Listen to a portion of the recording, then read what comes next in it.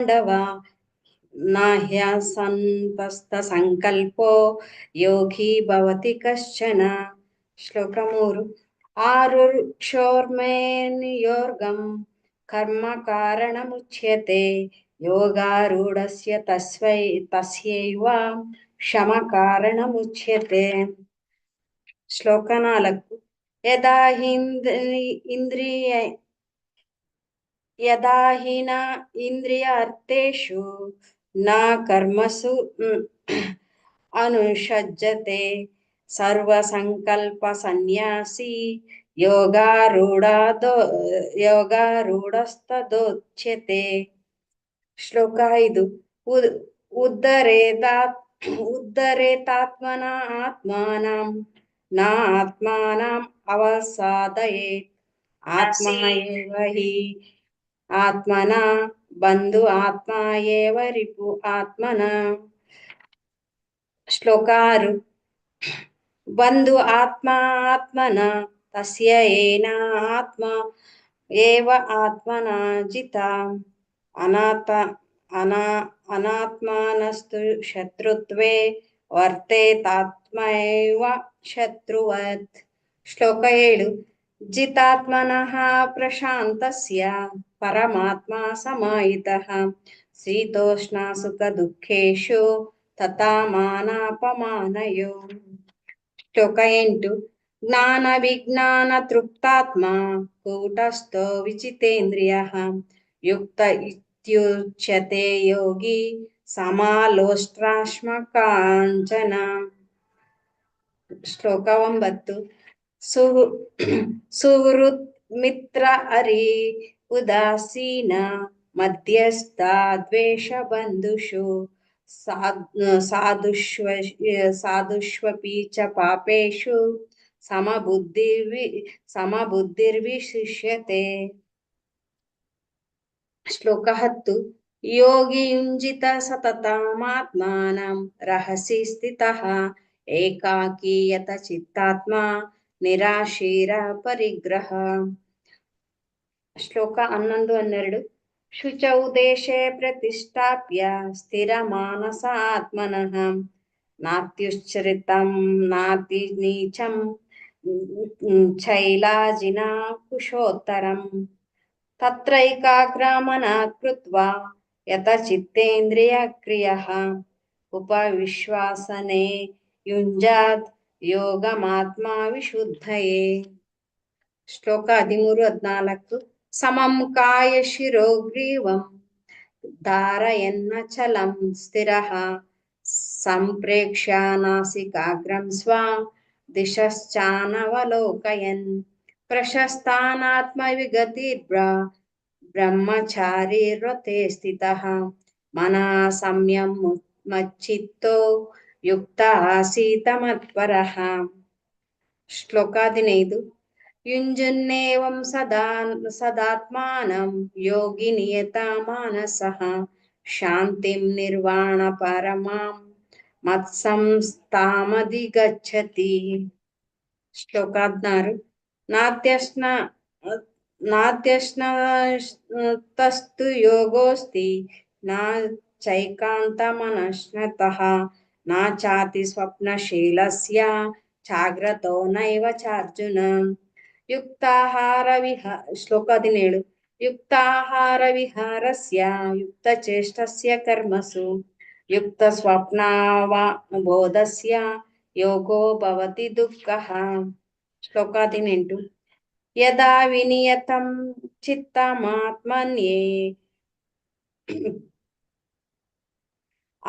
ಅವಷ್ಟಿತೆ ನಿಸ್ಪೃಹ ಸರ್ವಕಾಮೇಭ್ಯೋ ಯುಕ್ತ ಇತ್ಯುಚ್ಯತೆ ತದಾ. ಶ್ಲೋಕ 19. ಯಥಾ ದೀಪೋ ನಿವಾತಸ್ಥೋ ನೇಂಗತೆ ಸೋಪಮಾ ಸ್ಮೃತಾ ಯೋಗಿನೋ ಯತ ಚಿತ್ತಸ್ಯ ಯುಂಜಿತೋ ಯೋಗಮಾತ್ಮನಃ. ಶ್ಲೋಕ 20ರಿಂದ 23. ಯತ್ರ ಪರಮತೆ ಚಿತ್ತಂ ನಿರುದ್ಧಂ ಯೋಗ ಸೇವಯ ಯತ್ರ ಚೈವಾತ್ಮನಾತ್ಮಾನಂ ಪಶ್ಯನ್ನಾತ್ಮನಿ ತುಷ್ಯತಿ ಸುಖಮಾತ್ಯಂತಿಕಂ ಯತ್ತದ್ बुद्धिग्राह्यमतीन्द्रियं वेत्ति यत्र न चैवायं स्थितश्चलति तत्त्वतः या लब्ध्वा चापरं लाभं मन्यते नाधिकं तथा यस्मिन् स्थितो न दुःखेन गुरुणापि विचाल्यते। ಶ್ಲೋಕ 24. ಸಾ ನಿಶ್ಚಯೇನ ಯುಕ್ತವ್ಯೋ ಯೋಗೋ ನಿರ್ವಿಣ್ಣ ಚೇತಸ ಸಂಕಲ್ಪ ಪ್ರಭವಾನ್ ಕಾಮಸ್ತ್ಯ ತ್ವಾ ಸರ್ವಾನ್ ಶೇಷತ ಮನಸೈವೇಂದ್ರಿಯಗ್ರಾಮಂ ವಿನಿಯಮ್ಯ ಸಮಂತತ. ಶ್ಲೋಕ 25. ಶನೈ ಶನೈರುಪ ಪರಮೇತ್ ಬುದ್ಧ್ಯಾ ಧೃತಿ ಗೃಹೀತಯಾ ಆತ್ಮ ಸಂಸ್ಥಂ ಮನಃ ಕೃತ್ವಾ ನ ಕಿಂಚಿದಪಿ ಚಿಂತಯೇತ್. ಶ್ಲೋಕ 26. ಯತೋ ಯತೋ ನಿಶ್ಚಲತಿ ಮನಶ್ಚಂಚಲಮಸ್ಥಿರಂ ತತಸ್ತತೋ ನಿಯಮೈ ತದಾತ್ಮೇನೇವ ವಶಂ ನಯೇತ್. ಶ್ಲೋಕ 27. ಪ್ರಶಾಂತ ಮನಸಂ ಹೇನಂ ಯೋಗಿನಂ ಸುಖಮುತ್ತಮಂ ಉಪೈತಿ ಶಾಂತ ರಜಸಂ ಬ್ರಹ್ಮಭೂತಮ ಕಲ್ಮಷಂ. ಶ್ಲೋಕ 28. ಯುಂಜಿನ್ನೇವಂ ಸದಾನಾತ್ಮಂ ಯೋಗಿ ವಿಗತ ಕಲ್ಮಷಃ ಸುಖೇನ ಬ್ರಹ್ಮ ಸಂಸ್ಪರ್ಶ ಮತ್ಯಂತಂ ಸುಖಮಶ್ನುತೆ. ಶ್ಲೋಕ 29. ಸರ್ವಭೂತಸ್ಥಮಾತ್ಮಾನಂ ಸರ್ವಭೂತಾನಿ ಚಾತ್ಮನಿ ಈಕ್ಷತೆ ಯೋಗಯುಕ್ತಾತ್ಮ ಸರ್ವತ್ರ ಸಮದರ್ಶನಃ. ಶ್ಲೋಕ 30. ಯೋ ಮಾಂ ಪಶ್ಯಂತಿ ಸರ್ವತ್ರ ಸರ್ವಂ ಚ ಮಯಿ ಪಶ್ಯತಿ ತಸ್ಯಾಹಂ ಪಶ್ಯಾಮಿ ಸ ಚ ಮೇ ನ ಪ್ರಣಶ್ಯತಿ. ಶ್ಲೋಕ 31. ಸರ್ವಭೂತಸ್ಥಿತಂ ಯೋ ಮಾಂ ಭಜತ್ಯೇಕತ್ವಮಾಸ್ಥಿತಃ ಸರ್ವದಾ ವರ್ತಮಾನೋಪಿ ಸಾ ಯೋಗಿ ಮಯಿ ವರ್ತತೆ. ಶ್ಲೋಕ 32. ಆತ್ಮೌಪಮ್ಯೇನ ಸರ್ವತ್ರ ಸಮಂ ಪಶ್ಯತಿ ಅರ್ಜುನ ಸುಖಂ ವಾ ಯದಿ ವಾ ದುಃಖಂ ಸಾ ಯೋಗಿ ಪರಮೋ ಮತಃ. ಶ್ಲೋಕ 33. ಅರ್ಜುನ ಉವಾಚ ಯೋಯಂ ಯೋಗಸ್ತ್ವಯಾ ಪ್ರೋಕ್ತಂ ಸ್ವಾಮ್ಯೇನ ಮಧುಸೂದನ ಏತಸ್ಯಾಂ ನ ಪಶ್ಯಾಮಿ ಚಂಚಲತ್ವಾತ್ ಸ್ಥಿತಿಂ ಸ್ಥಿರಾಂ. ಶ್ಲೋಕ 34. ಚಂಚಲಂ ಹಿ ಮನ ಕೃಷ್ಣ ಪ್ರಮಾತಿ ಬಲವದೃಢಂ ತಸ್ಯಾಹಂ ನಿಗ್ರಹಂ ಮನ್ಯೆ ವಾಯೋರಿವ ಸುದುಷ್ಕರಂ. ಶ್ಲೋಕ 35. ಶ್ರೀ ಭಗವಾನ್ ಉವಾಚ ಅಸಂಶಯಂ ಮಹಾಬಾಹು ಮನೋ ದುರ್ನಿಗ್ರಹಂ ಚಲಂ ಅಭ್ಯಾಸೇನ ತು ಕೌಂತೆಯ ವೈರಾಗ್ಯೇಣ ಚ ಗೃಹ್ಯತೆ. ಶ್ಲೋಕ 36. ಅಸಂಯಾತ್ಮನ ಯೋಗೋ ದೃಷ್ಟಾಪಾಯಿತಿ ಮೇ ಮತಿಃ ವಶ್ಯಾತ್ಮನ ತು ಯತಥಾ ಶಕ್ಯೋ ವಾಪ್ತುಮುಪಾಯತಃ. ಶ್ಲೋಕ 37. ಅರ್ಜುನ ಉವಾಚ ಆಯತಿ ಶ್ರದ್ಧಯೋಪೇತೋ ಯೋಗಾಚಲಿತ ಮಾನಸಃ ಅಪ್ರಾಪ್ಯ ಯೋಗ ಸಂಸಿದ್ಧಿಂ ಕಾಂ ಗತಿಂ ಕೃಷ್ಣ ಗಚ್ಚತಿ. ಶ್ಲೋಕ 38. ಕಶ್ಚಿನ್ನೋ ಭಯ ವಿಭ್ರಷ್ಟಃ ಚಿನ್ನ ಭ್ರಮಿವ ನಶ್ಯತಿ ಅಪ್ರತಿಷ್ಠೋ ಮಹಾಬಾಹೋ ವಿಮೂಢೋ ಬ್ರಾಹ್ಮಣಪತಿ. ಶ್ಲೋಕ 39.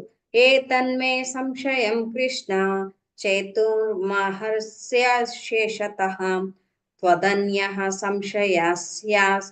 ಸಂಶಯಸ್ಯಾಸ್ಯ ಚೇತನಾಹ್ಯುಪಪದ್ಯತೆ. ಶ್ಲೋಕ 40. ಶ್ರೀ ಭಗವಾನ್ ಉವಾಚ ಪಾರ್ಥ ನೈಹೇವ ನಾಮುತ್ರ ವಿನಾಶಸ್ತಸ್ಯ ವಿದ್ಯತೆ ನ ಹಿ ಕಲ್ಯಾಣ ಕಶ್ಚಿದ್ ದುರ್ಗತಿಂ ತಾತ ಗಚ್ಚತಿ. ಶ್ಲೋಕ 41.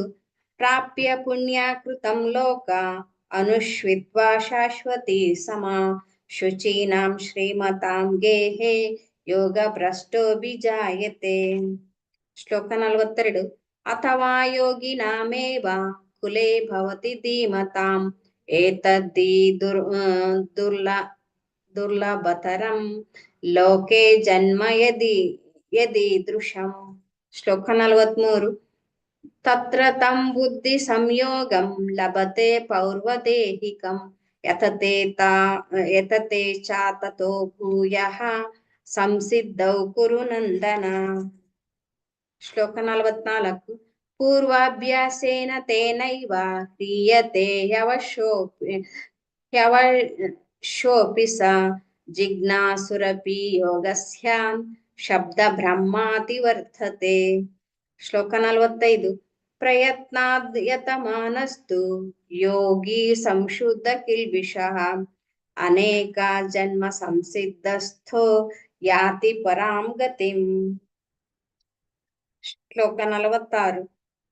ತಪಸ್ವಿಭ್ಯೋ ದಿಕೋ ಯೋಗಿ ಜ್ಞಾನಿಭ್ಯೋಪಿ ಮತೋದಿಕಃ ಕರ್ಮಿಭ್ಯಶ್ಚಾದಿಕೋ ಯೋಗಿ ತಸ್ಮಾದ್ಯೋಗಿ ಭವಾರ್ಜುನ.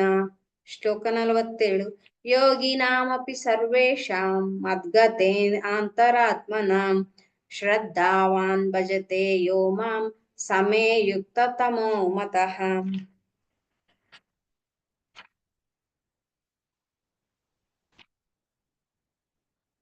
ಹರೇ ಕೃಷ್ಣ ಮಾತಾಜಿ.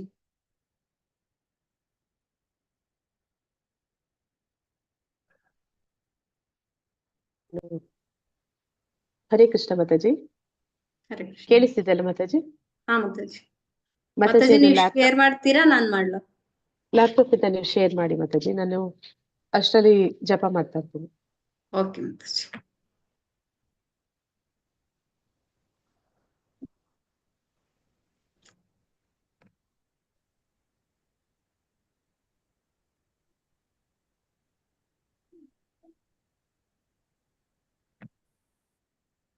ಅಯ್ಯೋ ಶ್ರೀ ಕೃಷ್ಣ ಚೈತನ್ಯ ಪ್ರಭು ನಿತ್ಯಾನಂದ ಶ್ರೀ ಅದ್ವೈತ ಗದಾಧರ ಶ್ರೀವಾಸಾದಿ ಗೌರ ಭಕ್ತವೃಂದ. ಹರೇ ಕೃಷ್ಣ ಕೃಷ್ಣ ಕೃಷ್ಣ ಹರೇ ಹರೇ, ಹರೇ ರಾಮ ರಾಮ ರಾಮ ಹರೇ ಹರೇ. ಹರೇ ಕೃಷ್ಣ ಕೃಷ್ಣ ಕೃಷ್ಣ ಹರೇ ಹರೇ, ಹರೇ ರಾಮ ರಾಮ ರಾಮ ಹರೇ ಹರೇ.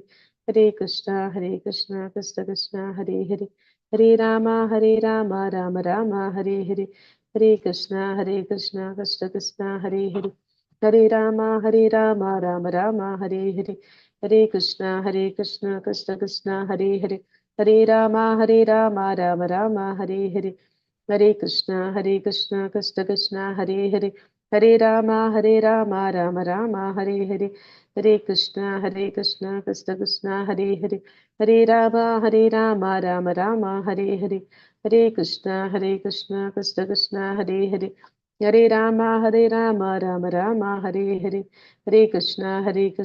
ಕೃಷ್ಣ ಹರೇ ಹರೇ, ಹರೇ ರಾಮ ರಾಮ ರಾಮ ಹರೇ ಹರೇ. ಹರೇ ಕೃಷ್ಣ ಕೃಷ್ಣ ಕೃಷ್ಣ ಹರೇ ಹರೇ, ಹರೇ ರಾಮ ರಾಮ ರಾಮ ಹರೇ ಹರೇ. ಹರೇ ಕೃಷ್ಣ ಕೃಷ್ಣ ಕೃಷ್ಣ ಹರೇ ಹರೇ, ಹರೇ ರಾಮ ರಾಮ ರಾಮ ಹರೇ ಹರೇ. ಹರೇ ಕೃಷ್ಣ ಕೃಷ್ಣ ಕೃಷ್ಣ ಹರೇ ಹರೇ, ಹರೇ ರಾಮ ರಾಮ ರಾಮ ಹರೇ ಹರೇ. ಹರೇ ಕೃಷ್ಣ ಕೃಷ್ಣ ಕೃಷ್ಣ ಹರೇ ಹರೇ, ಹರೇ ರಾಮ ರಾಮ ರಾಮ ಹರೇ ಹರೇ. ಹರೇ ಕೃಷ್ಣ ಕೃಷ್ಣ ಕೃಷ್ಣ ಹರೇ ಹರೇ, ಹರೇ ರಾಮ ರಾಮ ರಾಮ ಹರೇ ಹರೇ. ಹರೇ ಕೃಷ್ಣ ಕೃಷ್ಣ ಕೃಷ್ಣ ಹರೇ ಹರೇ, ಹರೇ ರಾಮ ರಾಮ ರಾಮ ಹರೇ ಹರೇ. ಹರೇ ಕೃಷ್ಣ ಕೃಷ್ಣ ಕೃಷ್ಣ ಹರೇ ಹರೇ, ಹರೇ ರಾಮ ರಾಮ ರಾಮ ಹರೇ ಹರೇ. ಹರೇ ಕೃಷ್ಣ ಕೃಷ್ಣ ಕೃಷ್ಣ ಹರೇ ಹರೇ, ಹರೇ ರಾಮ ರಾಮ ರಾಮ ಹರೇ ಹರೇ. ಹರೇ ಕೃಷ್ಣ ಕೃಷ್ಣ ಕೃಷ್ಣ ಹರೇ ಹರೇ, ಹರೇ ರಾಮ ರಾಮ ರಾಮ ಹರೇ ಹರೇ. ಹರೇ ಕೃಷ್ಣ ಕೃಷ್ಣ ಕೃಷ್ಣ ಹರೇ ಹರೇ, ಹರೇ ರಾಮ ರಾಮ ರಾಮ ಹರೇ ಹರೇ. ಹರೇ ಕೃಷ್ಣ ಕೃಷ್ಣ ಕೃಷ್ಣ ಹರೇ ಹರೇ, ಹರೇ ರಾಮ ರಾಮ ರಾಮ ಹರೇ ಹರೇ. Hare Krishna Krishna Krishna Hare Hare, Hare Rama Rama Rama Hare Hare, Hare Krishna Krishna Krishna Hare Hare, Hare Rama Rama Rama Hare Hare, Hare Krishna Krishna Krishna Hare Hare, Hare Rama Rama Rama Hare Hare, Hare Krishna Krishna Krishna Hare Hare, Hare Rama Rama Rama Hare Hare, Hare Krishna Krishna Krishna Hare Hare, Hare Rama Rama Rama Hare Hare, Hare Krishna Krishna Krishna Hare Hare, Hare Rama Rama Rama Hare Hare, Hare Krishna Krishna Krishna Hare Hare, Hare Rama Rama Rama Hare Hare, Hare Krishna Krishna Krishna Hare Hare, Hare Rama Rama Rama Hare Hare, Hare Krishna Krishna Krishna Hare Hare, Hare Rama Rama Rama Hare Hare, Hare Krishna Krishna Krishna Hare Hare, Hare Rama Rama Rama Hare Hare, Hare Krishna Krishna Krishna Hare Hare, Hare Rama Rama Rama Hare Hare, Hare Krishna Krishna Krishna Hare Hare, Hare Rama Rama Rama Hare Hare, Hare Krishna Krishna Hare Hare, Hare Rama Rama Rama Hare Hare, Hare Krishna Krishna Hare Hare, Hare Rama Rama Rama Hare Hare, Hare Krishna Krishna Hare Hare, Hare Rama Rama Rama Hare Hare, Hare Krishna Krishna Hare Hare, Hare Rama Rama Rama Hare Hare, Hare Krishna Krishna Hare Hare, Hare Rama Rama Rama Hare Hare, Hare Krishna Krishna Hare Hare, Hare Rama Rama Rama Hare Hare, Hare Krishna Krishna Hare Hare, Hare Rama Rama Rama Hare Hare, Hare Krishna Krishna Hare Hare, Hare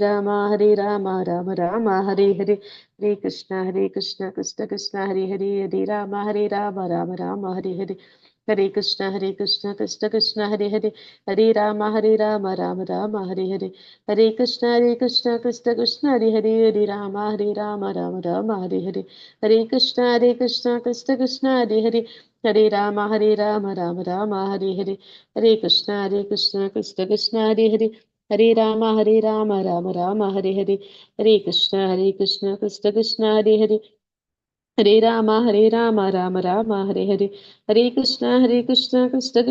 Hare, Hare Rama Rama Rama Hare Hare, Hare Krishna Krishna Hare Hare, Hare Rama Rama Rama Hare Hare, Hare Krishna Krishna Hare Hare, Hare Rama Rama Rama Hare Hare, Hare Krishna Krishna Hare Hare, Hare Rama Rama Rama Hare Hare, Hare Krishna Krishna Hare Hare, Hare Rama Rama Rama Hare Hare, Hare Krishna Krishna Hare Hare, Hare Rama Rama Rama Hare Hare, Hare Krishna Krishna Hare Hare, Hare Rama Rama Rama Hare Hare, Hare Krishna Krishna Hare Hare, Hare Rama Rama Rama Hare Hare, Hare Krishna Krishna Hare Hare,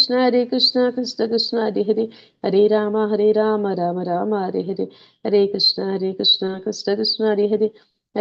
Rama Rama Rama Hare Hare, Hare Krishna Krishna Hare Hare, Hare Rama Rama Rama Hare Hare, Hare Krishna Krishna Hare Hare, Hare Rama Rama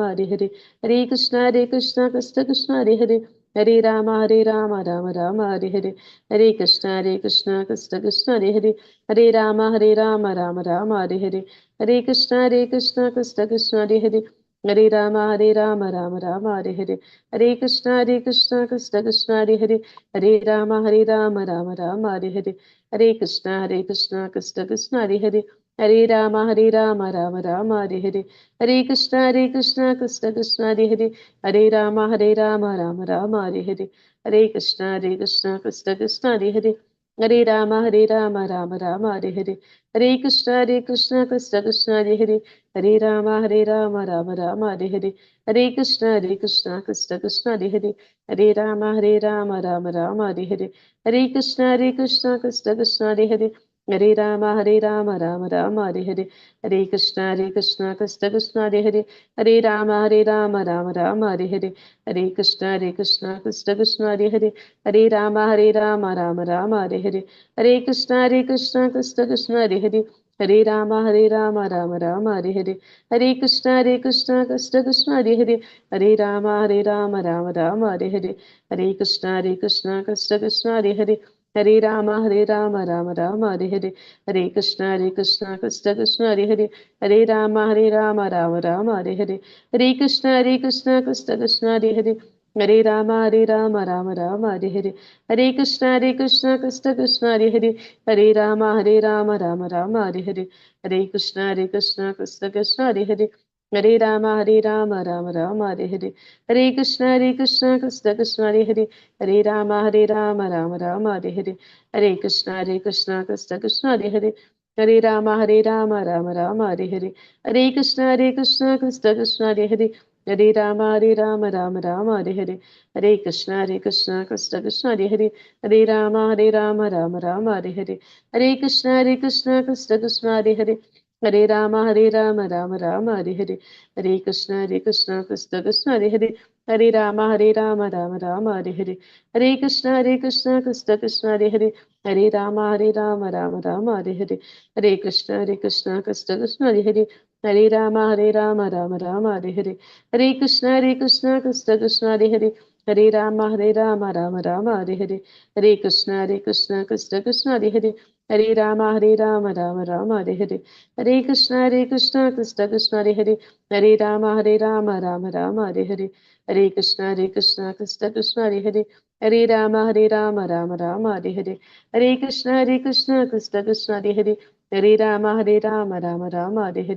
हरे कृष्ण कृष्ण कृष्ण हरे हरे, हरे राम राम राम हरे हरे, हरे कृष्ण कृष्ण कृष्ण हरे हरे, हरे राम राम राम हरे हरे, हरे कृष्ण कृष्ण कृष्ण हरे हरे, हरे राम राम राम हरे हरे, हरे कृष्ण कृष्ण कृष्ण हरे हरे, हरे राम राम राम हरे हरे, हरे कृष्ण कृष्ण कृष्ण हरे हरे, हरे राम राम राम हरे हरे, हरे कृष्ण कृष्ण कृष्ण हरे हरे, हरे राम राम राम हरे हरे, हरे कृष्ण कृष्ण कृष्ण हरे हरे,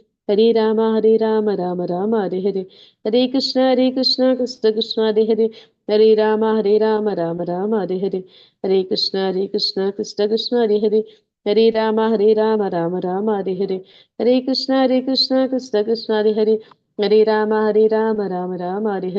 हरे कृष्ण कृष्ण कृष्ण हरे हरे, हरे राम राम राम हरे हरे, हरे कृष्ण कृष्ण कृष्ण हरे हरे, हरे राम राम राम हरे हरे, हरे कृष्ण कृष्ण कृष्ण हरे हरे, हरे राम राम राम हरे हरे, हरे कृष्ण कृष्ण कृष्ण हरे हरे, हरे राम राम राम हरे हरे, हरे कृष्ण कृष्ण कृष्ण हरे हरे, हरे राम राम राम हरे हरे, हरे कृष्ण कृष्ण कृष्ण हरे हरे, हरे राम राम राम हरे हरे, हरे कृष्ण कृष्ण कृष्ण हरे हरे, हरे राम राम राम हरे हरे, हरे कृष्ण कृष्ण कृष्ण हरे हरे, हरे राम राम राम हरे हरे, हरे कृष्ण कृष्ण कृष्ण हरे हरे, हरे राम राम राम हरे हरे, हरे कृष्ण कृष्ण कृष्ण हरे हरे, हरे राम राम राम हरे हरे। जय श्री कृष्ण चैतन्य प्रभु नित्यानंद श्री अद्वैत गदाधर श्रीवासादि गौर भक्त वृंदा।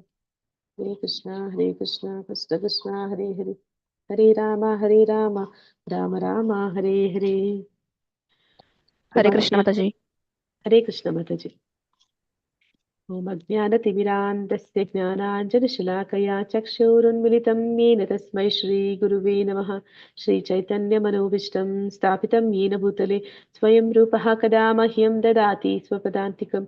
वन्देऽहं श्रीगुरुश्रीयुतपदकमलं श्रीगुरून् वैष्णवांश्च श्रीरूपं साग्रजातं सहगणरघुनाथान्वितं तं सजीवं साद्वैतं सावधूतं परिजनसहितं कृष्णचैतन्यदेवं श्रीराधाकृष्णपादान् सहगणललिता श्रीविशाखान्वितांश हे कृष्णा करुणा सिंधु दीनबंधु जगत्पते गोपीश गोपिका कांता राधा कांता नमोस्तुते तप्त कांचन गौरांगी राधे वृंदावनेश्वरी वृषभानुसुते देवी प्रणमामि हरिप्रिये वाञ्छा कल्पतरुभ्यश्च कृपा सिन्धुभ्यैव च पतितनां पावनेभ्यो वैष्णवेभ्यो नमो नमः नमो ॐ विष्णुपादाय कृष्णप्रेष्ठाय भूतले श्रीमते भक्तिवेदान्तस्वामिनिति नामिने नमस्ते सरस्वती देवी गौरवाणी प्रचारिणि निर्विशेष शून्यवादि पाश्चात्य देशतारिणि जयो श्रीकृष्ण चैतन्य प्रभु नित्यानंद श्री अद्वैत गदाधर श्रीवासादि गौरभक्तवृंद हरे कृष्ण कृष्ण कृष्ण हरे हरे हरे राम राम राम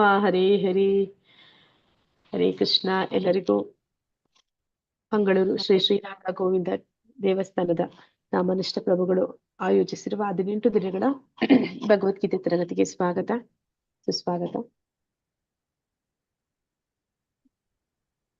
ಇವತ್ತು ನಾವು 6ನೇ ಅಧ್ಯಾಯವನ್ನ ತಿಳ್ಕೊಳ್ಳಿಕ್ಕಿದ್ದೀವಿ.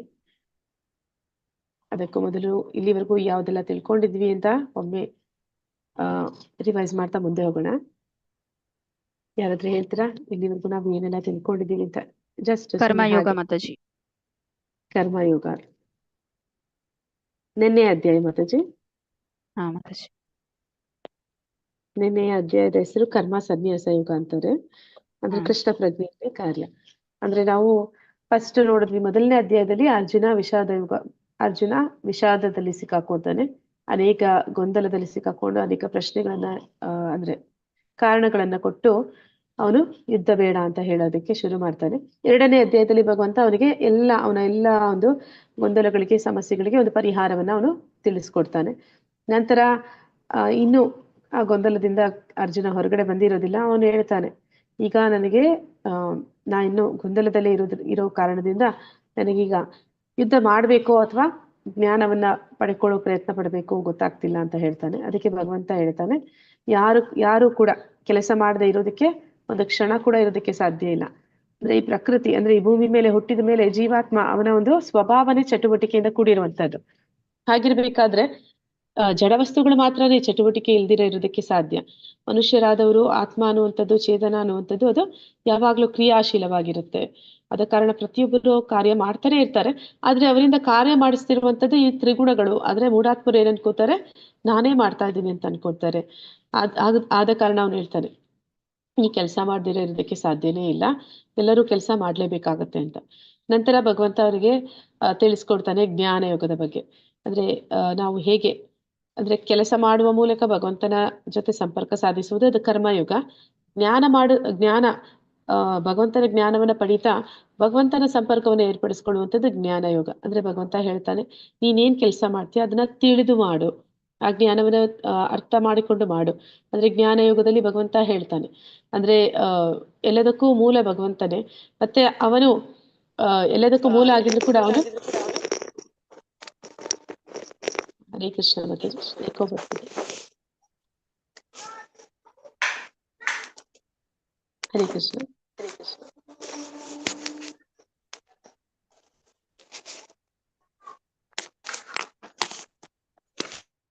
ಅವ್ನು ಎಲ್ಲದಕ್ಕೂ ಮೂಲ ಆಗಿದ್ರು ಕೂಡ ಅವನು ಹೇಳ್ತಾನೆ. ಯಾರ್ದೋ ಎಕೋ ಆಗ್ತಿದೆ ಮಾತಾಜಿ, ಮ್ಯೂಟ್ ಮಾಡಿ. ಹರೇ ಕೃಷ್ಣ. Okay okay.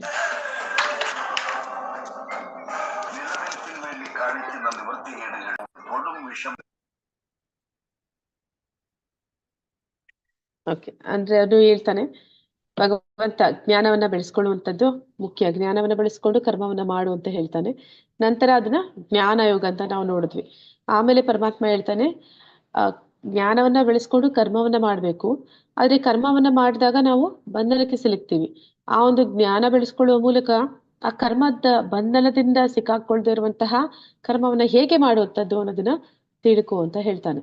ಆ ಕರ್ಮದ ಬಂಧನಕ್ಕೆ ಸಿಕ್ಕಾಕೋಬಾರ್ದು ಅಂದ್ರೆ ನಾವು ಎಂತಹ ಕರ್ಮ ಮಾಡ್ಬೇಕು ಅಂತಂದ್ರೆ ಭಗವಂತನ ಕಾರ್ಯವನ್ನ ಮಾಡ್ಬೇಕು, ಭಗವತ್ ಕಾರ್ಯವನ್ನ ಮಾಡ್ಬೇಕು. ಅಂದ್ರೆ ಕೃಷ್ಣ ಪ್ರಜ್ಞೆಯಲ್ಲಿ ಕಾರ್ಯವನ್ನ ಮಾಡ್ಬೇಕು ಅನ್ನೋದನ್ನ ಹೇಳ್ತಾನೆ.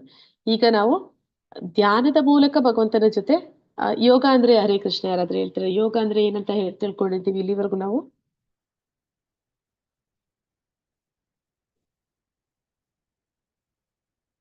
ಹರೇ ಕೃಷ್ಣ. ಯೋಗ ಅಂದ್ರೆ ಏನಂತ ತಿಳ್ಕೊಂಡಿದ್ದೀವಿ?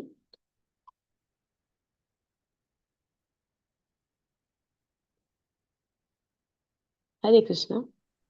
ಶಾಂತಿಯಿಂದ, ಒಂದು ಸಹನೆಯಿಂದ, ಆಧ್ಯಾತ್ಮಿಕವಾಗಿ ಆ ಭಕ್ತಿಯಿಂದ ಆ ಭಗವಂತನ ದರ್ಶನ ಮಾಡಿಕೊಂಡು ಅನ್ಕೊಂಡಿದೀನಿ ಮಾತಾಜಿ. ಓಕೆ ಮಾತಾಜಿ, ಪ್ರಯತ್ನ ಪಡ್ತಾ ಇದ್ದೀರಾ. ಬೇರೆ ಯಾರಾದ್ರೂ ಏನಾದ್ರೂ ಹೇಳ್ತೀರಾ ಯೋಗ ಅಂದ್ರೆ ಏನಂತ?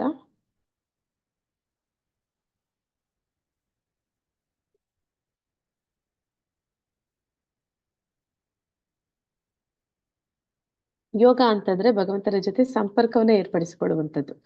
ಭಗವಂತನ ಜೊತೆ ಹೇಗೆ ಸಂಪರ್ಕವನ್ನ ಏರ್ಪಡಿಸಿಕೊಳ್ಳುವಂಥದ್ದು? ಅದು 3ನೇ ಅಧ್ಯಾಯದಲ್ಲಿ ಕಾರ್ಯದ ಮೂಲಕ, ಕೆಲಸದ ಮೂಲಕ ಅವನ ಜೊತೆ ಸಂಪರ್ಕವನ್ನ ಏರ್ಪಡಿಸಿಕೊಳ್ಳುವಂಥದ್ದು, ಅಂದ್ರೆ ಭಗವಂತನ ಕಾರ್ಯಗಳನ್ನ ಮಾಡುವ ಮೂಲಕ. ನಂತರ ಜ್ಞಾನದ ಮೂಲಕ ಸಂಪರ್ಕವನ್ನ ಏರ್ಪಡಿಸಿಕೊಳ್ಳುವುದು ಅಂತಂದ್ರೆ ಯಜ್ಞವನ್ನ ಮಾಡುವ ಮೂಲಕ ಅಂತ ನಾವು ನೋಡಿದ್ವಿ. ಯಜ್ಞ ಮಾಡೋದ್ರಿಂದ ನಮ್ಗೆ ಜ್ಞಾನ ಬರುತ್ತೆ, ಅಂದ್ರೆ ಆ ಯಜ್ಞವನ್ನ ತಿಳಿದು ಮಾಡುವಾಗ ನಮ್ಗೆ ಜ್ಞಾನ ಬರುತ್ತೆ. ಆ ಜ್ಞಾನ ನಮ್ಗೆ ಭಗವಂತನ ಜೊತೆ ನಮ್ಮನ್ನ ಜೋಡಿಸುತ್ತೆ ಅಂತ. ಈಗ ನಾವು ನೋಡ್ತಾ ಇರುವಂತದ್ದು ಧ್ಯಾನದ ಮೂಲಕ, ಧ್ಯಾನ ಮಾಡೋ ಮೂಲಕ, ಇದನ್ನ ಧ್ಯಾನ ಯೋಗ ಅಂತ ಕರೀತಾರೆ. ಧ್ಯಾನದ ಮೂಲಕ ನಾವು ಭಗವಂತನ ಸಂಪರ್ಕಕ್ಕೆ ಹೇಗೆ ಬರುವಂತದ್ದು ಅನ್ನೋದನ್ನಲ್ಲಿ ನಮ್ಗೆ ಈ ಅಧ್ಯಾಯದಲ್ಲಿ ತಿಳ್ಕೊಳ್ತೀವಿ. ಈ ಒಂದು ಧ್ಯಾನ ಯೋಗದ ಬಗ್ಗೆ ಹೆಚ್ಚು ತಿಳಿಯೋಣ. ಇಲ್ಲಿ ಏನೆಲ್ಲ ವಿಚಾರಗಳು ಈ ಅಧ್ಯಾಯದಲ್ಲಿ ಬರುತ್ತೆ ಅಂತಂದ್ರೆ, ಮೊದಲಿಗೆ ಅಷ್ಟಾಂಗ ಯೋಗ, ಅದರಲ್ಲಿ ಹೇಗೆ ಮುನ್ನಡೆಯೋದು ಅನ್ನೋದನ್ನ ಮೊದಲ 9 ಶ್ಲೋಕಗಳು ತಿಳಿಸ್ಕೊಡುತ್ತೆ. ಅಷ್ಟಾಂಗ ಯೋಗದ ಹಂತಗಳು, ಅಷ್ಟ ಅಂಗ ಅಂತಂದ್ರೆ ಇಲ್ಲಿ 8 ಹಂತಗಳು ಇರುತ್ತೆ. ಆ 8 ಹಂತಗಳು ಯಾವುದೆಲ್ಲ ಅನ್ನೋದನ್ನ ನಾವು ತಿಳ್ಕೊತೀವಿ. ನಂತರ ಮನಸ್ಸನ್ನ ನಿಯಂತ್ರಿಸುವ ಅವಶ್ಯಕತೆ. ಧ್ಯಾನ ಮಾಡ್ಬೇಕು, ತಪಸ್ ಮಾಡ್ಬೇಕು ಅಂದ್ರೆ ಅದಕ್ಕೆ ತುಂಬಾ ಮುಖ್ಯವಾಗಿ ನಾವು ಮನಸ್ಸಿನ ಮೇಲೆ ಹತೋಟಿಯನ್ನ ಹೊಂದಿರಬೇಕು. ಮನಸ್ಸಿನ ಮೇಲೆ ಹತೋಟಿ ಅನ್ನೋದಿಲ್ಲ ಅಂದ್ರೆ ನಾವು ಎಷ್ಟೇ ಧ್ಯಾನ ತಪಸ್ಸಿಗೆ ಕೂತ್ರು ಕೂಡ ನಮ್ಮ ಮನಸ್ಸು ಅದಕ್ಕೆ ಸಹಕರಿಸ್ಲಿಲ್ಲ ಅಂದ್ರೆ ನಾವು ಅದನ್ನ ಮುಂದುವರಿಸೋದಕ್ಕೆ ಸಾಧ್ಯ ಆಗೋದಿಲ್ಲ. ಧ್ಯಾನದಲ್ಲಿ ನಾವು ಮುಂದುವರಿಯೋದಕ್ಕೆ ಆಗೋದಿಲ್ಲ. ನಂತರ ವಿಫಲ ಯೋಗ್ಯ ಗಮ್ಯ ಸ್ಥಾನ ಯಾವುದು ಅಂತ ಅಂದ್ರೆ ಅರ್ಜುನ ಪ್ರಶ್ನೆ ಮಾಡ್ತಾನೆ. ಕೃಷ್ಣ ಇಷ್ಟೆಲ್ಲ ಅಂದ್ರೆ 8 ಹಂತಗಳ ಬಗ್ಗೆ ಕೃಷ್ಣ ಹೇಳ್ತಾನೆ, ಮತ್ತೆ ಮನಸ್ಸಿನ ನಿಯಂತ್ರಣದ ಬಗ್ಗೆ ಹೇಳ್ತಾನೆ. ಅದೆಲ್ಲ ಕೇಳಿ ಅರ್ಜುನ ಅಂತಾನೆ, ನನಗೆ ತುಂಬಾ ಕಷ್ಟ ಅನ್ಸುತ್ತೆ. ಇಷ್ಟೆಲ್ಲ ಅಂದ್ರೆ ಮನಸ್ಸು ಅದು ಎಷ್ಟು ಚಂಚಲ ಅಂದ್ರೆ ಗಾಳಿಗಿಂತ ವೇಗ ಅಂತಾನೆ. ಅಂದ್ರೆ ಮನಸ್ಸು ಒಂದೇ ಕ್ಷಣ ಮಾತ್ರದಲ್ಲಿ ಅದು ಎಲ್ಲಿಗೆ ಬೇಕಾದ್ರೂ ಹೋಗುತ್ತೆ. ಗಾಳಿ ಕೂಡ ಅಲ್ಲಿಗೆ ಹೋಗೋದಕ್ಕೆ ಸಮಯ ತಗೊಳುತ್ತೆ, ಆದ್ರೆ ಮನಸ್ಸು ಅಷ್ಟು ಕ್ಷಣ ಮಾತ್ರದಲ್ಲಿ ಹೋಗುತ್ತೆ ಅಂತ ಹೇಳ್ತಾನೆ. ಅಂತಹ ಮನಸ್ಸನ್ನ ನಿಯಂತ್ರಣ ಮಾಡೋದು ಕಷ್ಟ. ಆಗಿರ್ಬೇಕಾದ್ರೆ ಯಾರಾದ್ರೂ ಒಬ್ರು ಈ ಒಂದು ಮಾರ್ಗದಲ್ಲಿ ಮುಂದುವರಿತಾರೆ ಅಂದ್ರೆ ಅವರ ಧ್ಯಾನ ತಪಸ್ಸು ಮಾಡೋ ಪ್ರಯತ್ನ ಪಡ್ತಾರೆ. ಹಾಗೆ ಮಾಡಿ ಹಾಗೇನಾದ್ರೂ ಒಂದು ವೇಳೆ ಅವರು ಮುಂದೆ ಅದನ್ನ ಪರಿಪೂರ್ಣವಾಗಿ ಪೂರ್ಣಗೊಳಿಸ್ಲಿಲ್ಲ ಅಂದ್ರೆ ಅಂತಹ ವ್ಯಕ್ತಿಯ ಪರಿಸ್ಥಿತಿ ಏನು, ಆ ವ್ಯಕ್ತಿ ಏನಾಗ್ತಾನೆ ಅಂತ ಪ್ರಶ್ನೆ ಮಾಡ್ತಾನೆ. ನಂತರ ಕೊನೆಯಲ್ಲಿ ಭಕ್ತಿ ಯೋಗ ಅತ್ಯುನ್ನತ ಯೋಗಿ ಅಂತ, ಅಂದ್ರೆ ಭಕ್ತಿ ಯೋಗಿನೇ ಅತ್ಯುನ್ನತ ಯೋಗಿ. ಅಂದ್ರೆ ಧ್ಯಾನ ಯೋಗಕ್ಕಿಂತ ಭಕ್ತಿ ಯೋಗ ಅನ್ನುವಂಥದ್ದು ತುಂಬಾ ಸುಲಭ ಅನ್ನುವಂಥದ್ದು. ಮತ್ತೆ ಆ ಧ್ಯಾನ ಯೋಗದಲ್ಲಿ ಏನು ಪಡಿತಾರೆ ಅದಕ್ಕಿಂತ ಹೆಚ್ಚಿನದನ್ನ ಭಕ್ತಿ ಯೋಗದಿಂದ ನಾವು ಪಡೀಲಿಕ್ಕೆ ಸಾಧ್ಯ ಅನ್ನೋದನ್ನ ನಾವು ಈ ಅಧ್ಯಾಯದ ಕೊನೆಯಲ್ಲಿ ನೋಡ್ತೀವಿ. ಯೋಗದ ನಿಜವಾದ ಅರ್ಥವೇನು? ನಾನು ಆಗ್ಲೇ ಕೇಳ್ದೆ, ಮಾತಾಜಿ ಪ್ರಯತ್ನ ಪಟ್ಟು. ಬೇರೆ ಯಾರಾದ್ರೂ ಹೇಳ್ತೀರಾ ಈಗ ಯೋಗದ ಅರ್ಥ ಏನು ಅಂತ? ಹರೇ ಕೃಷ್ಣ.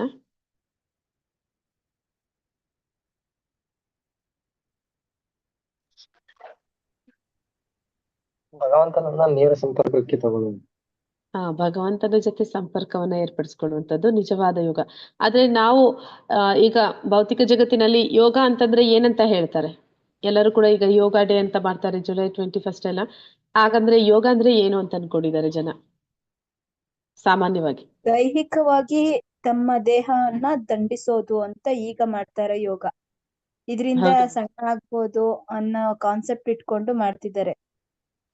ಹೌದು ಮಾತಾಜಿ, ಇಲ್ಲಿ ಯೋಗದಲ್ಲಿ 8 ಹಂತಗಳು ಇದೆ ಅಂತ ಹೇಳ್ತಾರೆ, ಅಷ್ಟಾಂಗ ಅಂತ. ಆದ್ರೆ ಅವರು ಏನ್ ಹೇಳ್ತಾ ಇದ್ದಾರೆ, ಇವ್ರು ಮಾಡ್ತಾ ಇರುವಂತಹ ಯೋಗ ಯಾವ್ದ್ರ ಬಗ್ಗೆ ಹೇಳ್ತಾ ಇದ್ದಾರೆ, ಅದು ಒಂದು ದೈಹಿಕ ವ್ಯಾಯಾಮ. ಅಂದ್ರೆ ಅಷ್ಟಾಂಗ ಯೋಗದಲ್ಲಿ ಒಂದು ಭಾಗ ಅಷ್ಟೇ. ಅದರಲ್ಲಿ ದೇಹವನ್ನ ಸುದೃಢವಾಗಿ ಇಟ್ಕೊಳ್ಳೋದಕ್ಕೆ ಏನು ವ್ಯಾಯಾಮಗಳನ್ನ ಮಾಡ್ತೀವಿ, ಆ ರೀತಿ ಈ ಯೋಗ ಅಂತ ತಿಳಿತಾ ಇದ್ದಾರೆ. ಅಷ್ಟಾಂಗ ಯೋಗ ಅಂತಂದ್ರೆ ಅದು ವಾಸ್ತವದಲ್ಲಿ ಭಗವಂತನ ಜೊತೆ ಸಂಪರ್ಕವನ್ನು ಏರ್ಪಡಿಸ್ಕೊಳ್ಳುವಂಥದ್ದು. ಅದಕ್ಕೆ ಸುದೃಢವಾದ ದೇಹ ಬೇಕು, ಅದಕ್ಕೆ ಆ ದೇಹ ದಂಡನೆಯನ್ನ ಮಾಡ್ತಾರೆ. ಆದ್ರೆ ಸಾಮಾನ್ಯ ಜನ ಎಲ್ಲ ಆ 7 ಅಂಗಗಳನ್ನ ಬಿಟ್ಟು ಒಂದನ್ನ ಮಾತ್ರ ಯೋಗಕ್ಕೆ ಹೆಸರು ಕೊಟ್ಟು ಬಿಟ್ಟಿದ್ದಾರೆ. ಅಂದ್ರೆ ಯೋಗ ಅಂತಂದ್ರೆ ಈ ರೀತಿ ವ್ಯಾಯಾಮಗಳನ್ನ ಮಾಡುವಂಥದ್ದು ಅಂತ ತಿಳಿತಾರೆ. ಅಂದ್ರೆ ಇಲ್ಲಿ ನಾವು ನೋಡ್ತಾ ಇದ್ವಿ ಚಿತ್ರಗಳಲ್ಲಿ ಯಾವ್ದೆಲ್ಲ ಯೋಗ ಅಂತ ಕರೀತಾರೆ ಅಂತ. ಇಲ್ಲಿ ಗರ್ಭಿಣಿಯರಿಗೆ ಒಂದು ಯೋಗ, ಮತ್ತೆ ಯಾರು ಚೇರ್ ಮೇಲೆ ಕುಳಿತು ಮಾಡುವಂತ ಯೋಗ, ನಂತರ ಬೆನ್ನು ನೋವಿಗೆ ಒಂದು ಯೋಗ, ಆಫೀಸ್ನಲ್ಲಿ ಕೂತು ಮಾಡುವಂತ ಯೋಗ, ಹೀಗೆ ಅನೇಕ ರೀತಿಯ ಯೋಗಗಳನ್ನ ಇಲ್ಲಿ ನಾವು ನೋಡ್ತೀವಿ. ಅಂದ್ರೆ ಯೋಗ ಕ್ಲಾಸಸ್ ಅಂತ ಹೇಳಿ ಈ ರೀತಿ ಯೋಗಗಳನ್ನ ನಮಗೆ ತಿಳಿಸ್ಕೊಡ್ತಾರೆ. ಅಂದ್ರೆ ಇದೆಲ್ಲ ಬರೀ ದೈಹಿಕ ವ್ಯಾಯಾಮ, ಅಂದ್ರೆ ದೇಹವನ್ನ ಸುದೃಢವಾಗಿ ಇರಿಸ್ಕೊಳ್ಳೋಕೆ ಮಾಡುವಂತಹ ಒಂದು ಕಾರ್ಯ. ಆದ್ರೆ ಅಷ್ಟಾಂಗ ಯೋಗ, ಇಲ್ಲಿ ಕೃಷ್ಣ ಹೇಳ್ತಿರುವಂತದ್ದು ನಿಜವಾದ ಯೋಗ ಅಂದ್ರೆ ಏನು ಅಂತ ಇಲ್ಲಿ ಪರಮಾತ್ಮ ಹೇಳ್ತಾ ಇದ್ದಾನೆ. ಹಾಗಂದ್ರೆ ಏನು ಅಂತ ನಾವು ನೋಡೋಣ. ಭಗವಂತ ಹೇಳ್ತಾನೆ, ಶ್ರೀ ಭಗವಾನ್ ವಾಚ ಅನಾಶ್ರಿತ ಕರ್ಮ ಫಲಂ ಕಾರ್ಯಂ ಕರ್ಮ ಕರೋತಿ ಯಃ ಸಾ ಸನ್ಯಾಸಿ ಚ ಯೋಗಿ ಚ ನಾನಿರಿಗ್ನಿರನ್ನ ಚಾಕ್ರಿಯಃ. ದೇವೋತ್ತಮ ಪರಮಪುರುಷನು ಹೇಳಿದನು, ಕರ್ಮ ಫಲಕ್ಕೆ ಅಂಟಿಕೊಳ್ಳದೆ ತಾನು ಮಾಡಬೇಕಾದ ಕರ್ಮವನ್ನು ಮಾಡುವವನೇ ಸನ್ಯಾಸಿ, ಅವನೇ ನಿಜವಾದ ಅನುಭಾವಿ.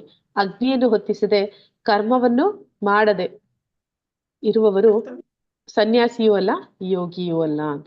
ಅಂದ್ರೆ ಯಾರು ಸನ್ಯಾಸಿ ಅನ್ನೋದನ್ನ ಫಸ್ಟ್ ಪರಮಾತ್ಮ ಹೇಳ್ತಾ ಇದ್ದಾನೆ. ಸನ್ಯಾಸಿ, ನಾವು 3ನೇ ಅಧ್ಯಾಯದಲ್ಲೂ ನೋಡಿದ್ವಿ, ಭಗವಂತ ಹೇಳ್ದ ಕರ್ಮ ಸನ್ಯಾಸಿ ಉತ್ತಮನೋ ಕರ್ಮಯೋಗಿ ಉತ್ತಮನೋ ಅಂತ. ಅಂದ್ರೆ ಹಾಗಾದ್ರೆ ಸನ್ಯಾಸಿ ಅಂದ್ರೆ ಯಾರು ಅಂತ ನಾವು ತಿಳ್ಕೊಂಡ್ವಿ. ಅಲ್ಲಿ ಯಾರಾದ್ರೂ ಹೇಳ್ತೀರಾ ಸನ್ಯಾಸಿ ಅಂದ್ರೆ ಯಾರು ಅಂತ?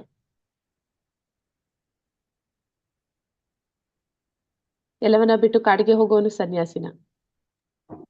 ಕಾಡಿನಲ್ಲಿ ಕೂತು ಸನ್ಯಾಸಿ ಅಂತ ಅಂದ್ರೆ ನೀವು ಹೇಳಿರೋ ಪ್ರಕಾರ ಸಾಂಸಾರಿಕ ಒಂದು ಜವಾಬ್ದಾರಿಗಳನ್ನ ಹೊತ್ಕೊಂಡೆ ಅವನು ತನ್ನ ಕರ್ಮಗಳನ್ನ ಮಾಡ್ತಾ ಸನ್ಯಾಸವನ್ನ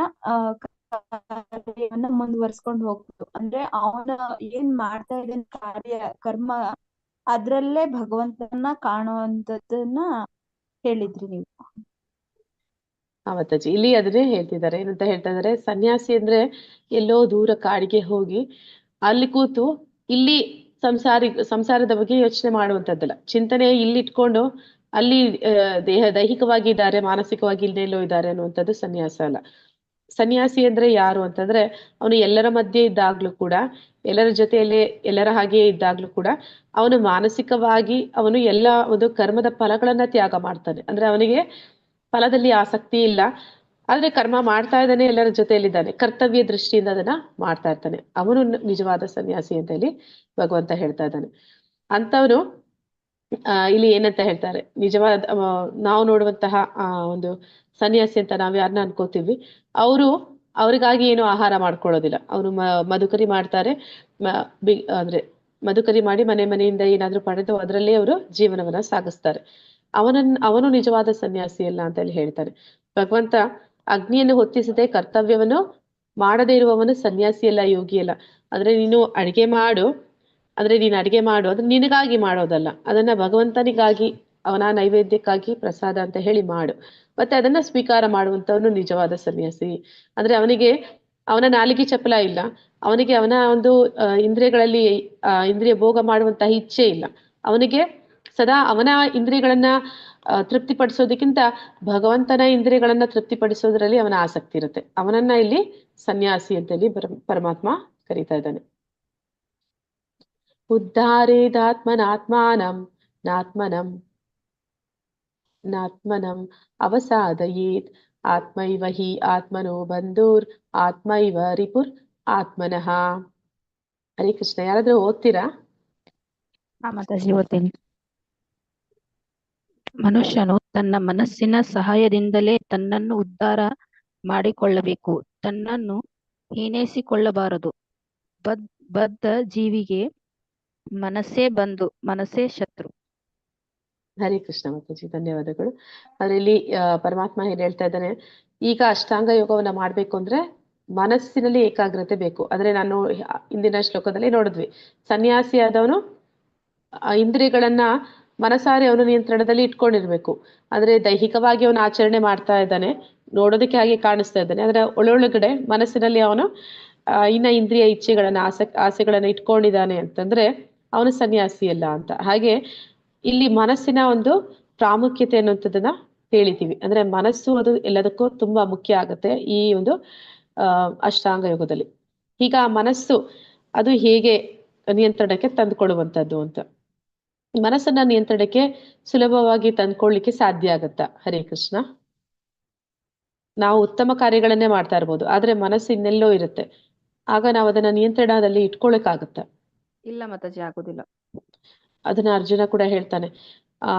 ಗಾಳಿ ಕೂಡ ಒಂದು ಜಾಗದಿಂದ ಇನ್ನೊಂದು ಜಾಗಕ್ಕೆ ಹೋಗೋದಕ್ಕೆ ಸಮಯ ಹಿಡಿಯುತ್ತೆ, ಆದ್ರೆ ಕೂತಲ್ಲಿಯೇ ನಾವು ಇನ್ನೆಲ್ಲೋ ಹೋಗ್ಬಿಡ್ತೀವಿ ಅಂತ. ಅಂದ್ರೆ ಈ ಕೂತಿರೋ ಜಾಗದಲ್ಲೇ ನಾನು ಇನ್ನೆಲ್ಲೋ ಆ ಪಾಶ್ಚಾತ್ಯ ದೇಶಗಳ ಬಗ್ಗೆ ಯೋಚನೆ ಮಾಡ್ಬೋದು, ಇಲ್ಲ ಸ್ವರ್ಗ ನರಕ ಆ ಕಡೆಗೂ ಅಷ್ಟು ದೂರಕ್ಕೂ ಆ ಮನಸ್ಸು ನನ್ನನ್ನ ಕೊಂಡೊಯ್ಬೋದು. ಅಷ್ಟು ಪ್ರಬಲವಾದದ್ದು ಮನಸ್ಸಿಗೆ ಶಕ್ತಿ ಇದೆ, ತುಂಬಾ ಶಕ್ತಿ ಇದೆ ಅಂತ ಹೇಳ್ತಾರೆ. ಅಂದ್ರೆ ಮನಸ್ಸಿದ್ರೆ ನೀನ್ ಏನಾದ್ರೂ ಮಾಡ್ಬೋದು ಅಂತ ಹೇಳ್ತಾರೆ. ಅಂದ್ರೆ ಆ ಮನಸ್ಸಿಗೆ ಒಂದು ಅಪಾರವಾದ ಶಕ್ತಿ ಇದೆ. ಆದ್ರೆ ಆ ಮನಸ್ಸು ಹೇಗೆ ಅಂತಂದ್ರೆ ಒಂದು ಮದ್ದಾನೆ ಇದ್ದ ಹಾಗೆ, ಅದು ಇಷ್ಟ ಬಂದ ಹಾಗೆ, ಅಂದ್ರೆ ಅದಕ್ಕೆ ಶಕ್ತಿ ಇದೆ, ಅದಕ್ಕೆ ನಾವು ನಿಯಂತ್ರಣ ಮಾಡ್ಲಿಲ್ಲ ಅಂದ್ರೆ ಅದು ತನ್ನಿಷ್ಟ ಬಂದ ಹಾಗೆ ಮಾಡ್ತಾ ಇರುತ್ತೆ. ಅಂತಹ ಮನಸ್ಸನ್ನ ಒಂದು ಮಗುವಿಗೆ ಕೂಡ ಹೋಲಿಸ್ಬೋದು, ಒಂದು ತುಂಟ ಮಗುವಿಗೆ ಹೋಲಿಸ್ಬೋದು. ಮನೆಯಲ್ಲಿ ಯಾವ್ದಾದ್ರು ಒಂದು ತುಂಟ ಮಗು ಇದ್ರೆ ಅದು ಎಲ್ಲರಿಗೂ ಕಾಟ ಕೊಡ್ತಾ ಇರುತ್ತೆ. ಅಂದ್ರೆ ತಂದೆ ತಾಯಿ ಕೆಲಸ ಮಾಡ್ತಾ ಇದ್ರೆ ಅವ್ರಿಗೆ ಮಧ್ಯೆ ಬಂದು ತೊಂದರೆ ಮಾಡ್ತಾ ಇರುತ್ತೆ. ಅಂತಹ ಮಕ್ಕಳನ್ನ ಹೇಗೆ ತಂದೆ ತಾಯಿ ಅವರ ಒಂದು ತುಂಟತನವನ್ನ ಕಡಿಮೆ ಮಾಡೋದಕ್ಕೆ ಸಾಧ್ಯ ಆಗುತ್ತೆ? ಯಾರಾದ್ರೂ ಹೇಳ್ತೀರಾ? ಹರೇ ಕೃಷ್ಣ. ಎಲ್ಲರೂ ಸಂಸಾರಿಸ್ತಿರ್ತೀರಾ, ಗೊತ್ತಿರುತ್ತೆ. ನಿಮ್ಮನೇಲಿ ಯಾವ್ದಾದ್ರು ಮಗು ತುಂಬಾ ತುಂಟತನ ಮಾಡುತ್ತೆ ಅಂದ್ರೆ ಆ ಮಗುವನ್ನ ಹೇಗೆ ನೀವು ಸರಿಪಡಿಸ್ತೀರಾ, ಅದನ್ನ ಕಂಟ್ರೋಲ್ ಮಾಡ್ತೀರಾ? ನಮ್ಮನೇಲೂ ಒಂದ್ ಸಣ್ಣ ಪಾಪು ಇದೆ ಮಾತಾಜಿ. ಹಾ ಅವನು ಮಾತಾಜಿ. ಕಂಟ್ರೋಲ್ ಮಾಡೋದು ತುಂಬಾ ಕಷ್ಟ ಇದೆ. ಆದ್ರೆ ಏನ್ ಮಾಡ್ತೀನಿ ಅಂದ್ರೆ ಅವನ್ ಕಾನ್ಸಂಟ್ರೇಷನ್ ನ ಬೇರೆ ಕಡೆಗೆ ಸೆಳೆಯೋದ್ರ ಮುಖಾಂತರ ಅವನ್ನ ಬ್ಯುಸಿ ಮಾಡ್ಬೇಕು ಒಟ್ಟು. ಆಗ ಮಾತ್ರ ಅವನ್ನ ಕಂಟ್ರೋಲ್ ಮಾಡಕ್ ಆಗೋದು. ಇಲ್ಲ ಅಂದ್ರೆ ಅವನು ತುಂಬಾ ತುಂಟ. ನಾವೇನ್ ಮಾಡ್ತಿರ್ತೀವಿ ಅದೇ ಬೇಕು ಅಂತಾನೆ. ಆಗ ಅವನಿಗೆ ಲೈಕ್ ಬೇರೊಂದ್ ವಸ್ತುನ ಕೊಟ್ಟು ಇದನ್ನ ಇದು ಅದೇ ತರನೇ ಅಂತ ಅನ್ನಿಸ್ಬೇಕು ಅವನಿಗೆ. ಅವಾಗ ಅವನ್ ಸುಮ್ನಾಗ್ತಾನೆ. ಒಳ್ಳೆ ಆನ್ಸರ್ ಕೊಟ್ರಿ ಮಾತಾಜಿ. ಆದ್ರೆ ಮನಸ್ಸು ಅನ್ನುವಂಥದ್ದು ಅದು ಯಾವಾಗ್ಲೂ ಕ್ರಿಯಾಶೀಲವಾಗಿರುತ್ತೆ. ಅದಕ್ಕೆ ಸುಮ್ನೆ ಇರ್ಬೇಕು ಅಂದ್ರೆ ಕಷ್ಟ. ಈ ತುಂಟ ಮಕ್ಕಳು ಹಾಗೆ, ಅವ್ರ ಕೈಯಲ್ಲಿ ಸುಮ್ನೆ ಕೂರಕ್ಕಾಗೋದಿಲ್ಲ. ಸುಮ್ನೆ ಕೂರೋದು ಅಂದ್ರೆ ಅವ್ರಿಗೆ ಪನಿಷ್ಮೆಂಟ್ ಇದ್ದಾಗೆ, ಅವ್ರ ಕೈಯಲ್ಲಿ ಅದು ಸಾಧ್ಯ ಇಲ್ಲ. ಆದ ಕಾರಣ ಏನ್ ಮಾಡ್ತಾರೆ, ತಂದೆ ತಾಯಿ ನೀವು ಹೇಳಿದಾಗೆ ಅವರನ್ನ ಒಂದು ಕೆಲಸದಲ್ಲಿ ತೊಡಗಿಸ್ಬೇಕು. ಅಂದ್ರೆ ಅವರು ತೀಟೆ ಕೆಲಸ ಮಾಡೋದು, ಅಪಾಯ ಕೆಲಸ ಮಾಡೋದು, ಅದರಿಂದ ತಪ್ಪಿಸ್ಬೇಕು ಅಂತಂದ್ರೆ ಅವರಿಗೆ ಬೇರೆ ಆಟದ ಆಟಿಕೆಗಳನ್ನ ಕೊಡ್ಬೋದು ನಾವು. ಅವ್ರಿಗೆ ಇಷ್ಟ ಆಗುವಂತ ಕೆಲ ಆಟದ ಸಾಮಾನುಗಳನ್ನ ಕೊಟ್ಟು ಅವ್ರನ್ನ ಅದರಲ್ಲಿ ಕೂರಿಸ್ಬೋದು. ಅಥವಾ ಇಲ್ಲ ಅಂದ್ರೆ ಸ್ವಲ್ಪ ದೊಡ್ಡ ಮಕ್ಕಳಂದ್ರೆ ನಾವು ನಮ್ಮ ಮನೆ ಕೆಲಸದಲ್ಲಿ ಅವರು ಸಹಾಯ ಮಾಡುವಂತೆ ಅವರನ್ನ ತೊಡಗಿಸ್ಬೋದು. ಅಂದ್ರೆ ನಾವೇನಾದ್ರೂ ಮನೆ ಕೆಲಸ, ಪುಟ್ಟ ಕೆಲಸ ಅವ್ರ ಕೈಲಿ ಮಾಡಕ್ ಆಗುವಂತದನ್ನ ಅವ್ರು ಕೊಟ್ಟಾಗ ಅವರು ಆ ತುಂಟತನವನ್ನ ಆ ಸಮಯ ಬಿಡ್ತಾರೆ. ಹಾಗೆ ಮನಸ್ಸು ಅನ್ನೋದು ಕೂಡ, ಆ ಮನಸ್ಸು ಅದು ತನ್ನಿಚ್ಛೆ ಬಂದ ಹಾಗೆ ಏನೇನೋ ಯಥೋಚಿತವಾಗಿ ಅದು ಯೋಚನೆಗಳನ್ನ ಮಾಡ್ತಾ ಹೋಗುತ್ತೆ, ನಮ್ಮನ್ನ ಅದರಲ್ಲಿ ಮಗ್ನರನ್ನಾಗಿ ಮಾಡ್ತಾ ಹೋಗುತ್ತೆ. ಆಗ ನಾವೇನ್ ಮಾಡ್ತೀವಿ, ಆ ಮನಸ್ಸು ನಮ್ಮನ್ನ ಕೊಂಡೊಯ್ದ ಕಡೆಗೆಲ್ಲ ಹೋಗ್ತಾ ಇರ್ತೀವಿ. ಆದ್ರೆ ಮನಸ್ಸಿಗೆ ಕಡಿವಾಣವನ್ನ ಹಾಕಿ ನಾವು ಆ ಮನಸ್ಸನ್ನ ಸರಿಯಾದ ದಿಶೆಗೆ ಕರ್ಕೊಂಡು ಹೋಗುವಂತೆ ಮಾಡ್ಬೇಕು. ಆದ್ರೆ ಅದಕ್ಕೆ ಕೆಲಸ ಕೊಡ್ಬೇಕು. ಅದಕ್ಕೆ ಎಂತ ಕೆಲಸ ಕೊಡ್ಬೇಕು? ಅದಕ್ಕೆ ಭಗವಂತನ ಕಾರ್ಯಗಳಲ್ಲಿ ಅದನ್ನ ತೊಡಗಿಸ್ಬೇಕು. ಸದಾ ಮನಸ್ಸನ್ನ ಭಗವಂತನ ವಿಷಯಗಳಲ್ಲಿ ಆ ಮನಸ್ಸನ್ನ ತೊಡಗಿಸ್ತಾ ಹೋದಾಗ ಅದೇನ್ ಮಾಡುತ್ತೆ, ಇಂದ್ರಿಯಗಳು ತಾನಾಗಿ, ಅಂದ್ರೆ ಮನಸ್ಸು ಅಂದ್ರೆ ಏನು ಅಂತ ಹೇಳ್ತಾರೆ ಅಂದ್ರೆ, ಈಗ ನಮ್ಮ ಕೈಯಲ್ಲಿ ಅಂಗೈಗೆ 5 ಬೆರಳುಗಳು ಜೋಡಿಸಿದ ಹಾಗೆ ಮನಸ್ಸು ಮಧ್ಯ ಇದೆ. ಹಾಗೆ ಈ ಇಂದ್ರಿಯಗಳು ಕೂಡ ಮನಸ್ಸಿಗೆ ಜೋಡಣೆಯಾಗಿವೆ. 5 ಇಂದ್ರಿಯಗಳು. ಮನಸ್ಸು ಏನನ್ನ ಹೇಳುತ್ತೆ ಅದನ್ನ ಇಂದ್ರಿಯಗಳು ಮಾಡುತ್ತೆ. ನಮ್ಮ ಇಂದ್ರಿಯಗಳು ಕೂಡ ಮನಸ್ಸಿನ ಮೂಲಕ ನಿಯಂತ್ರಣಕ್ಕೆ ತಂದ್ಕೊಳ್ಳಿಕ್ಕೆ ಸಾಧ್ಯ ಇದೆ. ಆಗ ಯಾವಾಗ ಮನಸ್ಸಿಗೆ ನಾವು ಅದಕ್ಕೆ ಒಂದು ಒಳ್ಳೆಯ ಆಹಾರವನ್ನ ಕೊಡ್ತೀವಿ, ಆಹಾರ ಅಂತಂದ್ರೆ ಭಗವಂತನ ವಿಚಾರಗಳನ್ನ ಕೊಡ್ತೀವಿ, ಒಳ್ಳೆಯ ಕಾರ್ಯಗಳಲ್ಲಿ, ಒಳ್ಳೆಯ ವಿಷಯಗಳಲ್ಲಿ, ವಿಚಾರಗಳಲ್ಲಿ ಅದನ್ನ ತೊಡಗಿಸ್ತೀವಿ, ಆಗ ಏನ್ ಮಾಡುತ್ತೆ, ಅದು ನಿಯಂತ್ರಣಕ್ಕೆ ಬರುತ್ತೆ. ಆಗ ನಾವು ಆ ಮನಸ್ಸು ನಮ್ಮ ಗೆಳೆಯ ಆಗತ್ತೆ, ನಮ್ಮ ಬಂಧು ಆಗತ್ತೆ. ಮನಸ್ಸು ಬಂಧು ಆಯ್ತು ಅಂತಂದ್ರೆ ನಮ್ಮ ಹಿತೈಷಿ ಆಗುತ್ತೆ, ಮತ್ತೆ ನಾವು ಬಯಸಿದ ಹಾಗೆ ಅದು ಮಾಡುತ್ತೆ. ಹಾಗೆ ಒಂದು ವೇಳೆ ನಾವು ಆ ಮನಸ್ಸನ್ನ ನಿಯಂತ್ರಣಕ್ಕೆ ತರಲಿಲ್ಲ, ಮನಸ್ಸನ್ನ ನಾವು ನಮ್ಮ ಒಂದು ಹತೋಟಿಗೆ ತರಲಿಲ್ಲ, ಮತ್ತೆ ಅದನ್ನ ಸರಿಯಾದ ದಿಶೆಯಲ್ಲಿ, ಸರಿಯಾದ ಮಾರ್ಗದಲ್ಲಿ ಅದನ್ನ ಹೋಗುವಂತೆ ಮಾಡ್ಲಿಲ್ಲ ಅಂತಂದ್ರೆ ಅದು ನಮಗೆ ಶತ್ರು ಆಗತ್ತೆ. ಅದು ನಮಗೆ ಬೇಡದನ್ನ, ಅಂದ್ರೆ ನಮಗೆ ಕೆಡುಕನ್ನ ಮಾಡುವಂತ ಕೆಲಸವನ್ನ ಮಾಡುತ್ತೆ ಅಂತ. ಇಲ್ಲಿ ಯೋಗ ಮತ್ತು ಭೋಗದ ನಡುವಿನ ವ್ಯತ್ಯಾಸವೇನು ಅಂತ ಕೇಳಿದ್ದಾರೆ. ಹೇಳ್ತೀರಾ ಯಾರಾದ್ರು? ಭೋಗ ಅಂದ್ರೆ ಏನು, ಯೋಗ ಅಂದ್ರೆ ಏನು?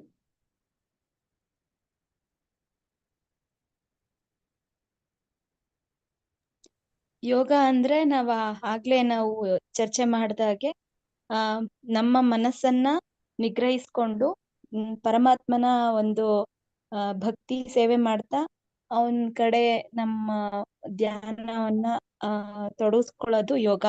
ಭೋಗ ಅಂತ ಅಂದ್ರೆ ನಾವ್ ಇವತ್ತೆಲ್ಲ ಏನೇನ್ ಬೇಕು ಅಂತ ಆಡಂಬರ ಈ ತರದೆಲ್ಲ ನಾವೇನು ತಗೋತಾ ಇದೀವಿ. ಊಟ ಉಪಚಾರಗಳಲ್ಲಾಗಿರ್ಬೋದು, ವಸ್ತ್ರಲ್ಲಾಗಿರ್ಬೋದು, ಆಭರಣಗಳಲ್ಲಾಗಿರ್ಬೋದು, ಅಥವಾ ಮನೆ ವಿಚಾರದಲ್ಲಾಗಿರ್ಬೋದು, ಅಥವಾ ನಾವು ಇವತ್ತು ಏನ್ ಲೈಫ್ ಲೀಡ್ ಮಾಡ್ತಾ ಇದೀವಿ, ಇದನ್ನೆಲ್ಲ ಭೋಗ ಅಂತ ಕರಿತೀವಿ ಮಾತಾಜಿ. ಬಟ್ ಧನ್ಯವಾದ. ಹಾ ಅದಕ್ಕೂ ಮಾತಾಜಿ, ಇದಕ್ಕೂ ಹೆಂಗ್ ಹೋಲ್ಕೆ ಮಾಡೋದ್ ಗೊತ್ತಿಲ್ಲ, ನೀವ್ ಹೇಳಿ. ನೀವು ಕರೆಕ್ಟ್ ಆಗಿ ಹೇಳಿದ್ದೀರಾ ಮಾತಾಜಿ. ಅಂದ್ರೆ ಇಲ್ಲಿ ಭಗವಂತನ ಇಂದ್ರಿಯಗಳನ್ನ ತೃಪ್ತಿಪಡಿಸಿದ್ರೆ ಅದು ಯೋಗ, ನಮ್ಮ ಇಂದ್ರಿಯಗಳನ್ನ ತೃಪ್ತಿಪಡಿಸ್ಕೊಂಡ್ರೆ ಅದು ಭೋಗ. ಅಂದ್ರೆ ನಾವು ಭಗವಂತನ ಸೇವೆ ಮಾಡಿದ್ರೆ ಅದು ಯೋಗ, ನಾವು ನಮ್ಮ ಸೇವೆ, ನಮ್ಮ ಇಂದ್ರಿಯಗಳ ಸೇವೆ, ಗೋದಾಸ ಅಂತ ಹೇಳಿದ್ವಿ, ಇಂದ್ರಿಯಗಳ ದಾಸರಾದ್ರೆ ಅದನ್ನ ಭೋಗ ಅಂತ ಕರೀತಾರೆ. ಹ್ಮ್. ಬಂಧುರ್ ಆತ್ಮನಾತ್ಮಾನಸ್ತಸ್ಯ ಯೇನಾತ್ಮೈವ ನಾತ್ಮನಾ ಜಿತಃ ಅನಾತ್ಮನಸ್ತು ಶತ್ರುತ್ವೇ ವರ್ತೇತಾತ್ಮೈವ ಶತ್ರುವತ್. ಯಾರು ಮನಸ್ಸನ್ನು ಗೆದ್ದಿದ್ದಾನೋ ಅವನಿಗೆ ಮನಸ್ಸು ಬಂಧುವಾಗುತ್ತದೆ, ಆದರೆ ಹಾಗೆ ಮಾಡದಿರುವವನಿಗೆ ಅವನ ಮನಸ್ಸೇ ಅತ್ಯಂತ ದೊಡ್ಡ ಶತ್ರು. ಇನ್ನೊಂದು ಉದಾಹರಣೆ ಹೇಳ್ಬೇಕಂತಂದ್ರೆ, ಈಗ ಮನಸ್ಸು ಅದು ತುಂಬಾ ಶಕ್ತಿಶಾಲಿಯಾಗಿರುತ್ತೆ.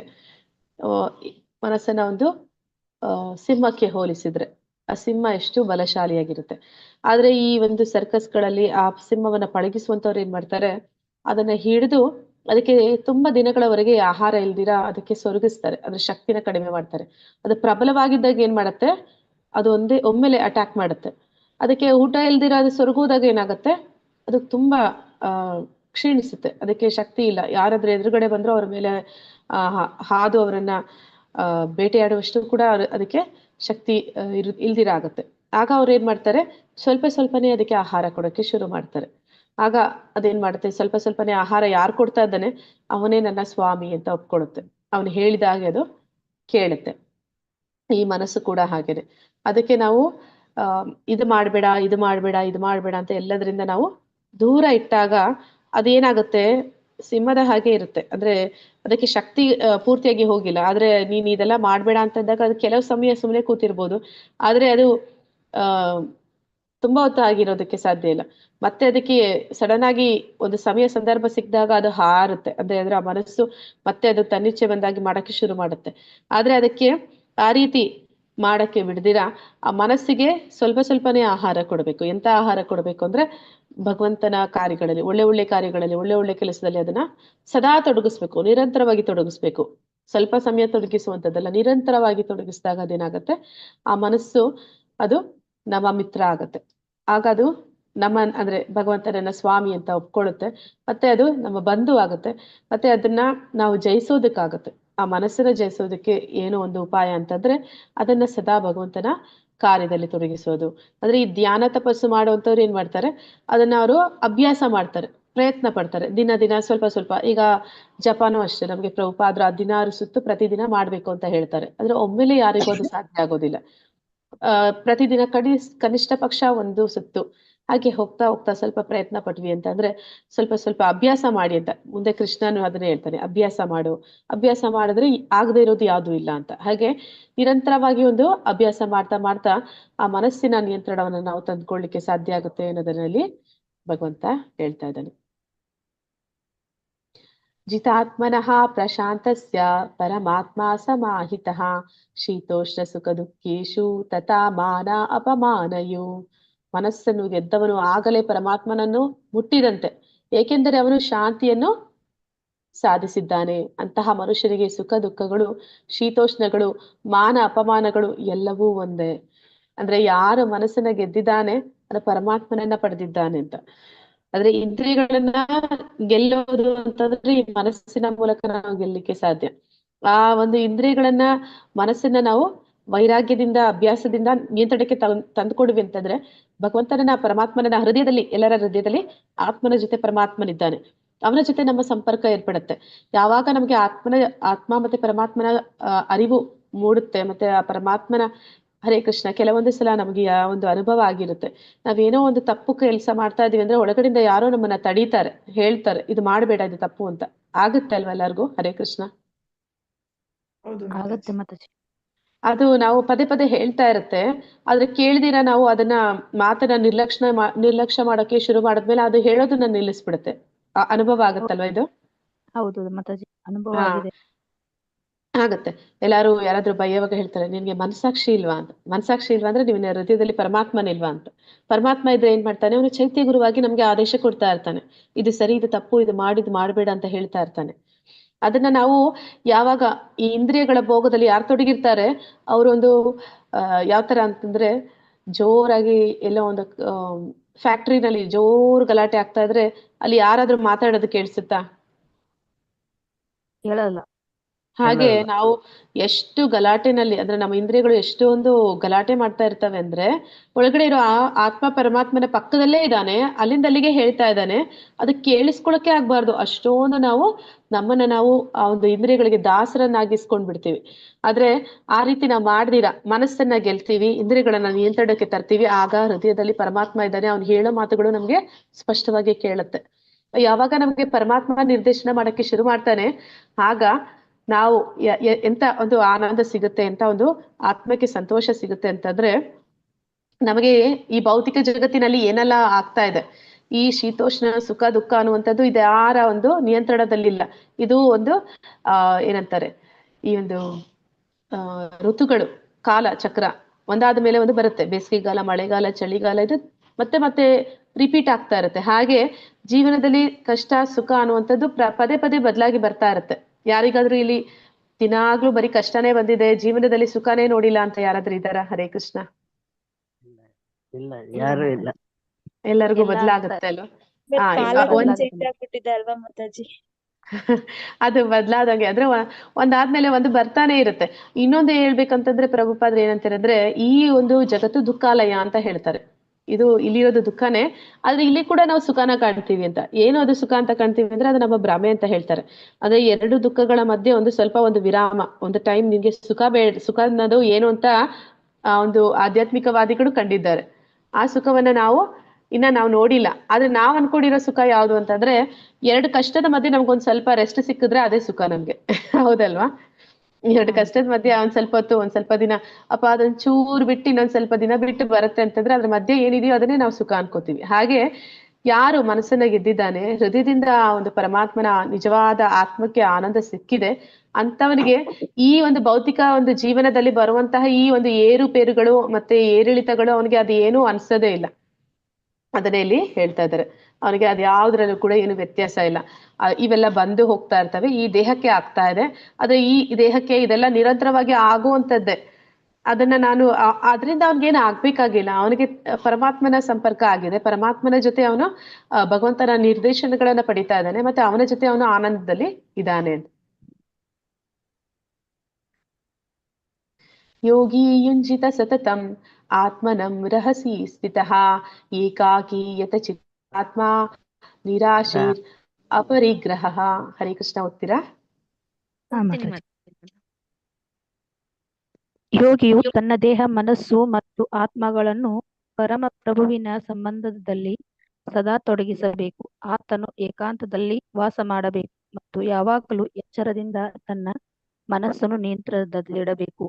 ಆತನು ಬಯಕೆಗಳಿಂದ ಮತ್ತು ಗಳಿಕೆಯ ಆಸೆಯಿಂದ ಮುಕ್ತನಾಗಿರಬೇಕು. ಹರೇ ಕೃಷ್ಣ ಮಾತಾಜಿ. ಅಂದ್ರೆ ಇಲ್ಲಿ ಏನ್ ಹೇಳ್ತಾ ಇದ್ದಾನೆ ಅಂತಂದ್ರೆ, ಈ ಅಷ್ಟಾಂಗ ಯೋಗ ಮಾಡ್ಬೇಕು ಅಂತಂದ್ರೆ ಏನೆಲ್ಲ ಒಂದು ನಿಯಮಗಳು ಇದೆ ಅಂತಂದ್ರೆ ಇಲ್ಲಿ ನಾವು ನೋಡ್ತೀವಿ. ಯಾರು ಅಷ್ಟಾಂಗ ಯೋಗವನ್ನ ಮಾಡ್ತಾರೋ ಅವರು ಅವರ ಮನಸ್ಸನ್ನ ಮತ್ತೆ ಆ ಒಂದು ದೇಹ ಆತ್ಮ ಎಲ್ಲವನ್ನು ಭಗವಂತನ ಒಂದು ಸಂಬಂಧದಲ್ಲಿ ಸೇರಿಸ್ಬೇಕು. ಅಂದ್ರೆ ಅವರು ಏಕಾಂತದಲ್ಲಿರ್ಬೇಕು. ಇದನ್ನ ಒಂದು ಸಂಸಾರದಲ್ಲಿ ಇದ್ಕೊಂಡವರು ಮಾಡೋದಕ್ಕೆ ಸಾಧ್ಯ ಇಲ್ಲ. ಅದಕ್ಕೆ ಅವರು ಒಬ್ಬೊಂಟಿಗರಾಗಿ ಅವರು ಏಕಾಂತ ಪ್ರದೇಶದಲ್ಲಿ ಹೋಗಿ ಇರ್ಬೇಕಾಗತ್ತೆ. ಆದ್ರೆ ಎಂತಹ ಒಂದು ಪ್ರದೇಶ ಅಂತಂದ್ರೆ, ಇಂದಿನ ಕಾಲದಲ್ಲಿ ಅಂತಹ ಒಂದು ಪ್ರದೇಶಗಳು ಸಿಗ್ತಾ ಇತ್ತು. ಅಂದ್ರೆ ತೀರ್ಥಯಾತ್ರೆಗಳು ಮಾಡುವಂತಹ ಜಾಗಗಳು, ಅಂತಹ ಜಾಗದಲ್ಲಿ ಹೋಗಿ ಅವರು ಈ ಒಂದು ಸಾಧನೆಯನ್ನ ಮಾಡ್ತಾ ಇದ್ರು. ಮತ್ತೆ ಅವ್ರು ಯಾವಾಗ್ಲೂ ಎಚ್ಚರದಿಂದ ಇರ್ತಾರೆ. ಅಂದ್ರೆ ಅವರ ಮನಸ್ಸಿನ ಮೇಲೆ ಇಲ್ಲಿ ಈ ಒಂದು ಯೋಗಿ ಏನ್ ಮಾಡ್ತಾನೆ, ಅಷ್ಟಾಂಗ ಯೋಗಿ ಧ್ಯಾನ ಮಾಡುವಂಥವ್ರು, ಅವನು ಪ್ರಯತ್ನ ಮಾಡ್ತಾನೆ. ಅಂದ್ರೆ ಏನಂತ ಹೇಳ್ತಾರೆ, ಅವನೊಂದು ಪ್ರಯತ್ನ ಪೂರ್ವಕವಾಗಿ ಅದನ್ನ ಮನಸ್ಸನ್ನ ನಿಯಂತ್ರಣ ಮಾಡೋದಕ್ಕೆ ಅಭ್ಯಾಸ ಮಾಡ್ತಾನೆ. ಮತ್ತೆ ಆತನು ಬಯಕೆಗಳಿಂದ ಮತ್ತೆ ಗಳಿಕೆಯಿಂದ ಆಸೆಯಿಂದ ಮುಕ್ತನಾಗಿರ್ಬೇಕು. ಅಂದ್ರೆ ಅವ್ನಿಗೆ ಯಾವುದೇ ಇಂದ್ರಿಯ ಇಚ್ಛೆಗಳು ಬಯಕೆಗಳು ಅನ್ನೋದು ಇರಬಾರ್ದು. ಇಂದ್ರಿಯ ಇಚ್ಛೆಗಳು ಬಯಕೆಗಳು ಇದ್ರೆ ಏನಾಗುತ್ತೆ, ಅವನು ಧ್ಯಾನ ಮಾಡೋದಕ್ಕೆ ಸಾಧ್ಯ ಇಲ್ಲ. ಅವನು ಕೂತ್ಕೊಂಡ್ರೆ ಮತ್ತೆ ಅವನಿಗೆ ಬೇರೆ ವಿಚಾರಗಳೇ ತಲೆಯಲ್ಲಿ ಓಡ್ತಾ ಇರುತ್ತೆ. ಮತ್ತೆ ಅವನು ಭಗವಂತನ ಜೊತೆ ಸಂಪರ್ಕವನ್ನ ಏರ್ಪಡಿಸ್ಕೊಳ್ಳೋದಕ್ಕೆ ಸಾಧ್ಯ ಆಗೋದಿಲ್ಲ. ಆದ ಕಾರಣ ಅವನು ಏಕಾಂತದಲ್ಲಿ ವಾಸ ಮಾಡಬೇಕು. ಮತ್ತೆ ಅಲ್ಲಿ ಅವನು ತನ್ನ ಮನಸ್ಸನ್ನ, ತನ್ನ ಆತ್ಮವನ್ನ, ದೇಹವನ್ನ ಎಲ್ಲವನ್ನು ಕೂಡ ಭಗವಂತನ ಒಂದು ಸಂಬಂಧದಲ್ಲಿ ಅದನ್ನ ಇರಿಸ್ಬೇಕು ಅನ್ನೋದನ್ನ ಇಲ್ಲಿ ಹೇಳ್ತಾ ಇದ್ದಾರೆ. ಇಲ್ಲಿ ನೋಡ್ತಾ ಇದೀವಿ ನಾವು ಅಷ್ಟಾಂಗ ಯೋಗ ಅಂದ್ರೆ, ಅಷ್ಟಾಂಗ ಅಂದ್ರೆ 8 ಹಂತಗಳು ಇದೆ ಈ ಯೋಗದಲ್ಲಿ ಅಂತ. ಇದ್ರಲ್ಲಿ 8 ಅಂಗಗಳು ಯಾವ್ದೆಲ್ಲ ಅಂತ ಹೇಳ್ತಾ ಇದ್ದಾರೆ. ಯಮ, ನಿಯಮ, ಆಸನ, ಪ್ರಾಣಾಯಾಮ, ಪ್ರತ್ಯಾಹಾರ, ಧಾರಣ, ಧ್ಯಾನ ಮತ್ತೆ ಸಮಾಧಿ. ಈ ಒಂದು 8 ಅಂಗಗಳು. ಇದ್ರಲ್ಲಿ 8 ಮಾಡಿದ್ರೇನೆ ಅವನು ಯೋಗಿ. ಬರೀ ಅವನ ಆಸನ, ಈ ಭಂಗಿಗಳು, ಕುಳಿತುಕೊಳ್ಳುವ ಭಂಗಿಗಳು ಏನಿದೆ ಅದನ್ನ ಯೋಗ ಅಂತ ಈಗಿನ ಕಾಲದಲ್ಲಿ ನಾವು ತಿಳಿತಾ ಇದೀವಿ. ಅದು ಪರಿಪೂರ್ಣ ಯೋಗ ಅಲ್ಲ. ಪರಿಪೂರ್ಣ ಯೋಗ ಅಂದ್ರೆ ಈ 8 ಅವನು ಮಾಡಿದ್ರೇನೆ ಅವನು ಯೋಗ ಅಂತ ಕರೆಯುವಂಥದ್ದು. ಯಮ ಅಂತಂದ್ರೆ ಬಾಹ್ಯ ಶಿಸ್ತು, ನಿಯಮ ಅಂತಂದ್ರೆ ಆಂತರಿಕ ಶಿಸ್ತು, ಆಸನ ಅಂದ್ರೆ ಕುಳಿತುಕೊಳ್ಳುವ ಭಂಗಿ. ಅದರಲ್ಲಿ ಈಗ ಎಷ್ಟೊಂದು ಹೇಳ್ಕೊಡ್ತಾರೆ ಅಲ್ವಾ. ವಜ್ರಾಸನ ಅಂತ ಹೇಳ್ತಾರೆ, ಪದ್ಮಾಸನ ಅಂತ ಹೇಳ್ತಾರೆ, ಇನ್ನು ಎಷ್ಟೊಂದು ತರ ಆಸನಗಳ ಬಗ್ಗೆ ತಿಳಿಸ್ಕೊಡ್ತಾರೆ. ಅದೆಲ್ಲವೂ ಕೂಡ ಆರೋಗ್ಯವಾಗಿ ಈ ದೇಹವನ್ನ ಇಟ್ಕೋಬೇಕು. ಯೋಗಿ ಆದವನು ಆ ಒಂದು ಯೋಗ ಸಾಧನೆಯಲ್ಲಿ ಅನೇಕ ವರ್ಷಗಳು ತಗೋತಾನೆ. ಅಂದ್ರೆ ಇಂದಿನ ಕಾಲದಲ್ಲಿ ಈ ಒಂದು ಯೋಗಾಸನ ಅನ್ನುವಂಥದ್ದು ಅದು ಇದ್ದದ್ದು ಸತ್ಯಯುಗಕ್ಕೆ. ಸತ್ಯಯುಗದ ಯುಗಧರ್ಮ ತಪಸ್ವಿಗಳು ಈ ಧ್ಯಾನವನ್ನ ಮಾಡ್ತಿದ್ರು. ಅವರ ಆಯಸ್ಸು ಕೂಡ ಅದೇ ರೀತಿ ಇತ್ತು. ಅಂದ್ರೆ ಅವ್ರಿಗೆ 1,00,000 ವರ್ಷ ಅವ್ರದ್ದು ಪೂರ್ಣ ಆಯಸ್ಸು ಅಂತ ಹೇಳ್ತಾರೆ. ಅಷ್ಟು ವರ್ಷ ಕಾಲ ಅವ್ರು ಬದುಕಿರ್ತಾ ಇದ್ರು. ನಾವು ನೋಡ್ತೀವಿ ವಾಲ್ಮೀಕಿ ಋಷಿಗಳು, ಅವರು 60,000 ವರ್ಷ ತಪಸ್ಸನ್ನ ಮಾಡ್ತಾರೆ. ಅಂದ್ರೆ ಅವರ ಆಯಸ್ಸು ಅಷ್ಟು ಇತ್ತು. ಅಷ್ಟು ಆಯಸ್ಸು ಇರ್ಬೇಕಂದ್ರೆ, ಅವರ ದೇಹ ಸುದೃಢವಾಗಿರ್ಬೇಕಂದ್ರೆ ಅವ್ರು ಈ ರೀತಿ ಒಂದು ಆಸನಗಳನ್ನ ಅವರು ಮಾಡ್ತಿದ್ರು, ಆ ದೇಹ ದಂಡನೆಯನ್ನ ಮಾಡ್ತಿದ್ರು. ಮತ್ತೆ ಇಲ್ಲಿ ಪ್ರಾಣಾಯಾಮ, ಇದು ಕೂಡ ಕ್ಲಾಸಸ್ ಮಾಡ್ತಾರೆ. ಪ್ರಾಣಾಯಾಮ ಉಸಿರಾಟದ ನಿಯಂತ್ರಣ. ಅಂದ್ರೆ ಅದರಲ್ಲೂ ಕೂಡ ಅನೇಕ ವಿಧಗಳನ್ನ ಹೇಳ್ತಾರೆ. ಭಸ್ತ್ರಿಕಾ, ಅನುಲೋಮ, ವಿಲೋಮ, ನಾಡಿ ಶೋಧ ಇಂತ ಅಂದ್ರೆ ಅವ್ರು ಏನ್ ಮಾಡ್ತಾರೆ, ಉಸಿರಾಟದ ಮೇಲೆ ನಿಯಂತ್ರಣವನ್ನ ಸಾಧಿಸ್ತಾರೆ. ಉಸಿರಾಟದ ಮೇಲೆ ನಿಯಂತ್ರಣವನ್ನ ಸಾಧಿಸುವ ಮೂಲಕ ಅವರ ಮನಸ್ಸನ್ನ ಕಂಟ್ರೋಲ್ ಮಾಡೋ ಪ್ರಯತ್ನ ಮಾಡ್ತಾರೆ. ಅಂದ್ರೆ ಈ ಮನಸ್ಸಿಗೂ ಈ ಉಸಿರಾಟಕ್ಕೂ ಒಂದು ಸಂಬಂಧ ಇದೆ. ಆ ರೀತಿ ಅವರು ಆ ಒಂದು ಉಸಿರಾಟವನ್ನ ನಿಯಂತ್ರಣ ಮಾಡುವ ಮೂಲಕ ಮನಸ್ಸನ್ನ ಅದನ್ನ ಒಂದು ಹತೋಟಿಗೆ ತರಲಿಕ್ಕೆ ಪ್ರಯತ್ನ ಪಡ್ತಾರೆ. ನಂತರ ಪ್ರತ್ಯಾಹಾರ ಅಂದ್ರೆ ಇಂದ್ರಿಯ ನಿಗ್ರಹ. ಅಂದ್ರೆ ಅವನು ಪ್ರತ್ಯಾಹಾರದ ಹಂತಕ್ಕೆ ಬಂದಿದ್ದಾನೆ ಅಂತಂದ್ರೆ ಅವನು ತನ್ನ ಎಲ್ಲ ಇಂದ್ರಿಯ ಭೋಗಗಳ ಇಚ್ಛೆಗಳನ್ನ ಅವನು ಬಿಟ್ಟಿದ್ದಾನೆ. ಮತ್ತೆ ಅವನು ಇಂದ್ರಿಯಗಳ ಮೇಲೆ ಪರಿಪೂರ್ಣ ಒಂದು ನಿಯಂತ್ರಣವನ್ನ ಸಾಧಿಸಿದ್ದಾನೆ ಅಂತ.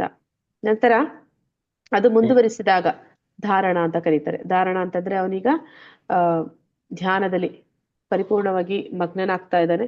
ಮತ್ತೆ ಹತೋಟಿಯನ್ನು ಕೂಡ ಸಾಧಿಸ್ತಾ ಇದ್ದಾನೆ ಮನಸ್ಸಿನ ಮೇಲೆ. ಧ್ಯಾನ ಅಂತಂದ್ರೆ ಅವನು ಪರಿಪೂರ್ಣ ಹತೋಟಿ ಬಂದಿದೆ. ಅಂದ್ರೆ ಅದಕ್ಕೆ ಏನಂತ ಹೇಳ್ತಾರಂದ್ರೆ, ಯಾವ ಒಬ್ಬ ಹಣತೆಯನ್ನ, ಒಂದು ದೀಪವನ್ನ ಗಾಳಿ ಆಡದೆ ಇರುವಂತ ಪ್ರದೇಶದಲ್ಲಿ ಇಟ್ರೆ ಆ ದೀಪ ಅದು ಹೇಗೆ ಅಲುಗಾಡದೆ ಉರಿಯುತ್ತೆ, ಅಷ್ಟು ಅವನ ಮನಸ್ಸಿನ ಮೇಲೆ ಅವನಿಗೆ ಹತೋಟಿ ಇದೆ ಅಂತ. ಅಂದ್ರೆ ಮನಸ್ಸು ಅಂದ್ರೆ ಅದು ಒಂದು ವಸ್ತುವನ್ನು ಹಾಗೆ ಅವನು ಎತ್ತಿ ಇಟ್ಟರೆ ಅದು ಎಲ್ಲೂ ಅಲುಗಾಡದೆ ನಿಲ್ಲುತ್ತೆ, ಇಟ್ಟಲ್ಲಿ ಇರುತ್ತೆ. ಹಾಗೆ ಅವನ ಮನಸ್ಸು ಅನ್ನುವಂಥದ್ದು ಪರಿಪೂರ್ಣವಾಗಿ ಅವನ ಒಂದು ಹತೋಟಿಗೆ ಬಂದಿದೆ ಅಂತ. ಅಂದ್ರೆ ಧ್ಯಾನದಲ್ಲಿ ಅವನು ಮಗ್ನನಾಗಿದ್ದಾನೆ ಅಂತ. ಕೊನೆಗೆ ಬರುವಂತದ್ದು ಸಮಾಧಿ ಅಂತಂದ್ರೆ ಅವನು ಈಗ ಪರಿಪೂರ್ಣವಾಗಿ ಈ ಒಂದು ಲೌಕಿಕ ವಿಷಯಗಳಲ್ಲಿ ತನ್ನನ್ನ ಏನೇನು ಅವನಿಗೆ ಸಂಬಂಧ ಇಲ್ಲ, ಅದನ್ನ ತುರ್ಯಾವಸ್ಥೆ ಅಂತಾನು ಹೇಳ್ತಾರೆ. ಅಂದ್ರೆ ಅವನು ಪರಮಾತ್ಮನ ಜೊತೆ ಒಂದು ಸಂಪರ್ಕವನ್ನ ಏರ್ಪಡಿಸ್ಕೊಂಡು ಅವನು ಪರಮಾತ್ಮನ ಒಂದು ಲೀಲೆಗಳಲ್ಲಿ ಅವನು ಆ ಒಂದು ಆನಂದವನ್ನ ಹೊಂದುತ್ತಾ ಇರ್ತಾನೆ. ಅವನು ಕೂತಲ್ಲಿ ಅವನು ಎಲ್ಲಿದ್ದಾನೋ ಅಲ್ಲಿಂದ ಅವನು ಭಗವಂತನ ಒಂದು ಕಾಣ್ತಾ ಇದ್ದಾನೆ. ಅವನು ಯಾವುದೇ ಒಂದು ಜಾಗದಲ್ಲಿ ಇರ್ಬೋದು, ಅವನು ಭೌತಿಕ ಜಗತ್ತಿನಲ್ಲೇ ಇರ್ಬೋದು, ಆದ್ರೆ ಆಧ್ಯಾತ್ಮಿಕ ಜಗತ್ತಿನಲ್ಲಿ ಭಗವಂತನ ಜೊತೆ ಒಂದು ಲೀಲೆಗಳು ಏನೆಲ್ಲ ಆಗ್ತಿದೆ ಅದನ್ನ ಅವನು ಕಾಣ್ತಾ ಇದ್ದಾನೆ. ಆ ಪರಮಾತ್ಮನ ಒಂದು ನಿರಂತರ ದರ್ಶನ ಅವನಿಗೆ ಆಗ್ತಾ ಇದೆ. ಅದನ್ನ ಇಲ್ಲಿ ಸಮಾಧಿ ಅಂತ ಕರೀತಾರೆ. ಇಲ್ಲಿ ಅದಕ್ಕೆ ಕೊಟ್ಟಿದ್ದಾರೆ ಏನೆಲ್ಲ ಇದೆ ಅಂತ. ಯಮ ಅಂತಂದ್ರೆ ಆತನು ಏಕಾಂತದಲ್ಲಿ ವಾಸ ಮಾಡಬೇಕು. ಮತ್ತೆ ಯಾವಾಗಲೂ ಎಚ್ಚರದಿಂದ ತನ್ನ ಮನಸ್ಸನ್ನು ನಿಯಂತ್ರಣದಲ್ಲಿ ಇಡಬೇಕು. ಅಂದ್ರೆ ಅವನು ಏಕಾಂತದಲ್ಲಿ ಕುತ್ಕೊಂಡು ಮತ್ತೆ ಬ್ರಹ್ಮಚರ್ಯವನ್ನ ಅವ್ರು ಆಚರಣೆ ಮಾಡಬೇಕು. ಏಕಾಂತದಲ್ಲಿ ಕುತ್ಕೊಂಡು ಇನ್ಯಾವುದನ್ನೋ ಅವ್ರು ಯೋಚನೆ ಮಾಡುವಂತಿಲ್ಲ. ಅಂದ್ರೆ ಅಲ್ಲಿ ಯಾಕೆ ಅವ್ರು ಇದ್ದಾರೆ ಅಂತಂದ್ರೆ ಅವರು ಏನಂತ ಹೇಳ್ತಾರಂದ್ರೆ, ಈ ಯೋಗಿಗಳು ತಪಸ್ಸು ಮಾಡ್ತಾರೆ, ಆ ಒಂದು ಏನು ಅಷ್ಟಾಂಗ ಯೋಗವನ್ನ ಮಾಡ್ತಾರೆ, ಅವ್ರಿಗೆ ಅಪಾರವಾದ ಶಕ್ತಿ ಬರುತ್ತೆ ಅಂತ ಹೇಳ್ತಾರೆ. ಅವರಿಗೆ ತುಂಬಾ ಶಕ್ತಿಗಳು, ಸಿದ್ಧಿಗಳು ಬರುತ್ತೆ. ಆದ್ರೆ ಅವರು ಆ ಒಂದು ಸಿದ್ಧಿಗಳಲ್ಲಿ ಮಗ್ನರಾಗ್ಬಿಟ್ರು ಅಂತಂದ್ರೆ ಮತ್ತೆ ಪರಮಾತ್ಮನಲ್ಲಿ ಸಮಾಧಿ ಹೊಂದೋದಕ್ಕೆ ಅವರಿಂದ ಸಾಧ್ಯ ಆಗೋದಿಲ್ಲ. ಅವರ ಒಂದು ತಪಸ್ಸು ಅದು ವ್ಯರ್ಥ ಆಗುತ್ತೆ. ಆದ್ರೆ ಆ ರೀತಿ ವ್ಯರ್ಥ ಆಗ್ಬಾರ್ದು ಅಂತಂದ್ರೆ ಅವರು ಏಕಾಂತದಲ್ಲಿ ಇರಬೇಕು. ಅದೇ ಸಮಯದಲ್ಲಿ ಬ್ರಹ್ಮಚರ್ಯವನ್ನ ಆಚರಣೆ ಮಾಡಬೇಕು. ಮತ್ತೆ ಮನಸ್ಸಿನ ಮೇಲೆ ಮುಖ್ಯವಾಗಿ ಅವರು ಆ ಒಂದು ನಿಯಂತ್ರಣವನ್ನ ಸಾಧಿಸ್ಬೇಕು. ನಿಯಮ ಅಂತಂದ್ರೆ ಏನು ಅಂತ ಹೇಳ್ತಾ ಇದ್ದಾರೆ. ಆಹಾರ, ನಿದ್ರೆ, ವಿಹಾರ ಮತ್ತು ಕೆಲಸ ಅಭ್ಯಾಸಗಳಲ್ಲಿ ಮಿತವಾಗಿರಬೇಕು. ಅಂದ್ರೆ ಹೆಚ್ಚು ಊಟ ಮಾಡುವಂಥದ್ದು ಅಥವಾ ಕಡಿಮೆ ಊಟ ಮಾಡುವಂಥದ್ದು, ಹೆಚ್ಚು ನಿದ್ರೆ ಮಾಡುವಂಥದ್ದು ಅಥವಾ ಕಡಿಮೆ ನಿದ್ರೆ ಮಾಡುವಂಥದ್ದು, ಅಥವಾ ಹೆಚ್ಚು ಕೆಲಸ ಮಾಡುವಂಥದ್ದು, ಆಯಾಸ ಪಡುವಂಥದ್ದು ಅಥವಾ ಸೋಮಾರಿಯಾಗಿರುವಂಥದ್ದು, ಇದ್ಯಾವುದು ಕೂಡ ಒಂದು ಉತ್ತಮ ಯೋಗಿ ಆಗೋದಕ್ಕೆ ಅರ್ಹತೆ ಅಲ್ಲ. ಅಂದ್ರೆ ಇದೆಲ್ಲದರ ಮೇಲೆ ಅವನಿಗೆ ಒಂದು ಮಿತವಾದ ಒಂದು ಆಹಾರ, ನಿದ್ರೆ, ಕೆಲಸ ಅನ್ನೋದನ್ನ ಅವನು ಮಾಡುವಂತವನಾಗಿರ್ಬೇಕು. ನಂತರ ಬರುವಂಥದ್ದು ಆಸನ. ಆಸನಗಳಲ್ಲಿ ಅಂತಂದ್ರೆ ಇಲ್ಲಿ ಅಷ್ಟಾಂಗ ಯೋಗಿ ಹೇಳಿರುವಂತಹ ಆಸನ ಏನು ಅಂತಂದ್ರೆ ಅವನು ಒಂದು ಪ್ರದೇಶ, ಅದು ಒಂದು ಪವಿತ್ರ ಸ್ಥಳವಾಗಿರ್ಬೇಕು. ಅಲ್ಲಿ ಅವನು ಅವನ ಕೂತ್ಕೊಳ್ಳುವಂತಹ ಒಂದು ಜಾಗ ಏನಿದೆ ಅದು ಎತ್ತರವಾಗಿಯೋ ಅಥವಾ ತಗ್ಗಾಗಿಯೋ ಇರಬಾರದು. ಮತ್ತೆ ಅಲ್ಲಿ ಅವನು ದರ್ಬೆಯ ಹುಲ್ಲನ್ನ ಆರಿಸಿ ಅದರ ಮೇಲೆ ಕೃಷ್ಣಾಜಿನ ಅಂತ ಹೇಳ್ತಾರೆ, ಅಂದ್ರೆ ಜಿಂಕೆ ಚರ್ಮವನ್ನ ಹೊದಿಸಿ ಮತ್ತೆ ಅವನು ಅದರ ಮೇಲೆ ಕೂರುವಾಗ ಯಾಕೆ ಜಿಂಕೆಯ ಚರ್ಮವನ್ನ ಹೊದಿಸ್ತಾ ಇದ್ರು ಅಂತಂದ್ರೆ ಅವರು ತಪಸ್ವಿಗಳು, ಅವರು ನಿರಂತರವಾಗಿ ಅನೇಕ ವರ್ಷಗಳ ಕಾಲ ತಪಸ್ಸನ್ನ ಮಾಡ್ತಿದ್ರು. ಆ ಸಂದರ್ಭದಲ್ಲಿ ಸಹಿಸೃಪಗಳು ಅಂತ ಹೇಳ್ತಾರೆ, ಅಂದ್ರೆ ಹಾವು, ಚೇಳು ಅಂತಹ ಒಂದು ವಿಷಕಾರಿ ಜಂತುಗಳು, ಅದರಿಂದ ತೊಂದರೆ ಏನು ಆಗ್ಬಾರ್ದು ಅಂತ ಹೇಳಿ ಹಾಕ್ತಾರೆ. ಅಂದ್ರೆ ಆ ಚರ್ಮ ಇದ್ದ ಕಡೆ ಅವು ಸುಳಿಯೋದಿಲ್ಲ ಅಂತ ಹೇಳಿ ಅದನ್ನ ಹಾಕ್ತಾರೆ. ಮತ್ತೆ ಅದರ ಮೇಲೆ ಅವನು ಕೂತು ಹೇಗೆ ಕೂರ್ತಾನೆ ಅಂತ ಹೇಳ್ತಾರೆ. ಹೇಗೆ ಕೂರ್ತಾನೆ ಅಂದ್ರೆ ಅವನ ಕುತ್ತಿಗೆ, ಅವನ ತಲೆ, ಮತ್ತೆ ಅವನ ಒಂದು ದೇಹ, ಅವನ ಬೆನ್ನು ಎಲ್ಲವೂ ಕೂಡ ನೇರವಾಗಿ ಇರಬೇಕು. ಮತ್ತೆ ಅವನು ಅರ್ಧ ಅರೆ ಕಣ್ಣು ತೆಗೆದು ಅವನ ಮೂಗಿನ ತುದಿಯನ್ನೇ ದೃಷ್ಟಿಸ್ತಿರ್ಬೇಕು. ಅಂದ್ರೆ ಕಣ್ಣು ಮುಚ್ಚಿದ್ರೆ ನಿದ್ದೆಗೆ ಹೋಗ್ತಾರೆ, ಕಣ್ಣು ತೆಗೆದ್ರೆ ಲೌಕಿಕ ವಿಷಯಗಳು ಕಾಣಿದಾಗ ಅವರ ಒಂದು ಮನಸ್ಸು ಚಂಚಲ ಆಗುತ್ತೆ. ಈ ಒಂದು ನಿಯಂತ್ರಣ ಮಾಡೋದಕ್ಕೆ ಅವರು ಮೂಗಿನ ತುದಿಯನ್ನ ತದೇಕ ಚಿತ್ತದಿಂದ ನೋಡ್ತಾ ಅವರು ಧ್ಯಾನ ಆಸನದಲ್ಲಿ ಕೂರ್ತಾರೆ. ಮತ್ತೆ ಪ್ರಾಣಾಯಾಮ ಅಂತಂದ್ರೆ ಅವರು ಆ ಒಂದು ಉಸಿರಾಟದ ಮೇಲೆ ಒಂದು ನಿಯಂತ್ರಣವನ್ನ ಸಾಧಿಸುವಂಥದ್ದು. ಅಂದ್ರೆ ಈಗ ನಾವು ಕೆಲವೊಂದ್ಸಲಿ ನೋಡ್ತೀವಿ, ನಾವು ಏನಾದ್ರೂ ಗಾಬರಿ ಆಯ್ತು, ಏನೋ ಒಂದು ತೊಂದರೆ ಆಯ್ತು, ಅಥವಾ ಇನ್ನೇನೋ ಒಂದು ಹೆದರ್ಕೊಂಡ್ವಿ ಅಂದಾಗ ನಾವು ಯಾವ ರೀತಿ ಉಸಿರಾಡ್ತೀವಿ? ಹರೇ ಕೃಷ್ಣ, ನಮ್ಮ ಉಸಿರಾಟ ಯಾವ ರೀತಿ ಇರುತ್ತೆ? ತುಂಬಾ ಜೋರಾಗಿ ಉಸಿರು ಬಿಡ್ತೀವಿ ಮಾತಾಜಿ. ಮನಸ್ಸಿನಲ್ಲಿ ಆಗುತ್ತೆ. ಎದೆ ಬಡಿತ ಜಾಸ್ತಿ ಆಗುತ್ತೆ. ಮನಸ್ಸಿನ ಮೇಲೆ ಏನು ಆಗ್ತಾ ಇದೆ ಅದಕ್ಕೂ ಉಸಿರಿಗೂ ಸಂಬಂಧ ಇದೆ. ಅಂದ್ರೆ ಉಸಿರು ನಾವು ಯಾವ ತರ ಆಡ್ತಿದೀವಿ ಆ ರೀತಿ ನಮ್ಮ ಮನಸ್ಸಿನ ಮೇಲೆ, ಅಂದ್ರೆ ಮನಸ್ಸಿನಲ್ಲಿ ನಾವು ಉದ್ವೇಗಗೊಂಡಾಗ ನಾವು ಉಸಿರಾಟ ಜಾಸ್ತಿ ಆಗುತ್ತೆ. ಇವ್ರೇನ್ ಮಾಡ್ತಾರೆ, ಇನ್ನೂ ಒಂದು ಹೇಳ್ತಾರೆ, ಅಂದ್ರೆ ಪ್ರತಿಯೊಂದು ವ್ಯಕ್ತಿಗೂ ಅವನ ಜೀವಿತಾವಧಿಯಲ್ಲಿ ಇಷ್ಟು ಸಾರಿ ಅವನು ಉಸಿರಾಟವನ್ನ ಮಾಡ್ತಾನೆ ಅಂತ. ಅಂದ್ರೆ ಅವನು ಇಷ್ಟು ಸಾರಿ ಉಸಿರು ಎಳೆದು ಉಸಿರು ಬಿಡ್ತಾನೆ ಅಂತ. ಅಷ್ಟು ಸಾರಿ ಆದ್ಮೇಲೆ ಇನ್ನೊಂದು ಉಸಿರು ಅವನು ಎಳೆಯೋದಕ್ಕೆ ಸಾಧ್ಯ ಇಲ್ಲ. ಅವನ ಲೆಕ್ಕದಲ್ಲಿ ಇಷ್ಟಂತ ಆಯ್ತು, ಅಷ್ಟಕ್ಕೆ ಅವನ ಜೀವನ ಮುಗಿಯುತ್ತೆ, ಆ ದೇಹದಲ್ಲಿ ಅವನ ಪ್ರಯಾಣ ಮುಗಿಯುತ್ತೆ. ಅದಕ್ಕೆ ಈ ಯೋಗಿಗಳು ಏನ್ ಮಾಡ್ತಾರೆ, ಅವರು ಈ ರೀತಿ ಒಂದು ವೇಗವಾಗಿ ಉಸಿರಾಡೋದನ್ನ ಅವ್ರು ಮಾಡೋದಿಲ್ಲ. ಅದಕ್ಕೆ ಅವ್ರು ಏನ್ ಮಾಡ್ತಾರೆ, ಆ ಉಸಿರನ್ನ ನಿಧಾನವಾಗಿ ಮಾಡ್ತಾರೆ. ಉಸಿರಿನ ಮೇಲೆ ನಿಯಂತ್ರಣವನ್ನ ಸಾಧಿಸಿ ಉಸಿರಾಟವನ್ನ ನಿಧಾನವಾಗಿ ಮಾಡ್ತಾರೆ. ಆ ಮೂಲಕ ಮನಸ್ಸನ್ನು ಕೂಡ ಪ್ರಶಾಂತವಾಗಿ ಇಟ್ಕೊಳ್ಳಿಕ್ಕೆ ಸಾಧ್ಯ ಆಗುತ್ತೆ ಅವ್ರಿಗೆ. ಹೀಗೆ ಅವರು ಯೋಗಾಭ್ಯಾಸವನ್ನ ಮಾಡ್ತಾರೆ. ಪ್ರಾಣಾಯಾಮದ ಒಂದು ಪ್ರಾಮುಖ್ಯತೆ ಆ ಒಂದು ಅಷ್ಟಾಂಗ ಯೋಗದಲ್ಲಿ ಏನು ಅಂತ ತಿಳಿಸಿದ್ದಾರೆ. ಪ್ರತ್ಯಾಹಾರ ಅಂದ್ರೆ ಐಹಿಕ ಅಸ್ತಿತ್ವದ ಅಂತ್ಯ. ಅಂದ್ರೆ ಅವನಿಗೆ ಇನ್ನ ಭೌತಿಕ ಇಚ್ಛೆಗಳು ಇಲ್ಲ. ಅಂದ್ರೆ ಅವನಿಗೆ ನಮ್ಮೆಲ್ಲರಿಗೂ ಕೂಡ ಎಲ್ಲ ಎಷ್ಟೊಂದು ಇಚ್ಛೆಗಳಿದೆ. ನಮ್ಗೆ ಇಂಥದೇ ಊಟ ತಿನ್ಬೇಕು, ನಾಳೆ ಭಾನುವಾರ ನನಗೆ ಇದೇ ಬೇಕು ಅಂತ ಮನೆಯಲ್ಲಿ ಎಲ್ಲಾರು ಗಲಾಟೆ ಮಾಡೋರು ಇರ್ತಾರೆ, ನನ್ಗಿದು ಬೇಕು ಅಂತ. ಮತ್ತೆ ಎಲ್ಲಾದ್ರೂ ಹೊರಗಡೆ ಹೋಗ್ಬೇಕು, ಅದು ಕೂಡ ಇರುತ್ತೆ, ನಾನು ಇಲ್ಲಿಗೆ ಹೋಗ್ಬೇಕು, ಇಂಥದೇ ಜಾಗಕ್ಕೆ ಹೋಗ್ಬೇಕು, ಮತ್ತೆ ನಾನು ಇಂಥದೇ ಒಂದು ಉಡುಗೆ ತೊಡುಗೆಗಳನ್ನ ತೊಡಬೇಕು, ನನಗೆ ಈ ಆಸೆ ಇದೆ. ಆ ತರ ಎಲ್ಲ ನಮ್ಗೆ ಎಷ್ಟೊಂದು ಆಸೆಗಳಿರುತ್ತೆ. ಆದ್ರೆ ಈ ಒಂದು ಆಸೆಗಳು ಪರಿಪೂರ್ಣವಾಗಿ ಈ ಒಂದು ಅಷ್ಟಾಂಗ ಯೋಗಿಗೆ ಈ ಹಂತದಲ್ಲಿ ಇಲ್ಲವಾಗುತ್ತೆ. ಮತ್ತೆ ಅವನೇನ್ ಮಾಡ್ತಾನೆ, ಧಾರಣ ಅಂತಹ ಸ್ಥಿತಿಯಲ್ಲಿ ಅವನೇನ್ ಮಾಡ್ತಾನೆ, ಯೋಗಾಭ್ಯಾಸದಿಂದ ಯೋಗಿ ತನ್ನ ಮಾನಸಿಕ ಚಟುವಟಿಕೆಗಳನ್ನ ಶಿಸ್ತಿಗೆ ಒಳಪಡಿಸ್ತಾನೆ. ಅಂದ್ರೆ ಅವನು ಅದನ್ನ ಪ್ರಯತ್ನ ಪೂರ್ವಕವಾಗಿ ಅದನ್ನ ಮನಸ್ಸನ್ನ ನಿಯಂತ್ರಣ ಮಾಡಿ ಮತ್ತೆ ಐಹಿಕ ಇಚ್ಛೆಗಳನ್ನ ಬಿಟ್ಟು ಅವನು ಒಂದು ಮನಸ್ಸನ್ನ ಒಂದು ಶಿಸ್ತಿಗೆ, ಡಿಸಿಪ್ಲಿನ್ಗೆ ತರ್ತಾನೆ. ಯಾವುದೇ ಐಹಿಕ ಬಯಕೆಗಳಿಲ್ಲದೆ ಆಧ್ಯಾತ್ಮಿಕತೆಯಲ್ಲಿ ನೆಲೆಸಿದಾಗ ಆತನನ್ನು ಯೋಗದಲ್ಲಿ ವ್ಯವಸ್ಥಿತನಾಗಿ ಇದ್ದಾನೆ ಅಂತ ಹೇಳ್ತಾರೆ. ಅವನು ಯಾವಾಗ ಮನಸ್ಸು ನಿಯಂತ್ರಣಕ್ಕೆ ಬಂತು ಮತ್ತೆ ಇಂದ್ರಿಯಗಳು ಅವನ ಹತೋಟಿಗೆ ಬಂತು, ಆಗ ಅವನನ್ನ ಧಾರಣಾವಸ್ಥೆ ಅಂತ ಕರೀತಾರೆ. ನಂತರ ಧ್ಯಾನ ಅಂತಂದ್ರೆ ಇಲ್ಲಿ ಹೇಳ್ತಾ ಇದ್ರೆ ಅದೇ ಗಾಳಿ ಬೀಸದ ಸ್ಥಳದಲ್ಲಿ ದೀಪ ಹೇಗೆ ಇದೆ ಅಂದ್ರೆ ಅವನ ಮನಸ್ಸು ಇನ್ನ ಅವನ ಮಾತು ಕೇಳುತ್ತೆ. ಅವನು ಏನ್ ಹೇಳ್ತಾನೆ, ಅವನು ಹೇಗೆ ಆದೇಶ ಕೊಡ್ತಾನೆ, ಆ ಮನಸ್ಸು ಅದನ್ನ ಮಾತ್ರನೇ ಮಾಡುತ್ತೆ. ಅಷ್ಟು ಅವನ ಒಂದು ಆ ಮನಸ್ಸಿನ ಮೇಲೆ ಅವನು ನಿಯಂತ್ರಣವನ್ನ ಸಾಧಿಸಿರ್ತಾನೆ. ನಂತರ ಅವನು ಸಮಾಧಿ ಸ್ಥಿತಿಗೆ ಹೋಗ್ತಾನೆ. ಅದು ಕೊನೆಯ ಹಂತ. ಆ ಸಮಾಧಿ ಸ್ಥಿತಿ ಅಂತಂದ್ರೆ ಏನು ಅಂತಂದ್ರೆ ಅವನು ಭಗವಂತನ ಜೊತೆ ಸಂಪರ್ಕವನ್ನ ಏರ್ಪಡಿಸ್ಕೊಳ್ತಾನೆ. ಪರಮಾತ್ಮನ ಜೊತೆ ಅಂದ್ರೆ ಅವನ ಹೃದಯದಲ್ಲಿ ಪರಮಾತ್ಮನ ಸಂಪರ್ಕವನ್ನ ಪಡ್ಕೊಂಡವನು ಪರಮಾತ್ಮನನ್ನ ಕಾಣ್ತಾನೆ. ಪರಮಾತ್ಮನನ್ನ ಕಾಣುವ ಮೂಲಕ ಅವನು ಆನಂದದಲ್ಲಿ ಇರ್ತಾನೆ. ಅಂದ್ರೆ ಅವನ ಒಂದು ಧ್ಯಾನದಲ್ಲಿ ಪರಮಾತ್ಮನ ಜೊತೆಯಲ್ಲಿ ಇರುವಾಗ ಅವನಿಗೆ ಈ ಐಹಿಕ ಅಸ್ತಿತ್ವ ಅಂದ್ರೆ ಐಹಿಕ ಸಂಪರ್ಕದಲ್ಲಿ ಆಗುವಂತಹ ಸುಖ ದುಃಖಗಳು ಅದೆಲ್ಲ ಅವನಿಗೆ ಅಂದ್ರೆ ಇದು ಒಂದು ನಾವು ಹೇಳ್ತೀವಿ ಭಾಗವತದಲ್ಲಿ ಒಂದು ಪ್ರಸಂಗ ಬರುತ್ತೆ. ಪರೀಕ್ಷಿತ ಮಹಾರಾಜ ಕಾಡಿಗೆ ಹೋಗ್ತಾನೆ. ಆ ಕಾಡಿನಲ್ಲಿ ಅವನು ಬೇಟೆಗೆ ಅಂತ ಹೋಗಿರ್ತಾನೆ. ಅಲ್ಲಿ ಅವನಿಗೆ ಆಯಾಸ ಆಗುತ್ತೆ. ಆಗ ಅವನು ಶಮಿಕ ಋಷಿಗಳ ಒಂದು ಕುಟೀರಕ್ಕೆ ಹೋಗ್ತಾನೆ. ಅಲ್ಲಿ ಶಮಿಕ ಋಷಿಗಳು ಧ್ಯಾನ ಸಮಾಧಿಯಲ್ಲಿ ಇದ್ದಾರೆ ಅಂತ ಹೇಳ್ತಾರೆ.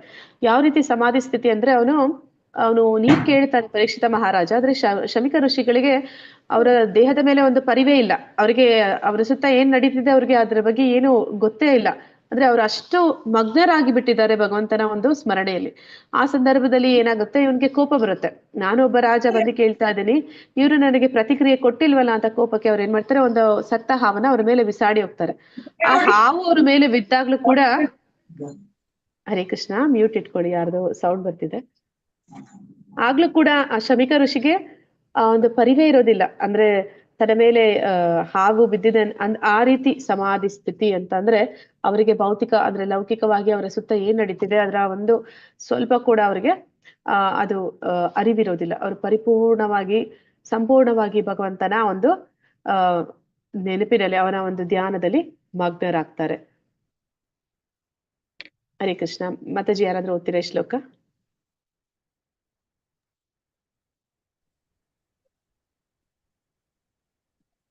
ಸಮಂ ಕಾಯೇ ಶಿರೋಗ್ರೀವಂ ನಾನು ಓದ್ಲವ?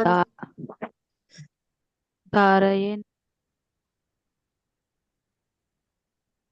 ಓದಿ ಮಾತಾಜಿ, ಯಾರಾದ್ರೂ ಓದಿ. ಸಮಂ ಕಾಯ ಸಮಂ ಕಾಯೇ ಶಿರೋಗ್ರೀವಂ ಶಿರೋಗ್ರೀವಂ ಧಾರಯನ್ ಅಚಲಂ ಸ್ಥಿರ ಅಚಲಂ ಸ್ಥಿರ ಸಂಪ್ರೇಕ್ಷ್ಯ ಸಂಪ್ರೇಕ್ಷ್ಯ ನಾಸಿಕಾಗ್ರಂ ದಿಶಶ್ಚನವಲೋಕಯನ್ ಪ್ರಶಾಂತಾತ್ಮಾ ವಿಗತವೀರ್ ಬ್ರಹ್ಮಚಾರಿ ರತೆ ಸ್ಥಿತಃ ಮನಃ ಸಂಯಮ ಮಚ್ಚಿತ್ತೋ ಯುಕ್ತ ಆಸೀತ ಮತ್ಪರಃ. ದೇಹ ಕುತ್ತಿಗೆಗೆ ಮತ್ತು ಶಿರಸ್ಸುಗಳನ್ನು ಒಂದು ಭಕ್ತಿಯಲ್ಲಿ ಸ್ಥಿರವಾಗಿರಿಸಿಕೊಂಡು ಮೂಗಿನ ತುದಿಯನ್ನು ಒಂದೇ ಸಮನೆ ದೃಷ್ಟಿಸಬೇಕು.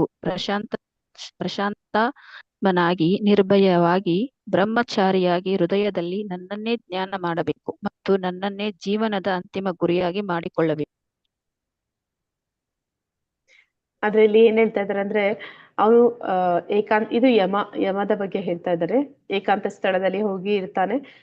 ಮತ್ತೆ ಅಲ್ಲಿ ಏನ್ ಮಾಡ್ತಾನೆ, ಅವನು ಭಗವಂತನ ಅಂದ್ರೆ ಏಕಾಂತ ಸ್ಥಳದಲ್ಲಿ ಹೋಗಿದ್ದಾನೆ. ಅವನ ಮನಸ್ಸಿನ ಮೇಲೆ ನಿಯಂತ್ರಣ ಇದೆ. ಮತ್ತೆ ಅಲ್ಲಿ ಅವನು ಹೋಗಿ ಭಯ ಅನ್ನುವಂಥದ್ದು ಇರಬಾರ್ದು.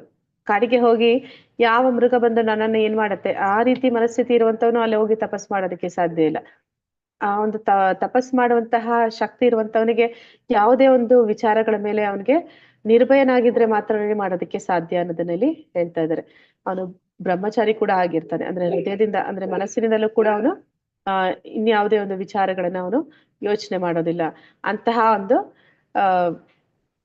ಆಸನದಲ್ಲಿ ಕೂತು ಅವನು ಆ ರೀತಿ ನಿಯಮಗಳನ್ನ ಪಾಲನೆ ಮಾಡ್ತಾ ತಪಸ್ಸಿನಲ್ಲಿ ಮುಂದುವರಿತಾನೆ ಅಂತ. ಯುಂಜನ್ ಏವಂ ಸದಾತ್ಮಾನಾಂ ಯೋಗಿ ನಿಯತಮಾನಸಃ ಶಾಂತಿಂ ನಿರ್ವಾಣ ಪರಮಾಂ ಮತ್ಸಂಸ್ಥಾಂ ಅಧಿಗಚ್ಚತಿ. ಹರೇ ಕೃಷ್ಣ. ಓದಿ ಮಾತಾಜಿ.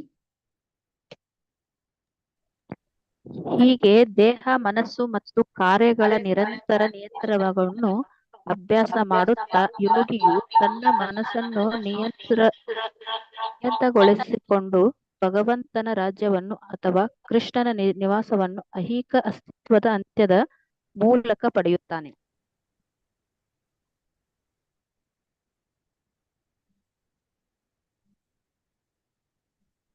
ಅಂದ್ರೆ ಯಾವಾಗ ಈ ಒಂದು ಹರೇ ಕೃಷ್ಣ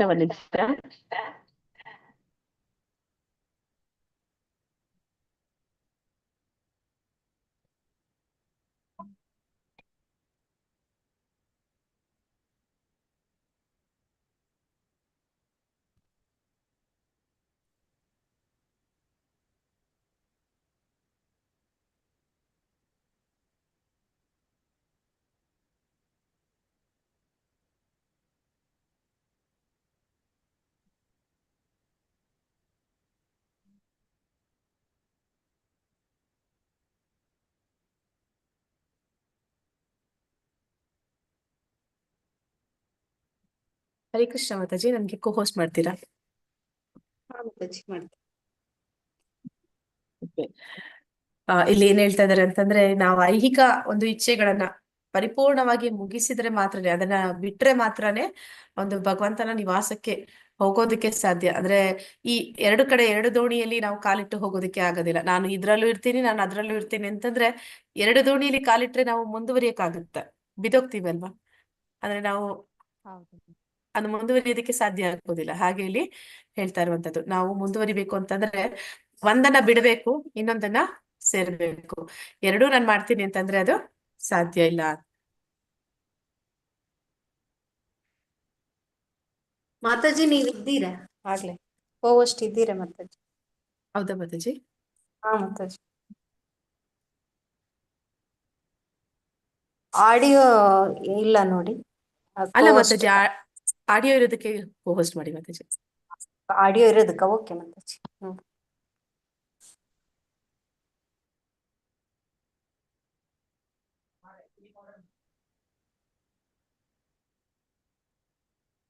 ಮಾತಾಜಿ ಶೇರಿಂಗ್ ನಾ ಮಾಡ್ಲಾ, ಇಲ್ಲ ನೀವೇ ಮಾಡಿ ಮಾತಾಜಿ?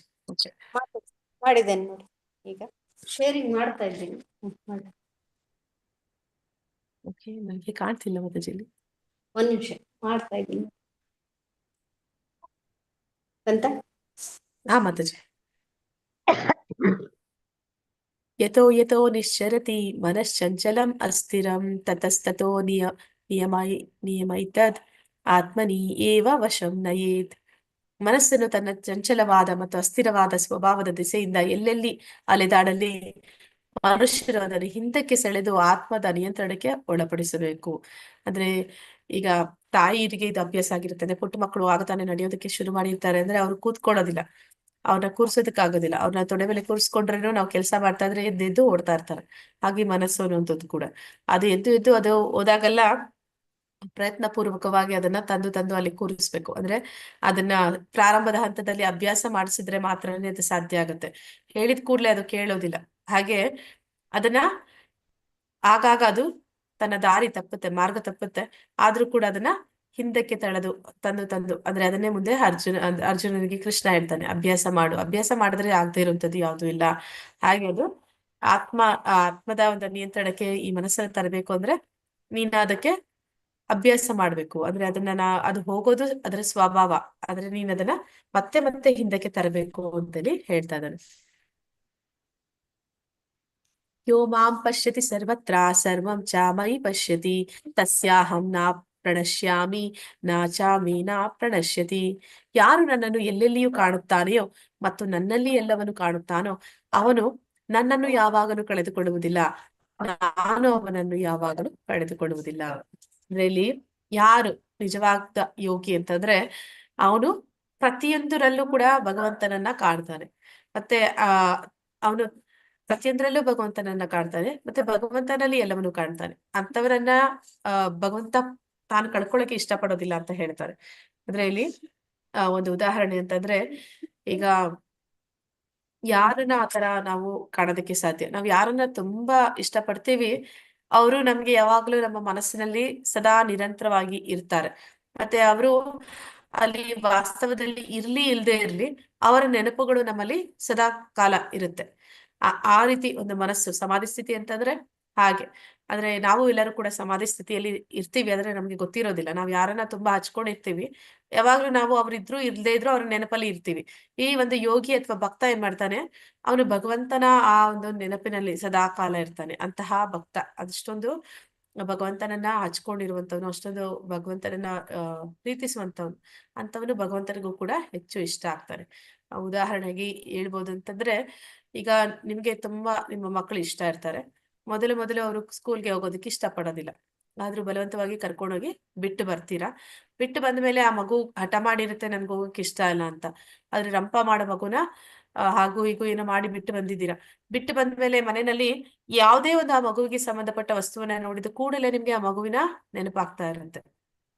ಹಾಗೆ ಭಕ್ತನಾದವನು ಎಷ್ಟು ಆ ಭಗವಂತನನ್ನ ಹಚ್ಕೊಂಡಿದಾನಂದ್ರೆ ಯಾವ್ದೊಂದನ್ನ ಕಂಡ್ರು ಕೂಡ ಅದ್ರಲ್ಲೆಲ್ಲ ಪರಮಾತ್ಮನನ್ನ ಕಾಣ್ತಾ ಇರ್ತಾನೆ.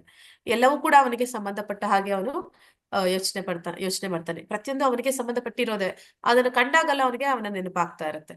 ಆಗ ಅಂತವನು ಸದಾ ಸಮಾಧಿ ಸ್ಥಿತಿಯಲ್ಲಿ ಇರ್ತಾನೆ. ಅಂದ್ರೆ ಅದು ನಿಜವಾದ ಸಮಾಧಿ ಅಂತ. ಅಂದ್ರೆ ಅವನು ಸುಲಭವಾಗಿ ಸಮಾಧಿ ಸ್ಥಿತಿಗೆ ಹೋಗ್ತಾನೆ. ಅಂದ್ರೆ ಇಲ್ಲಿ ಅವನು ಭಕ್ತನಾದವನು ಪ್ರಯತ್ನ ಪಡ್ಬೇಕಾಗಿಲ್ಲ. ಅಂದ್ರೆ ಅವನ ಮನಸ್ಸನ್ನ ನಿಯಂತ್ರಣಕ್ಕೆ ಇಟ್ಕೋಬೇಕು, ಮನಸ್ಸನ್ನ ತಂದು ಕೂರಿಸ್ಕೋಬೇಕು. ಮತ್ತೆ ಅವನು ಯಾಂತ್ರಿಕವಾಗಿ ಬಲವಂತವಾಗಿ ಅವನೇನು ಮಾಡೋದಿಲ್ಲ. ಅವನು ಪ್ರೀತಿಪೂರ್ವಕವಾಗಿ ಅದನ್ನ ಮಾಡ್ತಾನೆ. ಅಂತಹ ಒಬ್ಬ ಯೋಗಿ, ಅಂದ್ರೆ ಇದು ಭಕ್ತಿ ಯೋಗಿಯ ಬಗ್ಗೆನೇ ಹೇಳ್ತಿರುವಂತದ್ದು. ಅಂತಹ ಒಂದು ಯೋಗಿ ಭಗವಂತನ ನಾವು ಕಳ್ಕೊಳ್ಳೋದಿಲ್ಲ. ಅಂತವನನ್ನ ಭಗವಂತ ಕೂಡ ಕಳ್ಕೊಳ್ಳೋಕೆ ಇಷ್ಟಪಡಲ್ಲ ಅಂತ ಅಲ್ಲಿ ಹೇಳ್ತಾ ಇದ್ದಾನೆ. ಅರ್ಜುನ ಉವಾಚ ಅಯಂ ಯೋಗಸ್ತ್ಯಯಾ ಪ್ರೋಕ್ತಂ ತ್ರಯಾ ಪ್ರೋಕ್ತ ಸಾಮ್ಯೇನ ಮಧುಸೂದನ ಏತಸ್ಯಾಹಂ ನ ಪಶ್ಯಾಮಿ ಚಂಚಲತ್ವಾತ್ ಸ್ಥಿತಿಂ ಸ್ಥಿರಾಂ. ಅರ್ಜುನ ಹೀಗೆ ಹೇಳಿದನು, ಮಧುಸೂದನನೇ, ನೀನು ಸಂಗ್ರಹವಾಗಿ ಹೇಳಿದ ಈ ಯೋಗ ಪದ್ಧತಿಯು ಕಾರ್ಯಸಾಧ್ಯವಲ್ಲ ಮತ್ತು ಇದು ಸಹಿಸಲು ಅಸಾಧ್ಯವಾದದ್ದು ಎಂದು ನನಗೆ ತೋಚುತ್ತದೆ. ಏಕೆಂದರೆ ಮನಸ್ಸು ಪ್ರಕ್ಷುಬ್ಧವಾದದ್ದು ಮತ್ತು ಚಂಚಲವಾದದ್ದು. ಪವಿತ್ರ ಮಾತಾಜಿ ಹ್ಯಾಂಡ್ ರೈಸ್ ಮಾಡಿದ್ದೀರಾ? ಹರೇ ಕೃಷ್ಣ.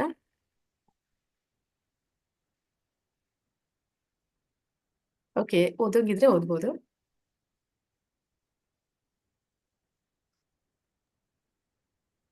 ಇಲ್ಲಿ ಅರ್ಜುನ ಹೇಳ್ತಾ ಇದ್ದಾನೆ, ಇಷ್ಟೆಲ್ಲ ಅಷ್ಟಾಂಗ ಯೋಗದ ಬಗ್ಗೆ ಭಗವಂತ ಇಲ್ಲಿ ಹೇಳಿ ಮುಗಿದಾಯ್ತು. ಹೇಳಿದ್ಮೇಲೆ ಅವನು ಹೇಳ್ತಾ ಇದ್ದಾನೆ, ಇಷ್ಟೊಂದೆಲ್ಲ ನನ್ನಿಂದ ಮಾಡಕ್ಕೆ ಸಾಧ್ಯ ಇಲ್ಲ ಅಂತ ಅರ್ಜುನನೇ ಹೇಳ್ತಾ ಇದ್ದಾನೆ. ಅಂದ್ರೆ ನಾನು ಅರ್ಜುನನ ಕೈಯಲ್ಲೇ ಮಾಡಕ್ಕಾಗದೇ ಇರುವಂತಹ ಯೋಗವನ್ನ ನಾವು ಮಾಡೋದಕ್ಕೆ ಸಾಧ್ಯ ಇದೆಯಾ? ಹರೇ ಕೃಷ್ಣ. ಮಾತಾಜಿ ಸಾಧ್ಯ ಇಲ್ಲ ಮಾತಾಜಿ. ಸಾಧ್ಯ ಇಲ್ಲ. ಅದಕ್ಕೆ ಇಲ್ಲಿ ಅರ್ಜುನ ಕೂಡ ಹೇಳ್ತಾ ಇದ್ದಾನೆ. ಆದ್ರೆ ಅರ್ಜುನ ಇದನ್ನ ಮಾಡಕ್ ಸಾಧ್ಯ ಆಗ್ತಿತ್ತು, ಆದ್ರೂ ಕೂಡ ಅವನು ನನ್ ಕೈಯಲ್ಲಿ ಆಗಲ್ಲ ಅಂತ ಹೇಳ್ತಾ ಇದ್ದಾನೆ. ಅವ್ನಿಗೆ ಮಾಡಕ್ ಆಗ್ತಿತ್ತು ಅನ್ನೋದಕ್ಕೆ ನಮ್ಮ ಹತ್ರ ಎಷ್ಟೊಂದು ಪುರಾವೆಗಳಿದೆ. ಅದನ್ನ ಮುಂದಿನ ಸ್ಲೈಡ್ಸ್ ಅಲ್ಲಿ ನೋಡೋಣ. ಹರೇ ಕೃಷ್ಣ ಮಾತಾಜಿ.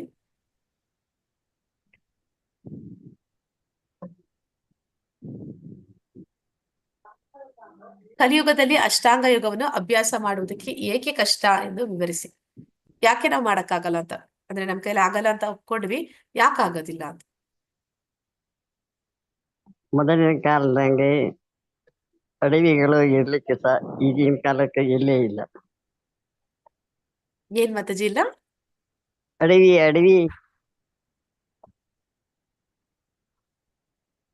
ಓಕೆ ಮಾತಾಜಿ. ಅರಣ್ಯಗಳು ಇರ್ಲಿಕ್ಕೆ ಸಾಧ್ಯ ಇಲ್ಲ. ಅರಣ್ಯಗಳು, ಓಕೆ. ಆ ಕಾಡುಗಳು ಅಂದ್ರೆ ಏಕಾಂತ ಸ್ಥಳಗಳಿಲ್ಲ. ಪವಿತ್ರ ಸ್ಥಳದಲ್ಲಿ ಹೋಗಿ ನೀವು ಅಭ್ಯಾಸ ಮಾಡಿ ಅಂತ ಹೇಳ್ತಾ ಇದ್ರೆ, ಈಗ ಪವಿತ್ರ ಸ್ಥಳಗಳು ತೀರ್ಥ ಸ್ಥಳಗಳು ಅಂದ್ರೆ ಅಲ್ಲಿ ಜನ ಜಂಗುಳಿ ತುಂಬಿರುತ್ತೆ, ಅಲ್ಲಿ ಏಕಾಂತ ಇರುತ್ತೆ. ಅಂತಹ ಜಾಗ ನಮ್ಗೆ ಸಿಗೋದಿಲ್ಲ. ಮತ್ತೆ ನಮಗೆ ಅಷ್ಟು ಆಯಸ್ಸಿಲ್ಲ. ಆಗಿನ ಕಾಲದಲ್ಲಿ ಪೂರ್ಣ ಆಯಸ್ಸು ಅಂದ್ರೆ 1,00,000 ವರ್ಷ ಅಂತ ಹೇಳ್ತಾರೆ. ನಮಗೆ ಈಗ ಇರುವಂತ ಆಯಸ್ಸು ಎಷ್ಟು? 40 ವರ್ಷ ಬದುಕಿದ್ರೆ ಹೆಚ್ಚು ಮತ. ಅಲ್ಲಿಗೆ ಬಂದ್ಬಿಟ್ಟಿದೀವಿ. 50 ಮುಟ್ಟೋದೇ ಜಾಸ್ತಿ ಕಷ್ಟ ಅನ್ನೋ ತರ ಆಗೋಗಿದೀವಿ. ಅಷ್ಟಿರೋ ಟೈಮಲ್ಲಿ ನಮ್ಗೆ ಎಷ್ಟೊಂದು ಜವಾಬ್ದಾರಿ, ಎಷ್ಟೊಂದು ಕೆಲಸ, ನಾವು ಎಲ್ಲೇ ಹೋಗಿ ಕೂತ್ಕೊಂಡಿದ್ದೆಲ್ಲ ಮಾಡಕ್ಕಾಗುತ್ತೆ ಅಂತ. ಮತ್ತೆ ನಮ್ಗೆ ಈ ಎಲ್ಲ ಒಂದು ಆಸನ, ಈ ಕಾಡಿಗೆ ಹೋಗಿ ಏಕಾಂತದಲ್ಲಿ ಕೂತು ಅಂದ್ರೆ ನಮ್ಗೆ ಅಲ್ಲಿ ಹುಲಿ ಸಿಂಹ ಬಂದ್ರೆ ಅಷ್ಟೇ ಆಯ್ತು ನಮ್ದು ಕತೆ. ನಾವು ಎದುರ್ಕೊಂಡೇ ಇರುವಂತಹ ಜನ್ಮಗಳು ಅಂದ್ರೆ ಜೀವಗಳಲ್ಲ. ನಮ್ಗೆ ಹೆದರಿಕೆ ಅನ್ನೋದು ಕೂಡ ಜಾಸ್ತಿ ಇರುತ್ತೆ. ಮತ್ತೆ ಎಲ್ಲವನ್ನು ಮಾಡ್ಬೇಕಾಗುತ್ತೆ. ಅಂದ್ರೆ ಆಸನ, ಪ್ರಾಣಾಯಾಮ, ಮನಸ್ಸಿನ ನಿಗ್ರಹ, ಅದಕ್ಕೆ ಅಷ್ಟು ಸಮಯನೂ ಹಿಡಿಯುತ್ತೆ. ಮನಸ್ಸು ಹೋಗುತ್ತೆ, ಅದನ್ನ ಕರ್ಕೊಂಡ್ಬಂದು ಇಟ್ಕೋ ಅಭ್ಯಾಸ ಮಾಡು ಅಂತಂದ್ರೆ ಅದಕ್ಕೆ ಸಮಯನೂ ಬೇಕಾಗುತ್ತೆ. ಅದಕ್ಕೆ ನಮ್ಮಿಂದ ಅದು ಮಾಡಕ್ಕೆ ಸಾಧ್ಯ ಇಲ್ಲ. ಆದ್ರೆ ಅರ್ಜುನ ಅವನೇ ಬೇಡ ನನ್ನ ಕೈಯಲ್ಲಿ ಆಗಲ್ಲ ಅಂತ ಹೇಳ್ತಾ ಇದ್ದಾನೆ. ಆದ್ರೆ ಅವನಿಗೆ ಇದೆಲ್ಲ ಆಗ್ತಿತ್ತು ಅಂತ ಇಲ್ಲಿ ನಾವು ನೋಡ್ತೀವಿ. ಅಂದ್ರೆ ದ್ರೋಣಾಚಾರ್ಯರು ಒಂದು ಪಕ್ಷಿನ ಇಟ್ಟು ಮರದ ಮೇಲೆ ಅದರ ಕಣ್ಣಿಗೆ ಗುರಿ ಸಾಧನೆ ಮಾಡು ಅಂತ ಹೇಳ್ತಾರೆ. ಏಕಾಗ್ರತೆ ಇಲ್ಲದೆ ಇರುವಂತ ವ್ಯಕ್ತಿ ಇದನ್ನ ಮಾಡಕ್ಕಾಗತ್ತ? ಕಾನ್ಸಂಟ್ರೇಷನ್ ಇಲ್ಲ ಅಂದ್ರೆ ಅಷ್ಟು ದೂರದಲ್ಲಿ ಇರುವಂತಹದ್ದು ಪಕ್ಷಿಯ ಕಣ್ಣಿಗೆ ಬಾಣವನ್ನ ಸಾಧಿಸಕ್ಕಾಗತ್ತ? ಇಲ್ಲ ಮಾತಾಜಿ, ಆಗೋದಿಲ್ಲ. ಮತ್ತೆ ಅವನು ಅದನ್ನ ಆ ಚಿಕ್ಕ ವಯಸ್ಸಿನಲ್ಲಿ ಮಾಡಿದ್ದಾನೆ ಅಂತಂದ್ರೆ ಅವನಿಗೆ ಆ ಮನಸ್ಸಿನ ಮೇಲೆ ಏಕಾಗ್ರತೆ ಅನ್ನುವಂಥದ್ದು ಅವನಿಗೆ ಇತ್ತು. ಮತ್ತೆ ಇನ್ನೊಂದು ನಾವು ನೋಡ್ತಾ ಇದೀವಿ ಈ ಚಿತ್ರದಲ್ಲಿ, ಇದು ದ್ರೌಪದಿಯ ಸ್ವಯಂವರದ ಸಮಯದಲ್ಲಿ ಇಲ್ಲಂತೂ ಅದು ನೀರಿನಲ್ಲಿ ಅವನು ಒಂದು ಏನಂತಾರೆ ಆ ಒಂದು ಇಮೇಜ್ ನೋಡ್ತಾ ಇದ್ದಾನೆ. ಅಲ್ಲಿ ಮೇಲ್ಗಡೆ ಅದು ಮೀನಿನ ಕಣ್ಣು, ಆ ಮೀನಿನ ಕಣ್ಣು, ಅದು ಮೀನು ಒಂದು ಕಡೆ ಇರುವಂತದ್ದಲ್ಲ, ಅದು ಚಂಚಲವಾಗಿ ಚಲಿಸ್ತಾ ಇದೆ. ಅದನ್ನ ಅವನು ನೀರಿನಲ್ಲಿ ನೋಡಿ ಬಾಣವನ್ನ ಬಿಡಬೇಕು. ಅದನ್ನು ಮಾಡಿದ್ದಾನೆ, ಅಷ್ಟು ಏಕಾಗ್ರತೆ ಅವನಲ್ಲಿ ಇತ್ತು. ಅಂತಹ ಅರ್ಜುನನೇ ಹೇಳ್ತಾ ಇದ್ದಾನೆ ನನಗಿಂದ ಅದು ಸಾಧ್ಯ ಆಗೋದಿಲ್ಲ ಅಂತ. ಮತ್ತೆ ಕಾಡಿನಲ್ಲಿ ಹೋಗಿ ಮಾಡ್ಬೇಕು ಅಂತಂದ್ರೆ ಅವ್ರಿಗೆ ಹೆದರಿಕೆ ಆಗ್ಬಾರ್ದು, ಮತ್ತೆ ಕಾಡಿನಲ್ಲಿ ಇರುವಂತ ಅಭ್ಯಾಸ ಇರಬೇಕು. ಪಾಂಡವರು ಅವರ ಒಂದು ಮುಕ್ಕಾಲು ಭಾಗ ಜೀವನವನ್ನ ಕಾಡಿನಲ್ಲೇ ಕಳೀತಾರೆ. ಅಂದ್ರೆ ಅವರು ಹುಟ್ಟೋದು ಕಾಡಿನಲ್ಲಿ, ನಂತರ ಅವರು ಯಾವಾಗ ಗುರುಕುಲದಲ್ಲಿ ಇರ್ತಾರೆ ದ್ರೋಣಾಚಾರ್ಯರ ಜೊತೆ, ಆಮೇಲೆ ಅದಾದ್ಮೇಲೆ ಮತ್ತೆ ಬರ್ತಾರೆ. ಮತ್ತೆ ಬಂದ್ಮೇಲೆ ಇಲ್ಲಿ ಇವರು ರಾಜ್ಯಭಾರ ಕೊಡೋದಿಲ್ಲ ಅಂತ ಹೇಳಿ ಅವರನ್ನ ಸಾಯಿಸೋದಕ್ಕೆ ಪ್ರಯತ್ನ ಪಡ್ತಾರೆ ಅರಗಿನ ಮನೇಲಿಟ್ಟು. ಆಗಲೂ ಅವರು ಕಾಡಿಗೆ ಹೋಗ್ತಾರೆ. ಮತ್ತೆ ದ್ರೌಪದಿ ಸ್ವಯಂವರ ಎಲ್ಲ ಹಾಗೆ ಮತ್ತೆ ವಾಪಸ್ ಬರ್ತಾರೆ. ಮತ್ತೆ ಅವರು ಒಂದು ಇಂದ್ರಪ್ರಸ್ಥ ಎಲ್ಲ ಆದ್ಮೇಲೆ ಅವರನ್ನ ಮೋಸದಿಂದ ದಾಯದ ಒಂದು ಆಟದಲ್ಲಿ ಸೋಲಿಸಿ ಅವ್ರೇನ್ ಮಾಡ್ತಾರೆ, ಮತ್ತೆ ಅವರನ್ನ 13 ವರ್ಷ ಕಾಡಿಗೆ ಕಳಿಸ್ತಾರೆ. ಹೀಗೆ ಅವರಿಗೆ ಕಾಡು ಅನ್ನೋಂಥದ್ದು ತುಂಬಾ ಅಭ್ಯಾಸ ಆಗಿದೆ. ಅಂತಹ ಒಂದು ಅರ್ಜುನ ಹೇಳ್ತಾ ಇದ್ದಾನೆ ಇದು ನನ್ನಿಂದ ಸಾಧ್ಯ ಇಲ್ಲ ಅಂತ. ಹರೇ ಕೃಷ್ಣ. ಮುಂದಿನ ಸ್ಲೈಡ್ ಮಾತಾಜಿ. ಮತ್ತೆ ಇಲ್ಲಿ ನೋಡ್ತಾ ಇರುವಂತದ್ದು ಪಾಶುಪತಾಸ್ತ್ರ, ಅಂದ್ರೆ ಶಿವನ ಮೇಲೆ ಅವನು ಪೈಪೋಟಿ ಮಾಡಿ ಅವನು ಗೆಲ್ತಾನೆ. ಅಂದ್ರೆ ಇಬ್ರು ಕೂಡ ಒಂದು ಅಲ್ಲಿ ಶೂಕರನಿಗೆ ಬಾಣವನ್ನ ಬಿಡ್ತಾರೆ. ಇಬ್ಬರದು ಹೋಗಿ ಒಂದು ಅಂದ್ರೆ ಹಂದಿಗೆ ಅದು ಬೀಳುತ್ತೆ. ಮತ್ತೆ ಅವರಿಬ್ರು ಹೇಳ್ತಾರೆ ನನ್ನ ಬಾಣ ಫಸ್ಟ್ ಬಂತು ಅಂತ. ಹಾಗೆ ಅಷ್ಟು ನಿಖರವಾಗಿ ಆ ಒಂದು ಶಬ್ದ ಕೇಳಿನೇ ಅಲ್ಲಿಗೆ ಬಾಣ ಬಿಡುವಷ್ಟು ಅವನಲ್ಲಿ ಮನಸ್ಸಿನ ಮೇಲೆ ಹತೋಟಿ ಅನ್ನುವಂಥದ್ದು ಅರ್ಜುನನಿಗೆ ಇತ್ತು ಅನ್ನೋದನ್ನಲ್ಲಿ ನಾವು ನೋಡ್ತಾ ಇದ್ದೀವಿ. ಮತ್ತಿಲ್ಲಿ ಇದು ನರನಾರಾಯಣ ಋಷಿಗಳು, ಅಲ್ಲಿ ಅವರ ಮುಂದೆ ಕೂತಿರುವಂತವ್ರು ಮಾರ್ಕಂಡೇಯ ಋಷಿಗಳು. ಅಂದ್ರೆ ಇಲ್ಲಿ ಕಲಿಯುಗದಲ್ಲಿ ಯುಗಧರ್ಮ ಯಾವುದು? ಹರೇ ಕೃಷ್ಣ.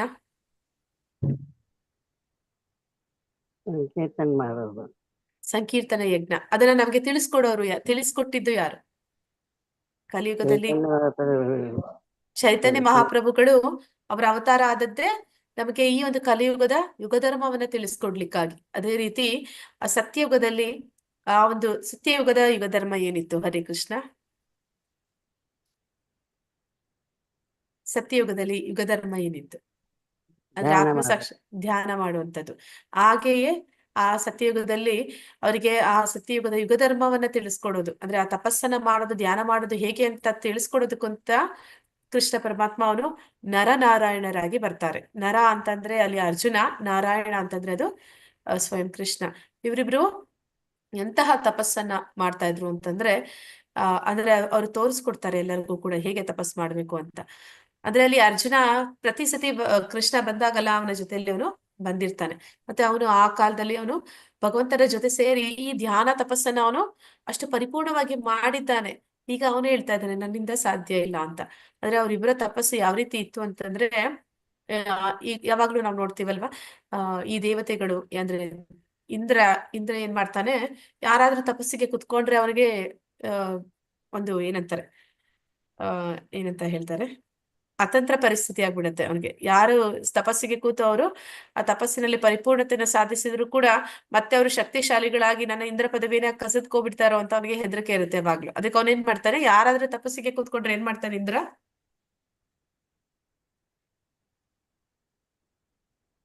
ಅದನ್ನ ವಿಫಲ ಮಾಡಲು ಪ್ರಯತ್ನ ಮಾಡ್ತಾನೆ. ಹೇಗೆ ಮಾಡ್ತಾನೆ ಮತ್ತೆ? ಕುತಂತ್ರ ಬುದ್ಧಿಯಿಂದ ಮಾಡ್ತಾನೆ. ಮತ್ತೆ ಅವನು ಅಪ್ಸರೆಯನ್ನ ಕಳಿಸ್ತಾನೆ. ಅವರ ಒಂದು ಧ್ಯಾನದಿಂದ ಅವ್ರನ್ನ ಇದ್ ಮಾಡೋದಕ್ಕೆ ಅಪ್ಸರೆಯರನ್ನ ಕಳಿಸ್ತಾನೆ. ಹಾಗೆ ಇವರಿಬ್ರಿಗೂ ಹಾಗೆ ಮಾಡ್ತಾರೆ. ನರನಾರಾಯಣರು ಅವರು ತಪಸ್ಸಿಗೆ ಕೂತಾಗ ಅವನು ಅಪ್ಸರೆಯರನ್ನ ಕಳಿಸ್ತಾನೆ. ಅಂದ್ರೆ ಭಗವಂತ ಸ್ವಯಂ ಕೃಷ್ಣ ಅವನ ಒಂದು ಯೋಗ ಶಕ್ತಿಯಿಂದ ಆ ಒಂದು ಅಪ್ಸರೆಯರು ಏನು ಸ್ವರ್ಗದಿಂದ ಬಂದಿರ್ತಾರೆ ಅವ್ರಿಗಿಂತ ತುಂಬಾ ಆಕರ್ಷಕವಾದ ಅಪ್ಸರೆಯರನ್ನ ಅವನು ಸೃಷ್ಟಿ ಮಾಡ್ತಾನೆ.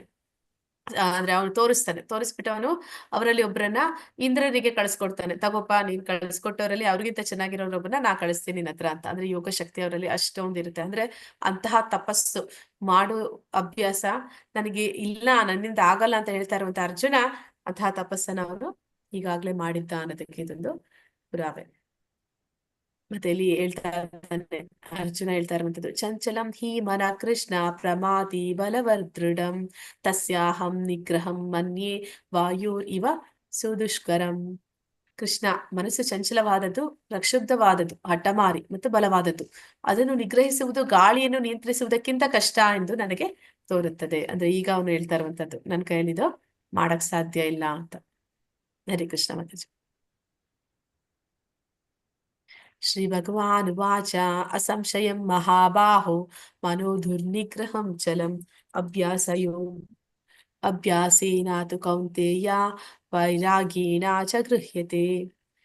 ಕೃಷ್ಣನು ಹೀಗೆ ಹೇಳಿದನು, ಮಹಾಬಾಹುವು ಕುಂತಿಯ ಮಗನು ಆದ ಅರ್ಜುನನೇ, ಚಂಚಲವಾದ ಮನಸ್ಸನ್ನು ನಿಗ್ರಹಿಸುವುದು ಬಹು ಕಷ್ಟ. ಆದರೂ ಯೋಗ್ಯವಾದ ವೈರಾಗ್ಯದಿಂದ ಮತ್ತು ಅಭ್ಯಾಸದಿಂದ ಅದನ್ನು ನಿಗ್ರಹಿಸಬಹುದು. ಅಂದ್ರೆ ಅರ್ಜುನ ಹೇಳ್ತಾ ಇದ್ದಾನೆ ಆಗೋದಿಲ್ಲ ಅಂತ, ಆದ್ರೆ ಕೃಷ್ಣ ಹೇಳ್ತಾನೆ ಈಗಾಗ್ಲೇ ಅವನು ಮಾಡಿದ್ದಾನೆ ಅಲ್ವಾ ಇದಕ್ ಮೊದ್ಲು, ಮತ್ತೆ ಅವನು ಅದಕ್ ಮುಂಚೆ ಅನೇಕ ಜನ ಋಷಿಮುನಿಗಳು ಅದನ್ನ ಮಾಡಿದ್ದಾರೆ. ಮತ್ತೆ ಅವ್ರು ಹೇಗೆ ಮಾಡಿದ್ರು, ಅವರೆಲ್ಲರೂ ಕೂಡ ಆ ಒಂದು ವೈರಾಗ್ಯದಿಂದ ಮತ್ತೆ ಅಭ್ಯಾಸದಿಂದ ಮಾಡಿದ್ರು. ಆದ ಕಾರಣ ಇದು ಮಾಡೋದು ಕಷ್ಟ ಏನಿಲ್ಲ, ಮಾಡಬಹುದು ಅಂತ ಇಲ್ಲಿ ಹೇಳ್ತಾ ಇದ್ದಾನೆ. ಆದ್ರೆ ಇದು ಹೇಳ್ತಿರುವಂತದ್ದು ಸತ್ಯಯುಗಕ್ಕೆ, ಆದ್ರೆ ಈ ಕಲಿಯುಗಕ್ಕೆ ಇದು ಸಾಧ್ಯ ಇಲ್ಲ. ಹರೇ ಕೃಷ್ಣ ಮಾತಾಜಿ. ಅಸಂಯಾತ್ಮನಾ ಯೋಗೋ ದುಷ್ಪ್ರಾಪ ಇತಿ ಮೇ ಮತಿಃ ಪಶ್ಯಾತ್ಮನೂತೋ ಯತತಾ ಶಕ್ತಿಯೋ ಅವಾಪ್ತುಂ ಉಪಾಯತಃ. ಮನಸ್ಸಿಗೆ ಕಡಿವಾಣ ಹಾಕಲಾರದವನಿಗೆ ಆತ್ಮ ಸಾಕ್ಷಾತ್ಕಾರವು ಕಷ್ಟ. ಆದರೆ ಯಾರ ಮನಸ್ಸು ನಿಯಂತ್ರಣದಲ್ಲಿ ಇರುತ್ತದೋ ಮತ್ತು ಯಾರು ಯೋಗ್ಯವಾದ ರೀತಿಗಳಲ್ಲಿ ಪ್ರಯತ್ನಿಸುವರೋ ಅವರಿಗೆ ಯಶಸ್ಸು ಖಂಡಿತ. ಇದು ನನ್ನ ಅಭಿಪ್ರಾಯ. ಅಂದ್ರೆ ಭಗವಂತ ಹೇಳ್ತಿರುವಂತ ಮಾತು. ಅದು ಸಾಧ್ಯ ಇಲ್ಲ ಅಂತಲ್ಲ, ಆದ್ರೆ ಯಾರು ಮನಸ್ಸಿನ ನಿಯಂತ್ರಣದಲ್ಲಿ ಇಟ್ಕೊಳ್ಳಿಕ್ಕೆ ಆಗುತ್ತೆ. ಆದ್ರೆ ಮನಸ್ಸಿನ ನಿಯಂತ್ರಣದಲ್ಲಿ ಇಟ್ಕೊಂಡಿಲ್ಲ ಅಂತಂದ್ರೆ ಇದು ಅಸಾಧ್ಯ ಅನ್ನುವಂಥದ್ದು ನಿಜ. ಆದ್ರೆ ಮನಸ್ಸಿನ ಮೇಲೆ ನಿಯಂತ್ರಣ ಯಾರು ಇದನ್ನ ನಿರಂತರವಾಗಿ ಅಭ್ಯಾಸ ಮಾಡ್ತಾರೆ ಅಂತವರಿಗೆ ಇದು ಸಾಧ್ಯ ಆಗುತ್ತೆ ಅಂತ ಇಲ್ಲಿ ಪರಮಾತ್ಮ ತಿಳಿಸ್ತಾ ಇದ್ದಾನೆ. ಆದ್ರೆ ಇದರಲ್ಲಿ ತುಂಬಾ ಅತಿ ಮುಖ್ಯ ಅಂದ್ರೆ ಮನಸ್ಸಿನ ಒಂದು ನಿಯಂತ್ರಣ. ಈಗ ಅರ್ಜುನನ ಪ್ರಶ್ನೆ, ಇಷ್ಟೆಲ್ಲ ಭಗವಂತ ಹೇಳಿದ್ದಾನೆ, ಇಷ್ಟೆಲ್ಲ ಯೋಗ ಅಂದ್ರೆ ಇದೆಲ್ಲ ಮಾಡ್ಬೇಕು ಅಂತ. ಈಗ ಅರ್ಜುನನಿಗೆ ಅನಿಸ್ತಾ ಇದೆ ಇಷ್ಟೆಲ್ಲ ಯೋಗ ಅಂತ ಇದೆ ಅಂತಂದ್ರೆ ಯಾರಾದ್ರೂ ಇದನ್ನ ಮಾಡ್ತಾರೆ, ಪ್ರಯತ್ನ ಪಡ್ತಾರೆ, ಆದ್ರೆ ಅದಕ್ಕೆ ಎಷ್ಟೋ ಸಾವಿರಾರು ವರ್ಷಗಳು ಆಗುತ್ತೆ. ಅದ್ರಲ್ಲಿ ಅವನು ಏನಾದ್ರೂ ಕೊನೆಗೆ ಸಕ್ಸಸ್ ಆಗ್ಲಿಲ್ಲ, ಅದನ್ನ ಪರಿಪೂರ್ಣ ಮಾಡ್ಲಿಲ್ಲ, ಮತ್ತೆ ಅವನ ಪರಿಸ್ಥಿತಿ ಏನು, ಅವನೇನಾಗ್ತಾನೆ ಅನ್ನೋದು ಅವನ ಒಂದು ಪ್ರಶ್ನೆ. ಯಾರಾದ್ರೂ ಹೇಳ್ತೀರಾ ವಿಫಲ ಯೋಗಿಯ ಗಮ್ಯಸ್ಥಾನ ಏನು ಅಂತ? ಒಬ್ಬರು ಶ್ರೀಮಂತ ಕುಟುಂಬದಲ್ಲಿ ಮುಂದೆ ಹುಟ್ಟುತ್ತಾನೆ. ಅಂದ್ರೆ ಈಗ ನಾವ್ ಏನಾದ್ರೂ ಒಂದು ಭೌತಿಕವಾದದನ್ನ ಮಾಡಿದ್ರೆ ಏನಂತ ಹೇಳ್ತಾರೆ ಅಂದ್ರೆ, ಕೆಲಸಗಳನ್ನ ಮಾಡುವಾಗ ಅಂತಬಲ ಅಥವಾ ಸಬ್ಬಲ ಅಂತಾರೆ. ಅಂದ್ರೆ ಕೊನೆಯಲ್ಲಿ ಅದು ಒಳ್ಳೆ ರೀತಿ ಮುಕ್ತಾಯ ಆಯ್ತು ಅಂತಂದ್ರೆ ಅದು ಪೂರ್ತಿ ಆಯ್ತು ಅಂತ ಅರ್ಥ. ಆದ್ರೆ ಅರ್ಧದಲ್ಲಿ ನಿಂತೋಯ್ತು ಅಂತಂದ್ರೆ ಅವನ ಅಷ್ಟು ವರ್ಷಗಳು ಅಷ್ಟು ಕಾಲಗಳನ್ನು ಮಾಡಿದ್ದೆಲ್ಲ ವ್ಯರ್ಥ ಆಯ್ತು ಅಂತ. ಆದ್ರೆ ಆಧ್ಯಾತ್ಮಿಕ ವಿಚಾರ ಆ ರೀತಿಯಾದದ್ದು ಅಲ್ಲ, ಅದು ಆತ್ಮಕ್ಕೆ ಸಂಬಂಧಪಟ್ಟದ್ದು. ದೇಹಕ್ಕೆ ಸಂಬಂಧಪಟ್ಟದ್ದು ದೇಹ ಮುಗ್ದ ಕೂಡ್ಲೆ ಅದು ಮುಗ್ದೋಯ್ತು. ಆದ್ರೆ ಆತ್ಮಕ್ಕೆ ಸಂಬಂಧಪಟ್ಟದ್ದು, ಆತ್ಮಕ್ಕೆ ಸಾವಿಲ್ಲ. ಹಾಗೆ ಆತ್ಮ ನಿರಂತರವಾದದ್ದು. ಅದೇ ರೀತಿ ಆತ್ಮಕ್ಕೆ ಸಂಬಂಧಪಟ್ಟ ಆಧ್ಯಾತ್ಮಿಕ ಜ್ಞಾನ ಅನ್ನುವಂಥದ್ದು ಕೂಡ ಅದು ನಿರಂತರವಾದದ್ದು. ಅಂದ್ರೆ ಆ ಒಂದು ಆತ್ಮ ಇನ್ನೊಂದು ದೇಹವನ್ನ ಪಡೆದಾಗ್ಲೂ ಕೂಡ ಅದೇ ಆತ್ಮ ಅಲ್ವಾ. ಆದ ಕಾರಣ ಆ ಒಂದು ಆತ್ಮಜ್ಞಾನ ಅನ್ನುವಂಥದ್ದು ಅದು ಮುಂದುವರಿಯುತ್ತೆ. ಅಂದ್ರೆ ಈಗ ನಾವೆಲ್ಲರೂ ಕೂಡ ಅದೇ ರೀತಿ, ಅಂದ್ರೆ ನಾವು ಹಿಂದಿನ ಜನ್ಮದಲ್ಲಿ ಒಂದು ಆಧ್ಯಾತ್ಮಿಕ ಪ್ರಯಾಣವನ್ನ ಮುಂದುವರಿಸಿದ್ವಿ ಅಂತ ಹೇಳ್ತಾರೆ ಪ್ರಭುಪಾದರು. ಹಾಗಿಲ್ಲದಿದ್ರೆ ಈಗ ನಾವು ಅದನ್ನ ಅಲ್ಲಿ ನಮ್ಗೊಂದು ರುಚಿ ಸಿಗಲ್ಲ. ಇಲ್ಲಿ ಯಾರು ಕೂಡ ಪ್ರಾರಂಭದ ದಿನದಲ್ಲಿ ಎಷ್ಟು ಜನ ಕೂತಿದ್ರು ಅಷ್ಟು ಜನ ಇಲ್ಲಿ ಕೂರೋದಕ್ಕೆ ಸಾಧ್ಯ ಇಲ್ಲ ಕೊನೆಯವರೆಗೆ. ಯಾಕೆ ಅಂತಂದ್ರೆ ಅವರಲ್ಲಿ ಆ ಒಂದು ರುಚಿ ಬರಬೇಕು ಅಂತಂದ್ರೆ ಹಿಂದಿನ ಸಂಸ್ಕಾರ ಅವ್ರ ಜೀವನದಲ್ಲಿ, ಅವರು ಬದುಕಿನಲ್ಲಿ ಹಿಂದೆ ಅದರಲ್ಲಿ ಅವ್ರಿಗೆ ಒಂದು ಅಭ್ಯಾಸ ಆಗಿರ್ಬೇಕು. ಆಗಿದ್ದಾಗ ಮಾತ್ರನೇ ಅವರಲ್ಲಿ ಈ ತರ ಅದನ್ನ ಮುಂದುವರ್ಸೋದಕ್ಕೆ ಸಾಧ್ಯ ಆಗುತ್ತೆ. ಅಂದ್ರೆ ಇದಕ್ಕೆ ಏನು ಉದಾಹರಣೆ ಕೊಡ್ತಾರೆ ಅಂದ್ರೆ, ನಾವು ಈ ಜನ್ಮದಲ್ಲಿ ಡಬಲ್ ಡಿಗ್ರಿ ಮಾಡ್ತೀವಿ. ಆದ್ರೆ ಈ ಜನ್ಮದಲ್ಲಿ ಡಬಲ್ ಡಿಗ್ರಿ ಮಾಡಿ ಕೆಲಸ ಮಾಡಿ ಈ ದೇಹ ತ್ಯಾಗ ಮಾಡ್ತೀವಿ. ಮುಂದಿನ ಜನ್ಮದಲ್ಲಿ ಇನ್ನೊಂದು ಸತಿ ನಾವು ಮಗುವಾಗಿ ಹುಟ್ಟಿದಾಗ ಮತ್ತೆ ನಾವು ಡಬಲ್ ಡಿಗ್ರಿ ನಾವು ಮಾಡಿದೀವಿ, ಆ ಜ್ಞಾನ ಇದೆ ಅಂತ ಹೇಳಕ್ಕಾಗತ್ತಾ? ಇಲ್ಲ. ಮತ್ತೆ ನಾವು LKG ಇಂದ ಓದ್ಬೇಕಾಗತ್ತೆ, ಮತ್ತೆ ನಾವು ಮೊದಲಿನಿಂದ ಓದ್ಬೇಕಾಗತ್ತೆ. ಆದ್ರೆ ಈ ಆಧ್ಯಾತ್ಮ ವಿಚಾರ ಆ ರೀತಿ ಇರೋದಿಲ್ಲ. ನಾವು ಸುಮಾರು ಸತಿ ನೋಡ್ತೀವಿ, ಪುಟ್ಟ ಮಕ್ಕಳು ತುಂಬಾ ಬೇಗ, ಅಂದ್ರೆ ಕೆಲವೊಂದು ಮಕ್ಕಳು ಆ ರೀತಿ ಇರ್ತಾರೆ. ಅಂದ್ರೆ ಅವರು ಚಿಕ್ಕ ವಯಸ್ಸಿನಲ್ಲೇ ಅವ್ರಿಗೆ ಒಂದು ಆಧ್ಯಾತ್ಮದಲ್ಲಿ ರುಚಿ ಇರುತ್ತೆ. ಯಾಕೆ ಅವ್ರು ಆ ರೀತಿ ಇದ್ದಾರೆ ಅಂತಂದ್ರೆ, ಅವ್ರು ಹಿಂದಿನ ಜನ್ಮದಲ್ಲಿ ಅದನ್ನ ಮಾಡಿದ್ದಾರೆ, ಪರಿಪೂರ್ಣ ಆಗಿಲ್ಲ, ಮತ್ತೆ ಇನ್ನೊಂದು ಜನ್ಮ ಪಡೆದಿದ್ದಾರೆ. ಆದ್ರೆ ಆ ಹಿಂದಿನ ಜನ್ಮದ ಸಂಸ್ಕಾರ ಅವ್ರ ಜೊತೆಲಿ ಇನ್ನ ಇದೆ. ಆದ ಕಾರಣ ಅವರು ತುಂಬಾ ಬೇಗ ಆಧ್ಯಾತ್ಮಿಕಕ್ಕೆ ಬಂದು ಬಿಡ್ತಾರೆ. ಅದನ್ನೇ ಇಲ್ಲಿ ಹೇಳ್ತಾ ಇದ್ದಾರೆ. ಅರ್ಜುನ ವಾಚ ಅಯತಿ ಶ್ರದ್ಧಯೋಪೇತ ಯೋಗಾಶ್ಚಲಿತ ಮಾನಸಃ ಅಪ್ರಾಪ್ಯ ಯೋಗ ಸಂಸಿದ್ಧಿ ಕಾಂಗತಿಂ ಕೃಷ್ಣ ಗಚ್ಚತಿ. ಅರ್ಜುನನು ಹೀಗೆಂದನು. ಮಾತಾಜಿ. ಹಾ ಮಾತಾಜಿ, ಓದಿ ಮಾತಾಜಿ. ಅರ್ಜುನನು ಈಗೆಂದನು, ಕೃಷ್ಣನೇ, ಪ್ರಾರಂಭದಲ್ಲಿ ಶ್ರದ್ಧೆಯಿಂದ ಆತ್ಮ ಸಾಕ್ಷಾತ್ಕಾರದ ಸಾಧನೆಯನ್ನು ಸ್ವೀಕರಿಸಿ ಅನಂತರ ಪ್ರಾಪಂಚಿಕ ಮನೋಧರ್ಮದಿಂದ ಪ್ರಯತ್ನವನ್ನು ನಿಲ್ಲಿಸಿ ಯೋಗ ಸಂಸಿದ್ಧಿಯನ್ನು ಪಡೆಯದಿರುವ ಮನುಷ್ಯನ ಗತಿಯೇನು? ಅಂದ್ರೆ ಇಲ್ಲಿ ಅರ್ಜುನನ ಪ್ರಶ್ನೆ, ಅಂದ್ರೆ ಇದಕ್ಕೆ ಒಂದು ಉತ್ತರ ನಾವು ನೋಡ್ತೀವಿ. ಅಂದ್ರೆ ಅವರು ಸಾಧನೆ ಮಾಡ್ತಾ ಇದ್ದಾರೆ, ಆಧ್ಯಾತ್ಮಿಕವಾಗಿ ಆತ್ಮ ಸಾಕ್ಷಾತ್ಕಾರದ ಒಂದು ಸಾಧನೆ ಮುಂದುವರಿಸಿದ್ದಾರೆ. ಆದ್ರೆ ಎಲ್ಲ ಒಂದು ಕಡೆ ಅವರ ಒಂದು ಸಾಧನೆ ನಿಂತು ಹೋಗುತ್ತೆ. ಯಾವ್ದೋ ಒಂದು ಮತ್ತೆ ಅಡೆತಡೆ ಬಂದು ಇಂದ್ರಿಯ ಒಂದು ಭೋಗದಲ್ಲಿ ಆಸಕ್ತಿ ಬಂದು ಅವ್ರೇನ್ ಮಾಡ್ತಾರೆ, ಅದರಿಂದ ಅವರು ವಿಫಲರಾಗ್ಬಿಡ್ತಾರೆ. ಅಂತವ್ರ ಪರಿಸ್ಥಿತಿ ಏನು ಅಂತ ಕೇಳ್ತಾ ಇದ್ದಾನೆ. ಇಲ್ಲಿ ನಾವು ಅದಕ್ಕೆ 2 ಉದಾಹರಣೆಗಳನ್ನ ಕೊಡ್ಬೋದು. ಹರೇ ಕೃಷ್ಣ, ಯಾವ್ದಾದ್ರು ನೆನ್ಪಿದ್ಯಾ ನಿಮ್ಗೆ? ಅಂದ್ರೆ ಅವರು ಮಾಡಿದ್ದಾರೆ ಮತ್ತೆ ಮಧ್ಯದಲ್ಲಿ ನಿಲ್ಲಿಸ್ಬಿಡ್ತಾರೆ.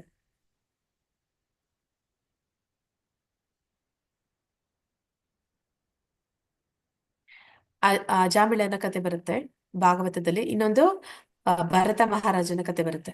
ಭರತ ಮಹಾರಾಜ ಎಲ್ಲವನ್ನ ಬಿಟ್ಟು ಕಾಡಿಗೆ ಹೋಗಿ ತಪಸ್ಸನ್ನ ಮಾಡಿ ಭಗವಂತನ ಪ್ರೀತಿಯನ್ನ ಗಳಿಸ್ಬೇಕಂತ ಹೋಗ್ತಾನೆ.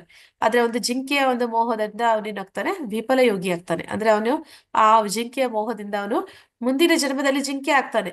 ಆದ್ರೆ ಆಗ್ಲೂ ಕೂಡ ಅವನು ಆ ಒಂದು ಹಿಂದಿನ ಜನ್ಮದ ಒಂದು ಸಂಸ್ಕಾರ, ಒಂದು ಜ್ಞಾನ ಅವನು ಮರ್ತಿರೋದಿಲ್ಲ. ಜಿಂಕೆ ಅಂದ್ರೆ ಪ್ರಾಣಿಗಳಿಗೆ ಆಧ್ಯಾತ್ಮಿಕ ಜ್ಞಾನ ಇರುತ್ತಾ? ಹರೇ ಕೃಷ್ಣ, ಪ್ರಾಣಿಗಳಿಗೆ ಜ್ಞಾನ ಇರುತ್ತಾ? ಇಲ್ಲ ಮಾತಾಜಿ. ಆದ್ರೆ ಅವನು ಪರಿಪೂರ್ಣತೆಯ ಹಂತದಲ್ಲಿ ಅವನು ವಿಫಲನಾದ ಕಾರಣ ಭಗವಂತ ಅವನಿಗೆ ಆ ಒಂದು ನೆನಪಿನ ಶಕ್ತಿಯನ್ನು ಕೊಟ್ಟಿರ್ತಾನೆ. ಆ ಜಿಂಕೆ ಏನ್ ಮಾಡುತ್ತೆ, ಮತ್ತೆ ಅದು ಎಲ್ಲಿ ಋಷಿ ಮುನಿಗಳು ಇರ್ತಾರೆ ಅಲ್ಲಿಯೇ ಅದು ಸುತ್ತುತ್ತಾ ಇರುತ್ತೆ. ಅದಕ್ಕೆ ನೆನಪಿರುತ್ತೆ, ಹಿಂದಿನ ಜನ್ಮದಲ್ಲಿ ನಾನೇನ್ ತಪ್ಪು ಮಾಡ್ದೆ, ಯಾಕೆ ನಾನೀಗ ಜಿಂಕೆ ಆಗಿದ್ದೀನಿ ಅಂತ. ಅವನು ಆ ಜಿಂಕೆಯ ಜನ್ಮವನ್ನು ಕಳೆದು ಮತ್ತೆ ಜಡಭರತನಾಗಿ ಹುಟ್ಟುತ್ತಾನೆ. ಆ ಜಡಭರತನಾಗಿ ಹುಟ್ಟಿದಾಗ ಅವನು ಏನ್ ಮಾಡ್ತಾನೆ, ನಾನು ಅವನು ಒಂದು ಮೂಗನ ಹಾಗೆ ಕಿವುಡನ ಹಾಗೆ ಅವನು ನಟಿಸ್ತಾನೆ.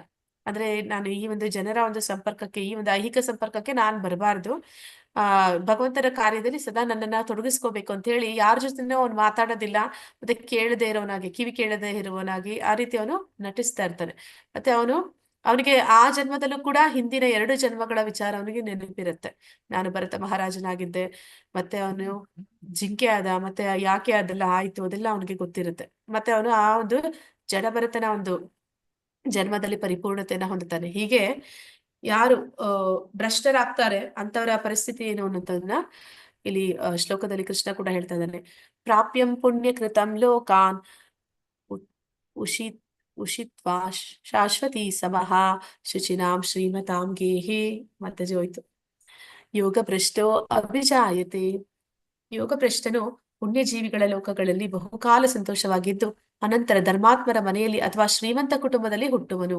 ಅಂದ್ರೆ ನಾವು ಸ್ವಲ್ಪ ಸಮಯ ಭಕ್ತಿ ಮಾಡಿದ್ರೆ, ಸ್ವಲ್ಪ ಸಮಯ ಆಧ್ಯಾತ್ಮಿಕವಾಗಿ ಮುಂದುವರೆದ್ರೆ, ಸ್ವಲ್ಪ ಸಮಯ ಭಗವಂತನ ಕಡೆ ಆಕರ್ಷಣೆಯನ್ನ ಹೊಂದಿದ್ರೆ ಕೂಡ ಮುಂದಿನ ಜನ್ಮ ಅನ್ನುವಂಥದ್ದು ಮನುಷ್ಯ ಜನ್ಮ ಆಗಿರುತ್ತೆ. ಮನುಷ್ಯ ಜನ್ಮದಲ್ಲಿ ಮಾತ್ರನೇ ನಾವು ಆಧ್ಯಾತ್ಮಿಕವಾಗಿ ಪರಿಪೂರ್ಣತೆಯನ್ನ ಹೊಂದೋದಕ್ಕೆ ಸಾಧ್ಯ ಆಗುತ್ತೆ. ಆದ ಕಾರಣ ಅವನು ಎಂತಹ ಒಂದು ಪುಣ್ಯ ಪಡೆದಿರ್ತಾನೆ ಅಂದ್ರೆ, ಅವನು ಪುಣ್ಯ ಜೀವಿಗಳು ಅಂದ್ರೆ ಸ್ವರ್ಗ ಲೋಕಗಳಲ್ಲಿ ಹೋಗಿ ಅನೇಕ ವರ್ಷ ಕಾಲ ಅವನು ಸ್ವರ್ಗದಲ್ಲಿ ಆ ಪುಣ್ಯವನ್ನ, ಆ ಸುಖವನ್ನ ಅನುಭವಿಸ್ತಾನೆ.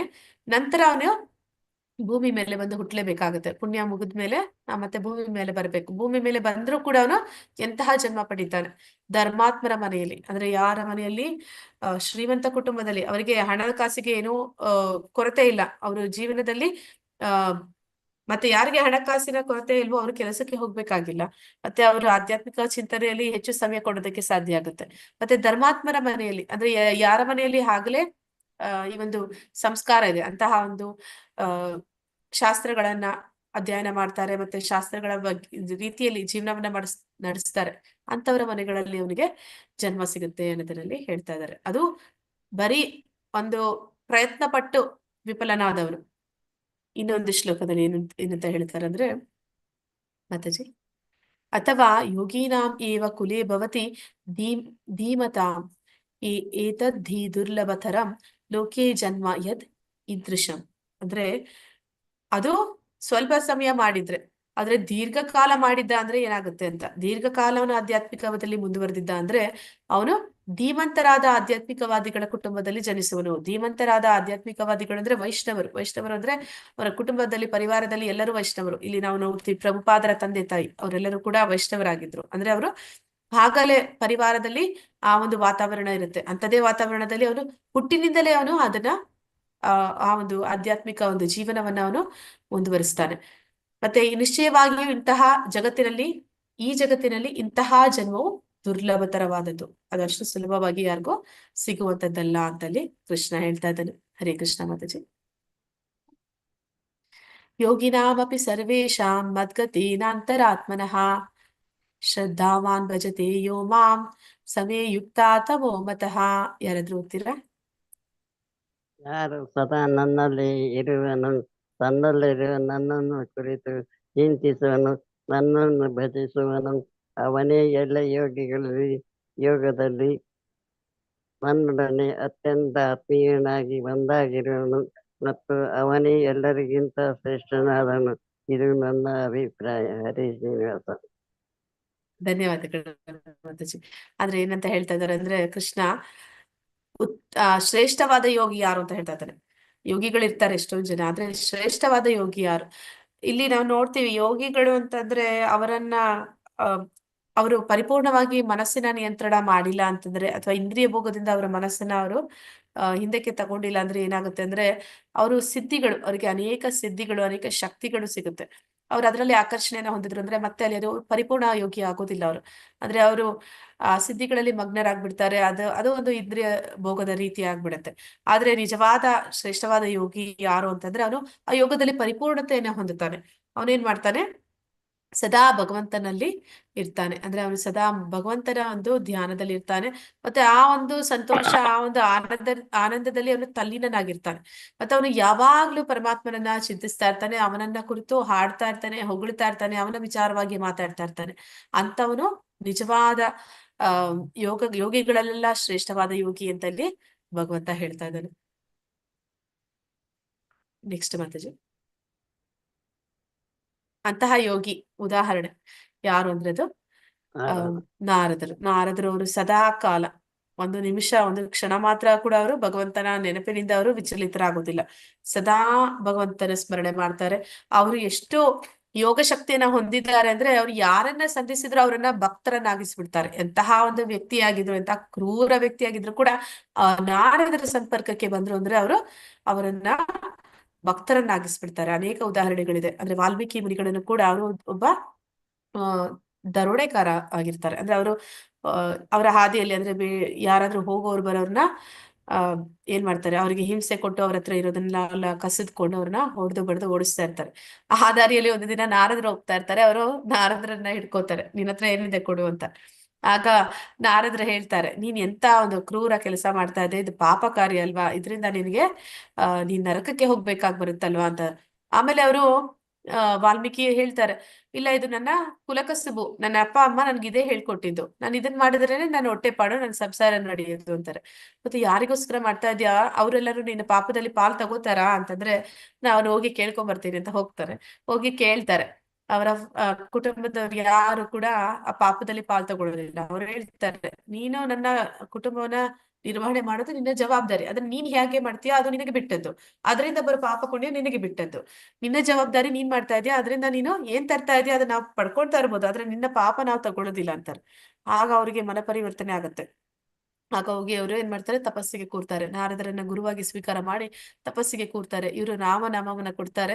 ಅವ್ರಿಗೆ ಎಷ್ಟು ಮಹಾಪಾಪಿ ಅಂತಂದ್ರೆ ಎಲ್ಲರನ್ನ ಕೊಂದಿರ್ತಾರೆ ಎಷ್ಟೋ ಜನರನ್ನ. ಅದಕ್ಕೆ ಅವ್ರು ಹಿಂದಿನಲ್ಲಿ ಹೇಳ್ತಾರೆ, ಮರೋ ಅಂತ, ಅಂದ್ರೆ ಅದು ಸಾಯ್ತು ಇದು ಸಾಯ್ತು ಅಂತ ಹೇಳಿ ಮರ ಅಂತ ಹೇಳಿ ಕೊನೆಗೆ ಅವರು ರಾಮನಾಮ ಹೇಳ್ತಾರೆ. ಅಂದ್ರೆ ಅದನ್ನ ಹೇಳೋದಕ್ಕೆ 60,000 ವರ್ಷಗಳ ಹಿಡಿಯುತ್ತೆ. ಅಂದ್ರೆ ಅವ್ರು ಕೂತ ಜಾಗದಲ್ಲಿ ಒಂದು ಹುತ್ತ ಬೆಳೆಯುತ್ತೆ. ಅದನ್ನ ಹುತ್ತವನ್ನ ಸಂಸ್ಕೃತದಲ್ಲಿ ವಾಲ್ಮೀಕಿ ಅಂತಾರೆ. ಆ ಒಂದು ಹೆಸರನ್ನೇ ಅವ್ರಿಗೆ ಕೊಡ್ತಾರೆ. ಅದೇ ರೀತಿ ಏನಂತ ಮೃಗಾರಿ ಅಂತ, ಅವನು ಕೂಡ ಹಾಗೆ. ಅವನು ತುಂಬಾ ಕ್ರೂರಿಯಾಗಿರ್ತಾನೆ. ಅವನು ಎಂತ ಮೃಗಾರಿ ಅಂತಂದ್ರೆ ಅವನು ಅರೆ ಜೀವ ಮಾಡೋದು, ಅವನು ಪೂರ್ತಿಯಾಗಿ ಸಾಯಿಸೋದಿಲ್ಲ, ಅರ್ಧಂಬರ್ಧ ಸಾಯಿಸೋದು, ಅದು ವಿಲವಿಲ ಒದ್ದಾಡೋದನ್ನ ನೋಡಿ ಖುಷಿ ಪಡೋದು. ಅಂತಹ ಒಂದು ಮನಸ್ಥಿತಿ ಇರುವಂತವನು. ಅವನು ಕೂಡ ಒಮ್ಮೆ ನಾರದರನ್ನ ಸಂಧಿಸಿದಾಗ ನಾರದರು ಏನ್ ಮಾಡ್ತಾರೆ, ಅವನನ್ನು ಕೂಡ ಪರಿವರ್ತನೆ ಮಾಡ್ತಾರೆ. ಆಮೇಲೆ ಅವನು ಎಂತಹ ಭಕ್ತ ಆಗ್ತಾನೆ ಅಂದ್ರೆ, ಒಂದು ಇರುವೆ ಅಲ್ಲಿ ಹೋಗ್ತಾ ಅಂದ್ರೆ ಅವ್ರ ನಾರದರ ಅವನ್ನ ಭೇಟಿ ಮಾಡಕ್ ಬಂದಾಗ ಮೃಗಾರಿ ಅವರಿಗೆ ದೀರ್ಘ ನಮಸ್ಕಾರ ಮಾಡಕ್ ಹೋಗ್ತಾನೆ. ಅಲ್ಲಿ ನೆಲದಲ್ಲಿ ಇರುವೆಗಳು ಹೋಗ್ತಾ ಇರುತ್ತೆ. ಆ ಇರುವೆಗಳನ್ನ ಮೇಲೆ ಅವನು ಕಾಲಿಟ್ರೆ ಅದು ಎಲ್ಲಿ ಸತ್ತೋಗುತ್ತೋ ಅಂತ ಹೇಳಿ ಅವುಗಳನ್ನ ಬಟ್ಟೆಯಿಂದ ಸರಿಸಿ ಅವನು ನಮಸ್ಕಾರ ಮಾಡ್ತಾನೆ. ನಾರದರಿಗೆ ಖುಷಿ ಆಗುತ್ತೆ. ಅರೆಜೀವ ಮಾಡಿ ಪ್ರಾಣಿಗಳನ್ನ ಜೀವಿಗಳನ್ನ ಕೊಲ್ತಾ ಇದ್ದಂತ ಮೃಗಾರಿ ಈಗ ಈ ರೀತಿ ಆಗಿದ್ದಾನೆ ಅಂತ ಭಕ್ತ ಆಗಿದೆ. ಅಂದ್ರೆ ಅದು ಒಂದು ಶ್ರೇಷ್ಠ ಭಕ್ತನ, ಶ್ರೇಷ್ಠ ಯೋಗಿಯ ಒಂದು ಒಂದು ತಪಸ್ಸಿನ ಶಕ್ತಿ. ಅವನು ಯಾರನ್ನೇ ಆಗ್ಲಿ ತನ್ನಂತೆ ಭಕ್ತರನ್ನಾಗಿ ಮಾಡುವಂತ ಶಕ್ತಿ ಅವನಿಗೆ ಇರುತ್ತೆ. ಅದಕ್ಕೆ ಒಂದು ಉದಾಹರಣೆಯಾಗಿ ನಾರದರನ್ನ ಕೊಟ್ಟಿದ್ದಾರೆ. ನೆಕ್ಸ್ಟ್ ಮಾತಾಜಿ. ಇಲ್ಲಿ ಎಲ್ಲ ಯೋಗಗಳಲ್ಲಿ ಕೂಡ ಅತ್ಯುತ್ತಮ ಯೋಗ ಭಕ್ತಿ ಯೋಗ ಅಂತ. ಅಂದ್ರೆ ನಾವು ಈಗ 3ನೇ ಅಧ್ಯಾಯದಲ್ಲಿ ಕರ್ಮಯೋಗ, 4ನೇ ಅಧ್ಯಾಯದಲ್ಲಿ ಜ್ಞಾನ ಯೋಗ, ಮತ್ತೆ ಈಗ 6ನೇ ಅಧ್ಯಾಯದಲ್ಲಿ ಅಷ್ಟಾಂಗ ಯೋಗವನ್ನ ತಿಳ್ಕೊಂಡ್ವಿ. ಕರ್ಮಯೋಗ ಮಾಡಿ ಅವನು ನಿಷ್ಕಾಮ ಕರ್ಮಕ್ಕೆ ಬರ್ಬೇಕು. ಅಂದ್ರೆ ನಿಷ್ಕಾಮ ಕರ್ಮ ಅಂತಂದ್ರೆ ಅವನು ಯಾವುದೇ ಒಂದು ಕಾಮ್ಯ ಕರ್ಮ ಮಾಡ್ದಿರ, ಕರ್ಮಕಾಂಡ ಮಾಡ್ದಿರ, ಅಂದ್ರೆ ಫಲದ ಇಚ್ಛೆ ಇಟ್ಕೊಂಡಿರ ಭಗವಂತನಿಗಾಗಿ ಮಾಡುವಂಥದ್ದು. ಅದು ಕ್ರಮೇಣ ಮಾಡ್ತಾ ಮಾಡ್ತಾ ಅವನನ್ನ ಭಕ್ತಿ ಯೋಗಕ್ಕೆ ತಂದು ನಂತರ ಅವನು ಅದರಲ್ಲಿ ಪರಿಪೂರ್ಣತೆ ಸಾಧಿಸಿದಾಗ ಭಗವಂತನ ಪ್ರೇಮವನ್ನ ಪಡಿತಾನೆ. ಜ್ಞಾನ ಯೋಗನೂ ಅದೇ ರೀತಿ. ಅವನು ಅನೇಕ ವರ್ಷಗಳು ಮುಂದೆ ಬರುತ್ತೆ. ಅದು ಶ್ಲೋಕ, ಬಹುನಾಮ್ ಜನ್ಮನಾಮಂತೆ ಜ್ಞಾನವಾನ್ ಮಾಂ ಪ್ರಪದ್ಯತೆ ಅಂತ. ಅವನು ಅನೇಕ ಜನ್ಮಗಳನ್ನ ಪಡಿತಾನಂತೆ. ಅಷ್ಟು ಜನ್ಮಗಳು ಅವನು ಜ್ಞಾನವನ್ನು ಬೆಳೆಸ್ಕೊಳ್ಳುವಂಥದ್ದು, ಅಂದ್ರೆ ಭಗವಂತನ ವಿಚಾರವಾಗಿ ತಿಳ್ಕೊಳ್ಳುವಂಥದ್ದು.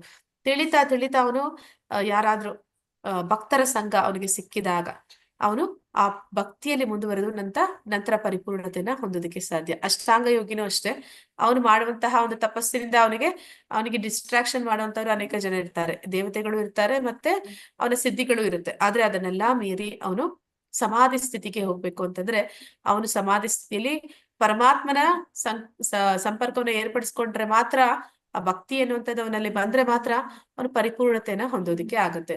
ಆದ್ರೆ ಇತರ ಎಲ್ಲ ಭಕ್ತಿ ಯೋಗಕ್ಕಿಂತ ಅಂದ್ರೆ ಎಲ್ಲ ಯೋಗಗಳಿಗಿಂತ ಭಕ್ತಿ ಯೋಗ ಅದು ಕಟ್ಟ ಕಡೆಯದು. ಅದನ್ನೇ ಅದು ಪರಿಪೂರ್ಣತೆಗೆ ತಗೊಂಡು ಹೋಗುವಂಥದ್ದು. ಇದು ಹಂತವಾಗಿ ಹೋಗುವಂಥದ್ದು.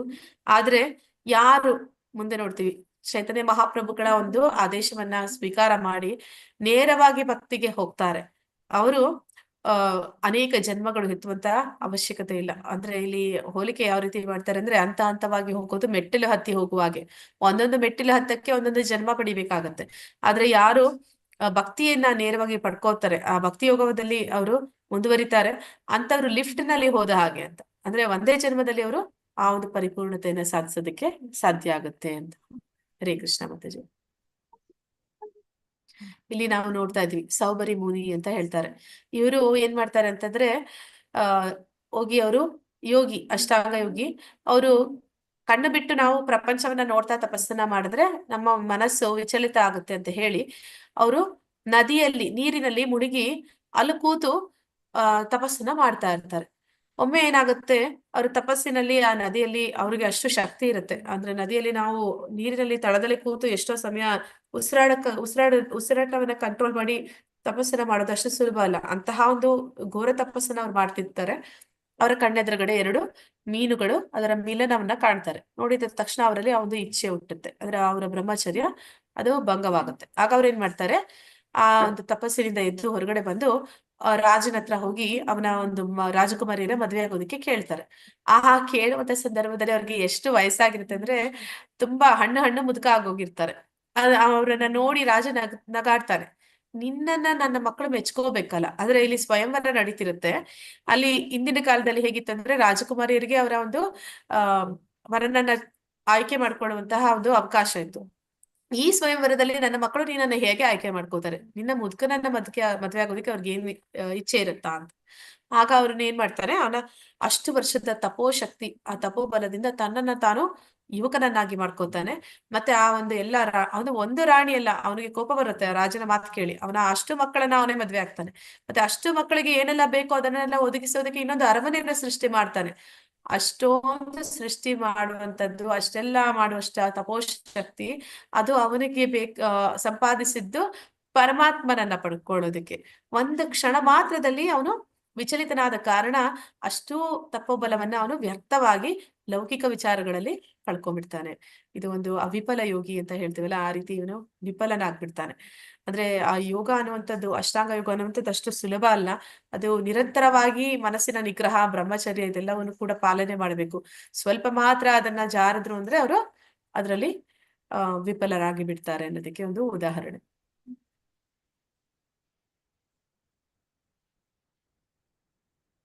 ಯೋಗ ಯೋಗ ಅಂದ್ರೆ ಆಧ್ಯಾತ್ಮಿಕ ಅಭ್ಯಾಸ. ಇಲ್ಲಿ ಆಧ್ಯಾತ್ಮಿಕವಾಗಿ ಅಭ್ಯಾಸ ಮಾಡುವಂಥದ್ದನ್ನೇ ಯೋಗ ಅಂತ ಕರೀತಾ ಇದ್ದಾರೆ. ವಿವಿಧ ಯೋಗಗಳಿಗೆ ವಿವಿಧ ಯೋಗಾಭ್ಯಾಸಗಳು. ಕೃತೆ ಕೃತೆ ಕೃತೆ ಯದ್ಯಾಯತೋ ವಿಷ್ಣು ತ್ರೇತಾಯಂ ಯಜತೋ ಮಕೈ ದ್ವಾಪರೆ ಪರಿಚಾರ್ಯಾಯಾಮ್ ಕಲೋ ತದ್ದರಿ ಕೀರ್ತನಾತ್. ಅಂದ್ರೆ ಪ್ರತಿಯೊಂದು ಯುಗಕ್ಕೂ ಅದರದೇ ಆದ ಯುಗ ಧರ್ಮಗಳು ಇತ್ತು. ಅಂದ್ರೆ 4 ಯುಗಗಳು: ಸತ್ಯಯುಗ, ತ್ರೇತಾಯುಗ, ದ್ವಾಪರ ಯುಗ, ಕಲಿಯುಗ. ಆಯಾ ಯುಗಕ್ಕೆ ಅದರದೇ ಆದಂತ ಯುಗ ಧರ್ಮ ಇದೆ. ಅಂದ್ರೆ ಈ ಒಂದು ತಪಸ್ಸು ಧ್ಯಾನ ಅನ್ನುವಂಥದ್ದು ಸತ್ಯಯುಗಕ್ಕೆ ಇದ್ದಂಥದ್ದು. ಅದನ್ನ ತ್ರೇತಾಯುಗದಲ್ಲಿ ಮಾಡ್ತಾ ಇರ್ಲಿಲ್ಲ. ತ್ರೇತಾಯುಗಕ್ಕೆ ಕೊಟ್ಟಿದ್ದಂಥದ್ದು ಯಾಗ ಯಜ್ಞಗಳ ಮಾಡುವಂಥದ್ದು. ಅದೇ ರೀತಿ ಈ ಒಂದು ದ್ವಾಪರ ಯುಗದಲ್ಲಿ ಅರ್ಚನಾ ಅಂತ ಹೇಳ್ತಾರೆ. ಅರ್ಚನಾ ಅಂದ್ರೆ ಅವರ ಒಂದು ಎಲ್ಲ ಇಂದ್ರಿಯಗಳನ್ನು ಭಗವಂತನ ಸೇವೆಯಲ್ಲಿ ತೊಡಗಿಸುವಂಥದ್ದು. ಅಂದ್ರೆ ನಿರಂತರವಾಗಿ ಭಗವಂತನ ಪೂಜಾ ಕೈಂಕರ್ಯಗಳಲ್ಲಿ ತೊಡಗುವಂಥದ್ದು. ನಂತರ ಕಲಿಯುಗಕ್ಕೆ ಹೇಳಿರುವಂಥದ್ದು ಅದು ಹರಿನಾಮ ಸಂಕೀರ್ತನೆ. ಇದನ್ನ ಶ್ರೀಮದ್ ಭಾಗವತಂನಲ್ಲಿ ಕೊಟ್ಟಿದ್ದಾರೆ. 12ನೇ ಸ್ಕಂದ 3ನೇ ಅಧ್ಯಾಯದ 52ನೇ ಶ್ಲೋಕದಲ್ಲಿ, ಇದು 52ನೇ ಶ್ಲೋಕದಲ್ಲಿ ಹೇಳಿರುವಂತದ್ದು. ಹರಿಕೃಷ್ಣ ಮಾತಾಜಿ. ಸತ್ಯಯುಗದಲ್ಲಿ ಕೃಷ್ಣನ ಧ್ಯಾನ, ತ್ರೇತಾಯುಗದಲ್ಲಿ ದುಬಾರಿ ಯಜ್ಞಗಳ ಆಚರಣೆ, ದ್ವಾಪರ ಯುಗದಲ್ಲಿ ವಿಸ್ತಾರವಾದ ದೇವಾಲಯದಲ್ಲಿ ಭಗವಂತನ ಅರ್ಚನೆ ಅಂದ್ರೆ ಸದಾ ಎಲ್ಲಾ ನಮ್ಮ ಇಂದ್ರಿಯಗಳನ್ನ ಭಗವಂತನ ಪೂಜಾ ಕೈಂಕರ್ಯಗಳಲ್ಲಿ ತೊಡಗಿಸುವಂಥದ್ದು. ಭಗವಂತನ ಪವಿತ್ರ ನಾಮ, ಇದು ಕಲಿಯುಗಕ್ಕೆ ಹೇಳಿರುವಂತದ್ದು. ಅಂದ್ರೆ ಭಗವಂತನ ನಾಮಪಟ್ಟನೆ ಮಾಡುವಂಥದ್ದು. ಈ ಒಂದು ಕಲಿಯುಗದಲ್ಲಿ ಏನಂತ ಹೇಳ್ತಾರೆ ಅಂದ್ರೆ, ಕಲಿಯುಗದಲ್ಲಿ ತುಂಬಾ ಸೌಲಭ್ಯಗಳಿದೆ ಅಂತ ಹೇಳ್ತಾರೆ. ಯಾವ ರೀತಿ ಸೌಲಭ್ಯ ಅಂತಂದ್ರೆ, ಸತ್ಯಯುಗದಲ್ಲಿ ಮನಸ್ಸಿನಲ್ಲಿ ವ್ಯಕ್ತಿ ಒಂದು ಕೆಟ್ಟದನ್ನ ಆಲೋಚನೆ ಮಾಡಿದ್ರೆ ಆ ಒಂದು ಕೆಟ್ಟ ಆಲೋಚನೆಗೆ ಅವನಿಗೆ ಒಂದು ಕರ್ಮಕ್ಕೆ ಪ್ರತಿಕ್ರಿಯೆ ಇರ್ತಾ ಇತ್ತು. ಅವನು ಪಾಪವನ್ನ ಅನುಭವಿಸ್ಬೇಕಾಗಿತ್ತು. ಆ ಪಾಪದ ಪ್ರತಿಕ್ರಿಯೆಯನ್ನು ಪಡಿತಾ ಇದ್ದ. ಆದ್ರೆ ಕಲಿಯುಗದಲ್ಲಿ ಹಾಗಲ್ಲ.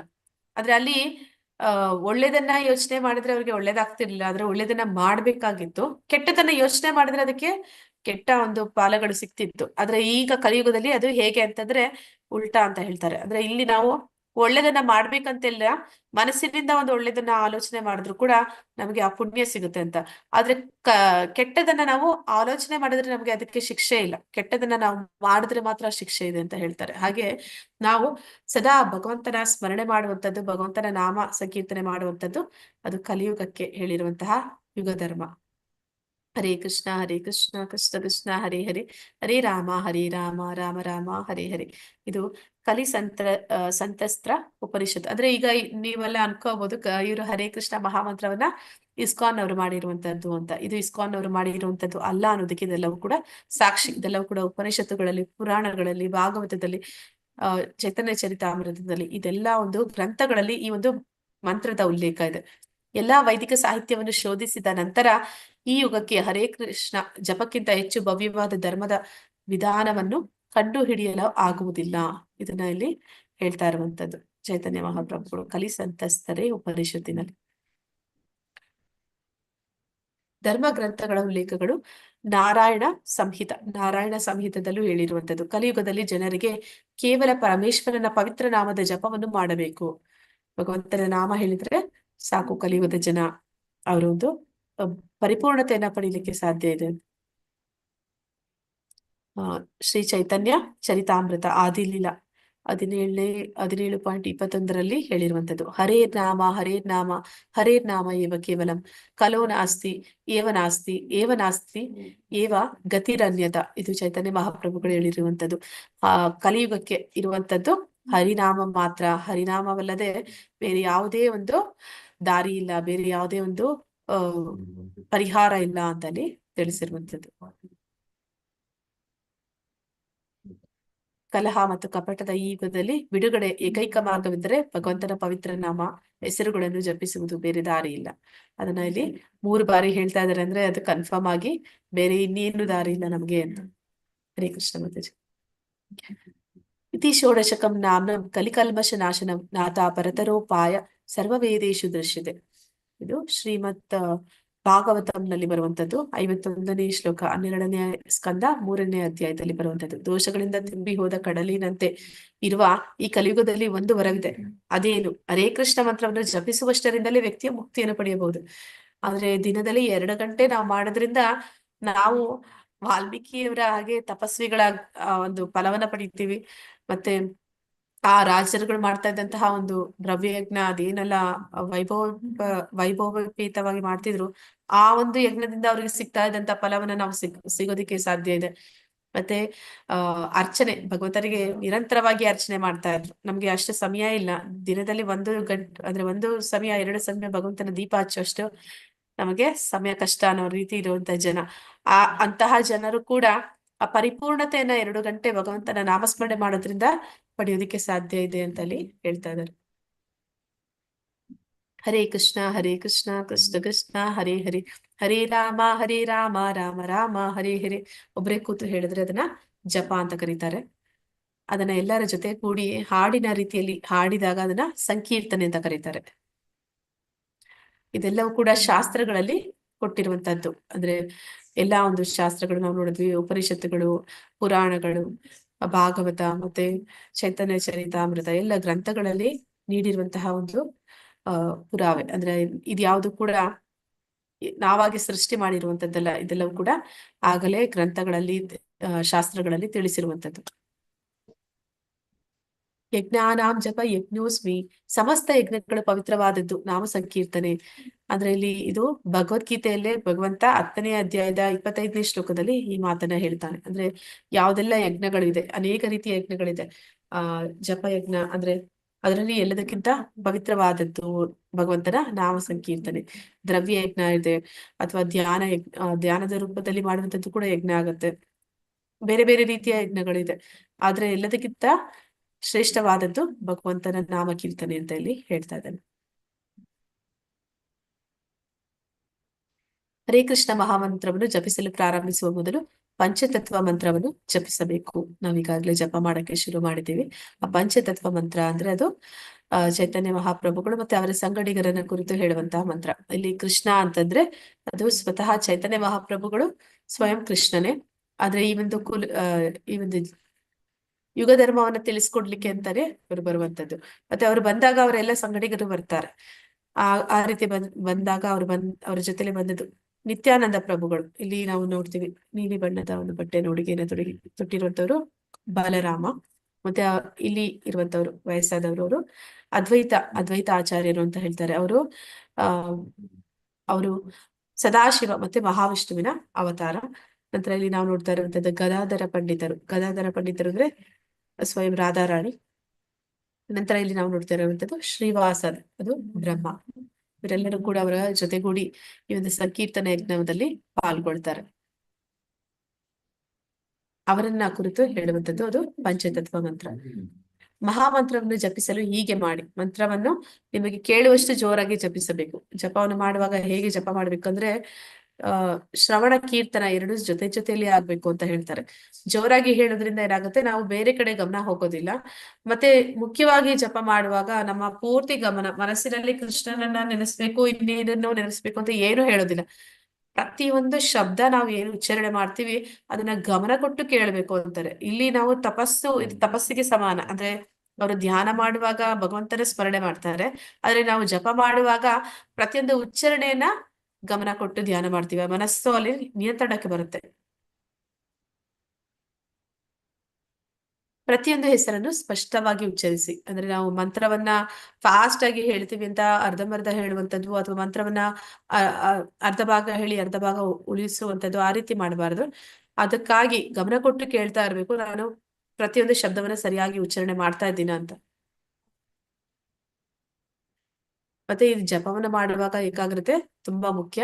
ಮತ್ತೆ ಜಪ ಮಾಡುವಾಗ ನಮಗೆ ಆ ಒಂದು ಜಪದಲ್ಲಿ ಗೌರವ ಭಕ್ತಿ ಅನ್ನುವಂಥದ್ದು ಇರ್ಬೇಕು.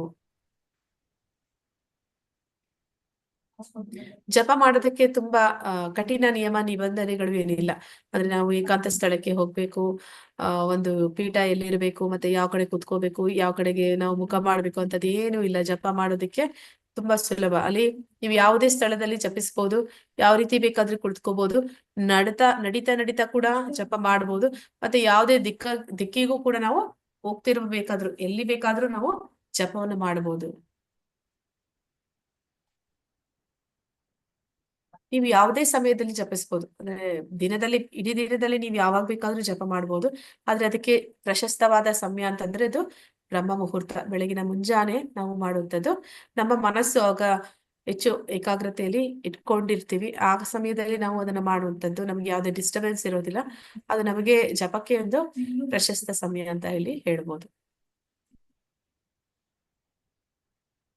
ಸ್ನಾನ ಮಾಡುವ ಮೊದಲು ಅಥವಾ ನಂತರ ನೀವು ಜಪಿಸಬಹುದು. ಪ್ರಭುಪಾದರು ಏನಂತ ಹೇಳ್ತಾರೆ ಅಂದ್ರೆ 2 ರೀತಿಯ ಒಂದು ಹೇಳ್ತಾರೆ. ಒಂದು ಪಂಚರಾತ್ರ ವಿಧಿ ಅಂತ ಹೇಳ್ತಾರೆ, ಇನ್ನೊಂದು ಭಾಗವತ ವಿಧಿ ಅಂತ ಹೇಳ್ತಾರೆ. ಈ ಭಾಗವತ ವಿಧಿ ಅಂತಂದ್ರೆ ಅಲ್ಲಿ ನಾವು ಅದನ್ನ ನಿಲ್ಲಿಸ್ಲೇಬಾರದು ಅಂತ ಹೇಳುವಾಗ ಭಾಗವತ ವಿಧಿಯನ್ನ ಹೇಳ್ತಾರೆ. ಪಂಚರಾತ್ರ ವಿಧಿ ಅಂದ್ರೆ ಅಲ್ಲಿ ಶುಚಿತ್ವ ಮತ್ತೆ ಮೈಲಿಗೆ ಅದೆಲ್ಲ ಇರುತ್ತೆ. ಅದು ಭಗವಂತನ ಆರಾಧನೆ, ಅವನ ಒಂದು ದೇವರ ಕೊನೆಯಲ್ಲಿ ಹೋಗಿ ಮಾಡುವಂತ ಎಲ್ಲ ವಿಷಯಗಳಿಗೂ ಅದೆಲ್ಲ ನಿಯಮಗಳು ತುಂಬಾ ಕಟ್ಟುನಿಟ್ಟಾಗಿರುತ್ತೆ. ಆದ್ರೆ ಈ ಒಂದು ಭಗವದ್ಗೀತೆ ಓದೋದಕ್ಕೆ, ಅಥವಾ ನೀವು ಗಂಟಿಮಾಲ ಧರಿಸೋದಕ್ಕೆ, ನೀವು ತಿಲಕ ಇಡೋದಕ್ಕೆ, ಅಥವಾ ನೀವು ಭಗವಂತನ ನಾಮ ಸಂಕೀರ್ತನೆ ಮಾಡೋದಕ್ಕೆ ಈ ಯಾವುದೇ ಒಂದು ನಿಯಮ ನಿಬಂಧನೆಗಳು ಇಲ್ಲ. ನೀವು ಸ್ನಾನ ಮಾಡಿಲ್ಲ ಅಂದ್ರೂ ಕೂಡ ನೀವು ಅವತ್ತಿನ ಒಂದು ಜಪವನ್ನ 16 ಸುತ್ತನ್ನ ಕಟ್ಟುನಿಟ್ಟಾಗಿ ಮಾಡ್ಲೇಬೇಕು ಅಂತ ಹೇಳ್ತಾರೆ. ಅಂದ್ರೆ ಹೇಗೆ ಹೇಳ್ತಾರೆ ಅಂದ್ರೆ, ಪ್ರಾಣ ಹೋಗುವ ಸಮಯ ಯಾವಾಗ ಅಂತ ಹೇಳಕ್ಕಾಗೋದಿಲ್ಲ, ಆದ್ರೆ ಭಗವಂತನ ನಾಮ ಪ್ರತಿಯೊಂದು ನಿಮಿಷ ಕೂಡ ನಮ್ಮ ನಾಲಿಗೆ ಮೇಲೆ ಇರಬೇಕು. ಎಂಥದೇ ಒಂದು ಸ್ಥಿತಿಯಲ್ಲಿ ನಾವು ಇರ್ಬೋದು, ಆದ್ರೆ ಆ ಭಗವಂತನನ್ನ ಮರಿಬಾರದು. ಆದ ಕಾರಣ ನಾವು ಜಪವನ್ನ ಎಲ್ಲಾ ಸಮಯದಲ್ಲೂ ಮಾಡ್ಬೇಕು ಅಂತೇಳಿ ಹೇಳ್ತಾ ಇದ್ದಾರೆ. ಎಣಿಕೆ ಇಟ್ಟುಕೊಂಡು ಜಪಿಸಲು ಸೂಚಿಸಲಾಗುತ್ತದೆ. ಅಂದ್ರೆ ನಾವು ಜಪವನ್ನ 16 ಸುತ್ತು ಎಣಿಕೆ ಇಟ್ಟೇ ಮಾಡಬೇಕು. ಅದಕ್ಕಿಂತ ಹೆಚ್ಚು ನಾವು ಮಾಡ್ಬೋದು. ಅಂದ್ರೆ ನಾವು ಏನೇ ಕೆಲಸ ಮಾಡ್ತಾ ಇದ್ರು ಭಗವಂತನ ಜಪವನ್ನ ಮಾಡ್ಬೋದು. ಆದ್ರೆ ನಮಗೆ ಆಚಾರ್ಯರು ಇಷ್ಟು ಮಾಡ್ಲೇಬೇಕು ಅಂತ ಕೊಟ್ಟಾಗ ನಾವು ಅದನ್ನ ಎಣಿಕೆ ಇಟ್ಟು ಅಷ್ಟು ಮಾಡಿದೀವ ಅನ್ನೋದನ್ನ ನಾವು ಖಾತ್ರಿ ಪಡಿಸ್ಕೋಬೇಕು. ಅದಕ್ಕೆ ನಾವು ಯಾವಾಗ್ಲೂ ತುಳಸಿ ಮಾಲೆ ಇಟ್ಟು ಮಾಡುವಂಥದ್ದು ಒಳ್ಳೇದು ಅಂತೇಳಿ ಹೇಳ್ತಾ ಇದ್ದಾರೆ. ಏನೆಲ್ಲ ಮಾಡಬಾರದು ಜಪ ಮಾಡುವಾಗ ಅಂತಂದ್ರೆ, ಒಬ್ಬರು ಮಹಾಮಂತ್ರದ ಒಂದು ಭಾಗವನ್ನು ಮಾತ್ರ ಜಪಿಸಬಾರದು. ಅಂದ್ರೆ ನಾವು ಗಮನ ಕೊಟ್ಟು ಹೇಳ್ತಾ ಇಲ್ಲ ಅಂದ್ರೆ ಈ ತಪ್ಪಾಗುತ್ತೆ. ಏನಾಗುತ್ತೆ ನಾವು ಎಲ್ಲೋ ಮನಸ್ಸಿರುತ್ತೆ, ನಾವಿಲ್ಲಿ ಜಪ ಮಾಡ್ತಾ ಇರ್ತೀವಿ, ಹರೇ ಕೃಷ್ಣ ಕೃಷ್ಣ ಕೃಷ್ಣ ಹರಿ ಹರಿ, ರಾಮ ಹೇಳೋದಿಲ್ಲ, ಮತ್ತೆ ಹರೇ ಕೃಷ್ಣ ಕೃಷ್ಣ ಕೃಷ್ಣ ಹರಿ ಹರಿ ಮಣಿ ಜರುಗ್ತಾ ಇರುತ್ತೆ. ಇದೆಲ್ಲ ಕೂಡ ಅಪರಾಧ. ಆ ರೀತಿ ಮಾಡಬಾರ್ದು.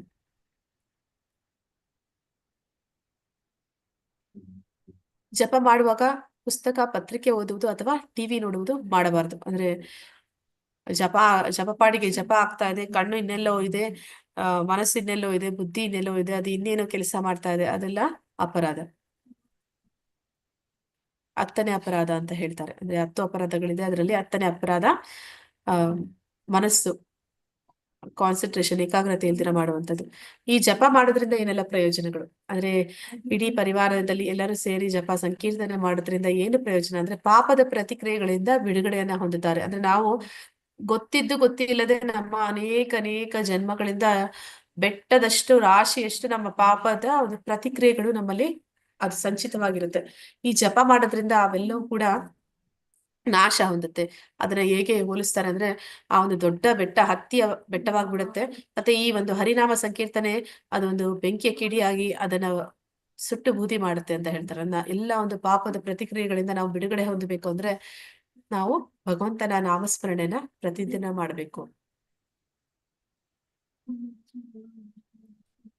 ಅಭ್ಯಾಸದಲ್ಲಿ ಇರುವ ಅನಗತ್ಯ ಐಹಿಕ ಭೋಗಗಳಿಂದ ಪರಿಹಾರ. ನಮ್ಮ ಪ್ರಸ್ತುತ ಸ್ಥಿತಿಯಲ್ಲಿ ನಾವು ಯಾವುದೇ ವಿಚಿತ್ರ ಆಲೋಚನೆಗಳು ಮತ್ತು ಆಸೆಗಳಿಗೆ ಗುಲಾಮರಾಗಿದ್ದೇವೆ. ಅಂದ್ರೆ ಈಗ ಯಾವ ರೀತಿ ಹೇಳ್ತಾರೆ ಅಂದ್ರೆ, ಪ್ರಭುಪಾದರು ಹಿಪ್ಪಿಗಳನ್ನ ಹ್ಯಾಪಿ ಮಾಡ್ತಾರೆ. ಅಂದ್ರೆ ಅಲ್ಲಿದ್ದಂತ ಹಿಪ್ಪಿಗಳು ಅಂದ್ರೆ ಅವರಲ್ಲಿ ಇಂಥದ್ದು ಕೆಟ್ಟ ಅಭ್ಯಾಸ ಇಲ್ಲ ಅನ್ನೋ ಹಾಗಿಲ್ಲ, ಎಲ್ಲಾ ಕೆಟ್ಟ ಅಭ್ಯಾಸಗಳು ಅವರಲ್ಲಿತ್ತು. ಮಾಂಸ ಭಕ್ಷಣೆ ಮಾಡುವಂಥದ್ದು, ಮಾದಕ ದ್ರವ್ಯಗಳನ್ನ ಉಪಯೋಗಿಸುವಂಥದ್ದು, ಅನೈತಿಕ ಸಂಬಂಧಗಳನ್ನ ಹೊಂದಿರುವಂಥದ್ದು, ಶುಚಿತ್ವ ಅನ್ನೋದು ಅವರಲ್ಲಿ ಸ್ವಲ್ಪ ಕೂಡ ಇರ್ಲಿಲ್ಲ. ಅಂತವರನ್ನ ಅವರು ಶುದ್ಧ ಭಕ್ತರನ್ನಾಗಿ ಹೇಗೆ ಮಾಡಿದ್ರು ಅಂದ್ರೆ, ಹರಿನಾಮ ಸಂಕೀರ್ತನೆಯಿಂದ. ಅವರು ಮೊದಲು ಇಲ್ಲಿಂದ ಪಾಶ್ಚಾತ್ಯ ದೇಶಗಳಿಗೆ ಹೋದಾಗ ಅವ್ರಿಗೆ ಯಾವುದೇ ಒಂದು ಉಳ್ಕೊಳ್ಳಿಕ್ಕೆ ಜಾಗ ಇರ್ಲಿಲ್ಲ.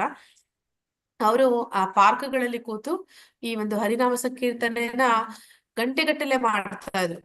ಆ ಒಂದು ಶುದ್ಧ ನಾಮಕ್ಕೆ ಇರುವಂತಹ ಒಂದು ಶಕ್ತಿ ಎಷ್ಟು ಅಂತಂದ್ರೆ, ಅದನ್ನ ಕೇಳಿದ ಮಾತ್ರದಿಂದಲೇ ಆ ಒಂದು ವ್ಯಕ್ತಿಯಲ್ಲಿ ಮನಪರಿವರ್ತನೆ ಅನ್ನುವಂಥದ್ದು ಆಗುತ್ತೆ. ಆದ ಕಾರಣ ನಮ್ಮಲ್ಲಿ ಎಂಥದೇ ಕೆಟ್ಟ ಅಭ್ಯಾಸ ಇರ್ಬೋದು, ಏನೇ ಇರ್ಬೋದು, ಆದ್ರೆ ಭಗವಂತನ ನಾಮಸ್ಮರಣೆ ಮಾಡುವಂಥದ್ದು ಅತಿ ಮುಖ್ಯ. ಅದನ್ನ ಮಾಡ್ತಾ ಇದ್ದ ಹಾಗೆ ಅದೇನಾಗುತ್ತೆ ಅಂದ್ರೆ ಹೃದಯದಲ್ಲಿ ಪರಮಾತ್ಮ ಕೆಲಸ ಮಾಡಕ್ಕೆ ಶುರು ಮಾಡ್ತಾನೆ. ಅಲ್ಲಿ ಏನೆಲ್ಲ ಕೊಳಕುಗಳಿದೆ ಅದನ್ನೆಲ್ಲ ಅವನೇ ಕಿತ್ತೆಸೀತಾನೆ. ಅಂದ್ರೆ ಯಾರಾದ್ರೂ ಕೆಟ್ಟ ಅಭ್ಯಾಸಗಳಲ್ಲಿದ್ರೆ ಅವರಿಗೆ ನಾವ್ ಏನೇನೋ ಪ್ರಯತ್ನ ಮಾಡ್ತೀವಿ. ಎಲ್ಲಾದ್ರೂ ಡಾಕ್ಟರ್ ಹತ್ರ ಕರ್ಕೊಂಡು ಹೋಗ್ತಾರೆ, ಇನ್ನೇನೇನೋ ಮಾಡ್ತಾರೆ ಅವ್ರಿಗೆ ಬಿಡಿಸೋದಕ್ಕೆ ಈ ಅಭ್ಯಾಸಗಳನ್ನ. ಅವ್ರು ಬಿಡದೇ ಇರ್ಬೋದು, ಅಂದ್ರೆ ಅವ್ರಿಗೆ ಬೇರೇನು ಬೇಡ, ಹರಿನಾಮ ಸಂಕೀರ್ತನೆ ಮಾಡಿಸಿದ್ರೆ ಸಾಕು, ಅವರೆಲ್ಲ ಒಂದು ಕೆಟ್ಟ ಅಭ್ಯಾಸಗಳಿಂದ ಅವರು ಹೊರಗಡೆ ಬರಕ್ಕೆ ಸಾಧ್ಯ ಆಗುತ್ತೆ. ಮಾನಸಿಕ ಒತ್ತಡದಿಂದ ಬಿಡುಗಡೆ.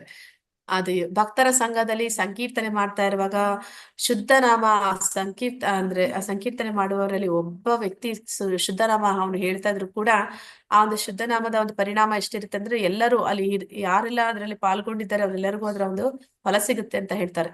ಅಂದ್ರೆ ಅವರಲ್ಲಿ ಯಾವುದೇ ಒಂದು ಒಂದು ಮಾನಸಿಕವಾಗಿ ಒತ್ತಡ ಇದ್ರೂ ಕೂಡ ಅವರು ಅದರಿಂದ ಹೊರಗಡೆ ಬರೋದಕ್ಕೆ ಸುಲಭವಾಗುತ್ತೆ. ಮನಸ್ಸಿನ ಶಾಂತಿ ಮತ್ತು ನೆಮ್ಮದಿ. ಅಂದ್ರೆ ಅಲ್ಲಿ ಹಾಡುವಂಥದ್ದು, ಕುಣಿಯುವಂಥದ್ದು, ಭಗವಂತನ ನಾಮವನ್ನ ಹೇಳ್ತಾ ಹಾಡಿ ಕುಣಿಯುವಂಥದ್ದು, ಅದು ಎಂತವ್ರಿಗೂ ಕೂಡ ಆನಂದವನ್ನ ತರುತ್ತೆ. ನಿಜವಾದ ಸಂತೋಷ. ಇದು ಪ್ರಭುಪಾದರ ಒಂದು ಶಿಷ್ಯರನ್ನ ಕೇಳ್ತಾರೆ ಇಂಟರ್ವ್ಯೂ ಮಾಡಿದಾಗ, ನೀವೆಲ್ಲರೂ ಕೂಡ ಶ್ರೀಮಂತರ, ಅಂದ್ರೆ ಅವರೆಲ್ಲರೂ ಕೂಡ ಶ್ರೀಮಂತ ಕುಟುಂಬದಿಂದ ಬಂದವರೇ ಆಗಿರ್ತಾರೆ. ಅವ್ರಿಗೆ ಕೇಳ್ತಾರೆ, ನೀವ್ ಯಾಕೆ ಇದನ್ನೆಲ್ಲ ಬಿಟ್ಟು ಹೀಗೆ ಇವ್ರ ಜೊತೆ ಸೇರ್ಕೊಂಡ್ರಿ ಅಂತ. ಅದಕ್ಕೆ ಅವ್ರು ಹೇಳ್ತಾರೆ, ನಮ್ಮ ಹತ್ರ ತಂದೆ ತಾಯಿ ಇದ್ರು, ಅವ್ರ ಹತ್ರ ಬೇಕಾದಷ್ಟು ದುಡ್ಡಿತ್ತು, ಆದ್ರೆ ನಮ್ಗೆ ಸಂತೋಷ ಅಂದ್ರೆ ಏನು ಅಂತಾನೆ ಗೊತ್ತಿರ್ಲಿಲ್ಲ. ನಾವ್ ಇವ್ರ ಜೊತೆ ಸೇರಿದ್ಮೇಲೆ ನಮ್ಗೆ ಗೊತ್ತಾಗಿದ್ದು ನಿಜವಾದ ಸಂತೋಷ ಅಂದ್ರೆ ಆನಂದ ಅಂದ್ರೆ ಏನು ಅಂತ ಹೇಳ್ತಾರೆ. ಅಂದ್ರೆ ಒಂದು ಅದನ್ನ ರುಚಿಸಿದವರಿಗೆ ಅನುಭವ ಆಗುತ್ತೆ, ಅದು ರುಚಿಸಿ ಅವರು ಅದನ್ನ ಹೇಳ್ತಾರೆ. ಆದ ಕಾರಣ ನಾವು ಇವ್ರನ್ನ ಈ ಒಂದು ಇಸ್ಕಾನ್ನ ಬಿಟ್ಟು ಹೋಗೋದಿಲ್ಲ ಅಂತ ಹೇಳ್ತಾರೆ. ಜ್ಞಾನೋದಯ ಅಂದ್ರೆ ಯಾವಾಗ ಭಗವಂತನನ್ನ ಕೂಗಿ ಕರಿತೀವಿ, ಅವನ ಸಹಾಯವನ್ನ ಬೇಡ್ತೀವಿ, ಹೃದಯದಲ್ಲಿ ಪರಮಾತ್ಮ ಸದಾ ಅವನು ತುದಿಗಾಲಲ್ಲಿ ನಿಂತಿರ್ತಾನೆ ನಮಗೆ ನಮ್ಮನ್ನ ಒಂದು ಮಾರ್ಗದರ್ಶನ ಮಾಡೋದಕ್ಕೆ. ಯಾವಾಗ ನಾವು ನಾವು ಅವನ ಮಾತನ್ನ ಕೇಳ್ದಿರಾಗಿರ್ತೀವಿ, ಆಗ ಅವನು ನಮ್ಗೆ ನಿರ್ದೇಶನ ಕೊಡೋದನ್ನ ನಿಲ್ಸಿರ್ತಾನೆ. ಮತ್ತೆ ನಾವು ಭಗವಂತನನ್ನ ನಾಮಸ್ಮರಣೆ ಮಾಡಿ ಕೂಗಿ ಕರೆದಾಗ ಅವನು ಮತ್ತೆ ಚೈತ್ಯ ಗುರುವಾಗಿ ನಮಗೆ ಆ ಒಂದು ಜ್ಞಾನವನ್ನ ನೀಡ್ತಾನೆ.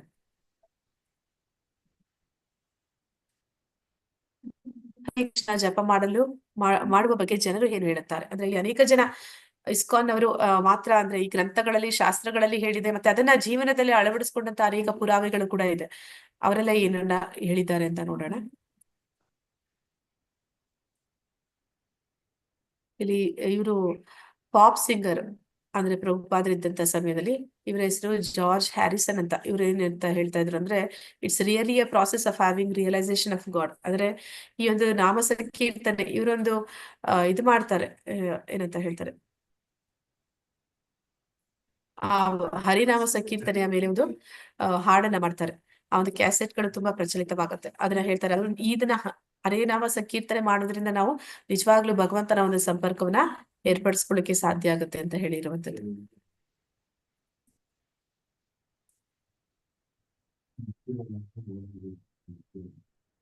ಇವ್ರು ಹೇಳ್ತಾ ಇದ್ದಾರೆ, everything started happening for me when I began chanting Hare Krishna. ಅಂದ್ರೆ ನನ್ನ ಜೀವನದಲ್ಲಿ ಎಲ್ಲವೂ ಕೂಡ ಒಳ್ಳೆ ರೀತಿ ನಡೆಯೋದಕ್ಕೆ ಪ್ರಾರಂಭ ಆಗಿದ್ದು ಭಗವಂತನ ನಾಮಸ್ಮರಣೆ ಮಾಡಿದ ನಂತರ ಅಂತ ಅಲ್ಲಿ ತಿಳಿಸ್ತಾ ಇದ್ದಾರೆ. ಇವರು ಯಂಗೆಸ್ಟ್ ಡೈರೆಕ್ಟರ್ ಅಂತ ಹೇಳ್ತಾ ಇದಾರೆ. ಅಂದ್ರೆ ಫ್ರಾನ್ಸ್ ನಲ್ಲಿ ಇವರೊಬ್ರು ನಿರ್ದೇಶಕರು, ಚಲನಚಿತ್ರ ನಿರ್ದೇಶಕರು. ಇವರು chanting Hare Krishna has made a tremendous impact in my life. ಅಂದ್ರೆ ಇವರ ಒಂದು ಜೀವನದಲ್ಲಿ ಭಗವಂತನ ನಾಮಸ್ಮರಣೆ ಅನ್ನುವಂಥದ್ದು ತುಂಬಾ ತುಂಬಾ ಪರಿವರ್ತನೆಯನ್ನ ತಂತು ಅಂತ ಹೇಳ್ತಾ ಇರುವಂತದ್ದು. ಇವರು ಅಂಬರೀಷ ಮಹಾರಾಜರು. ಇವರು ಮಾತಾಜಿ ಆಲ್ಬರ್ಟ್ ಬ್ರಷ್ ಅಂದ್ರೆ ಫಾರ್ಡ್ ಮೋಟರ್ಸ್ ಅವರ ಓನರ್ ಅವರು. ಇವರು TOP ಅಂದ್ರೆ ಏನಂತ ಹೇಳ್ತಾರೆ, ಟೆಂಪಲ್ ಆಫ್ ವೇದಿಕ್ ಪ್ಲಾನಿಟೋರಿಯಂ, ಅದನ್ನ ಅಲ್ಲಿ ಮಾಯಾಪುರದಲ್ಲಿ ಕನ್ಸ್ಟ್ರಕ್ಷನ್ ಮಾಡೋದಕ್ಕೆ ತುಂಬಾ ಹಣದ ಸಹಾಯವನ್ನ ನೀಡಿದ್ದಾರೆ. ಆದ್ರೆ ಇವರು ಕೂಡ ದೀಕ್ಷೆ ತಗೊಂಡು ಅವರ ಒಂದು ಹೆಸರನ್ನ ಬದಲಾಯಿಸ್ಕೊಂಡ್ರು, ಅಂಬರೀಷ ಮಹಾರಾಜರು ಅಂತ. I have been chanting Hare Krishna for many years and I have never found anything more pleasurable. ಅಂದ್ರೆ ಇವ್ರಿಗೆ ಹರಿನಾಮ ಸಂಕೀರ್ತನೆಗಿಂತ ಹೆಚ್ಚು ಆನಂದ ಬೇರೆ ಯಾವ್ದ್ರಲ್ಲೂ ಇಲ್ಲ ಅಂತ ಹೇಳ್ತಾ ಇದ್ದಾರೆ. ಇವರು ಇಂಡಿಯನ್ ಇಂಡಸ್ಟ್ರಿಯಲಿಸ್ಟ್ ದೇಸಾಯಿ ಅಂತ. Chanting Hare Krishna has helped me face all ups and downs in my life with a great confidence and peace of mind. ಅಂದ್ರೆ ಜೀವನದಲ್ಲಿ ಏರಿಳಿತಗಳು ಎಲ್ಲರಿಗೂ ಬರುತ್ತೆ, ಆದ್ರೆ ಅದನ್ನ ಸುಲಭವಾಗಿ ಪಾರ್ ಮಾಡ್ಬೇಕಂದ್ರೆ ಹರಿನಾಮ ಸಂಕೀರ್ತನೆಯಿಂದ ಸಾಧ್ಯ ಅಂತ ಹೇಳಿ ತಿಳಿಸ್ತಾ ಇದ್ದಾರೆ. ಇವರ ಹೆಸರು ಸಿಇಒ, ಮಫತ್ ಲಾಲ್ ಫ್ಯಾಬ್ರಿಕ್ಸ್ ನ ಸಿಇಒ ಅವರು ಹರಿ ರಿಷಿಕೇಶ್ ಮಫತ್ ಲಾಲ್ ಅವರ ಹೆಸರು. Chanting helped me give up bad habits and changed my vision of thinking. ಅಂದ್ರೆ ನನ್ನ ಎಲ್ಲ ಬೇಡದ ಅಭ್ಯಾಸಗಳಿಂದ ಹೊರಗಡೆ ಬರೋದಕ್ಕೆ ನನಗೆ ಈ ಸಂಕೀರ್ತನೆ ಸಹಾಯ ಮಾಡಿತು ಅಂತ ಹೇಳ್ತಾ ಇದ್ದಾರೆ. ಇವರು ಒಬ್ರು Dutch model. By starting to chant Hare Krishna, I feel tremendous happiness. ಅಂದ್ರೆ ನನಗೆ ಸಂತೋಷ ಅನ್ನುವಂಥದ್ದು ಭಗವಂತನ ನಾಮಸ್ಮರಣೆಯಲ್ಲಿ ಸಿಕ್ಕಿದೆ ಅಂತ ಹೇಳ್ತಾ ಇದ್ದಾರೆ. ಇವರು ಕೂಡ European model. My outlook towards life is lot more brighter after starting to associate with Hare Krishna devotees and chanting the Mahamantra. ಅಂದ್ರೆ ಅವರ ಜೀವನದ ತುಂಬಾ ಪ್ರಕಾಶಮಾನವಾಗಿ ಅವ್ರಿಗೆ ಅನಿಸಿದ್ದು ಅವರು ಒಂದು ಹರೇ ಕೃಷ್ಣ ಡಿವೋಟಿಗಳು ಅವರ ಜೊತೆ ಒಂದು ನಾಮ ಸಂಕೀರ್ತನೆ ಮಾಡ್ಲಿಕ್ಕೆ ತೊಡಗಿದ ನಂತರ ಅಂತ ಅಲ್ಲಿ ಹೇಳ್ತಾ ಇದ್ದಾರೆ. ಇವರು navy officer. Chanting makes me feel close to God. ಅಂದ್ರೆ ನನ್ನನ್ನ ಹತ್ತಿರಕ್ಕೆ ತರುವಂತದ್ದು ಭಗವಂತನ ಹತ್ರ ಅಂತ ಹೇಳ್ತಾ ಇದ್ದಾರೆ. ಇವರು ಮಾರ್ಕೋ ಫೆರಿನಿ, ಅಂದ್ರೆ ಇವರು Italy top furniture designer. Mahamantra significantly reduces stress, depression, and the mode of ignorance, and considerably increases mode of goodness. ಅಂದ್ರೆ ಹೆಚ್ಚು ನಾವು ಭಗವಂತನ ನಾಮಸ್ಮರಣೆ ಮಾಡೋದ್ರಿಂದ ನಮ್ಮಲ್ಲಿ ಸತ್ವಗುಣ ಅನ್ನುವಂಥದ್ದು ಹೆಚ್ಚುತ್ತೆ, ರಜೋಗುಣ ತಮೋಗುಣ ಅನ್ನುವಂಥದ್ದು ಕಡಿಮೆ ಆಗುತ್ತೆ ಅಂತ ಇಲ್ಲಿ ಹೇಳ್ತಾ ಇದ್ದಾರೆ. ಇವರು ಯಾರು ಅಂತಂದ್ರೆ ಇವರು ಈ ಒಂದು ಹರೇ ಕೃಷ್ಣ ಮಹಾಮಂತ್ರದ ಮೇಲೆ ರಿಸರ್ಚ್ ಅನ್ನ ಮಾಡಿದ್ದಾರೆ. ಇವರ ಹೆಸರು David Gold, master of social service programme at Florida state of university. ಇವರು ಒಂದು ಮಹಾಮಂತ್ರದ ಮೇಲೆ ರಿಸರ್ಚ್ ಕೂಡ ಮಾಡಿದ್ದಾರೆ. When I am stressed out, I chant it's one thing which charges my batteries. It clears my mind and brings me back in focus. ಅಂದ್ರೆ ನಾನು ಭಗವಂತನ ನಾಮಸ್ಮರಣೆ ಮಾಡಿದ ಕೂಡಲೇ ನನ್ನ ಒಂದು ಏನಂತ ಶಕ್ತಿ ಏನಂತದ್ದು ಅದು ಕುಂದಿದ್ರೆ ಅದು ಮತ್ತೆ ಅದನ್ನ ಮರಳಿ ಪಡೆಯೋದಕ್ಕೆ ನಾಮ ಸಂಕೀರ್ತನೆ ನನಗೆ ಸಹಾಯ ಮಾಡುತ್ತೆ ಅಂತ ಹೇಳ್ತಾ ಇದ್ದಾರೆ. ಆ ಮೂಲಕ ನಾನು ನನ್ನ ಮನಸ್ಸನ್ನ ಏಕಾಗ್ರತೆಗೆ ತರಲಿಕ್ಕೆ ಸಾಧ್ಯ ಆಗುತ್ತೆ. ಇವರು ಪ್ರಿಂಟಿಂಗ್ ಎಕ್ಸಿಕ್ಯೂಟಿವ್ ಪಾಲ್ ಬ್ಲೇರ್ ಅಂತ.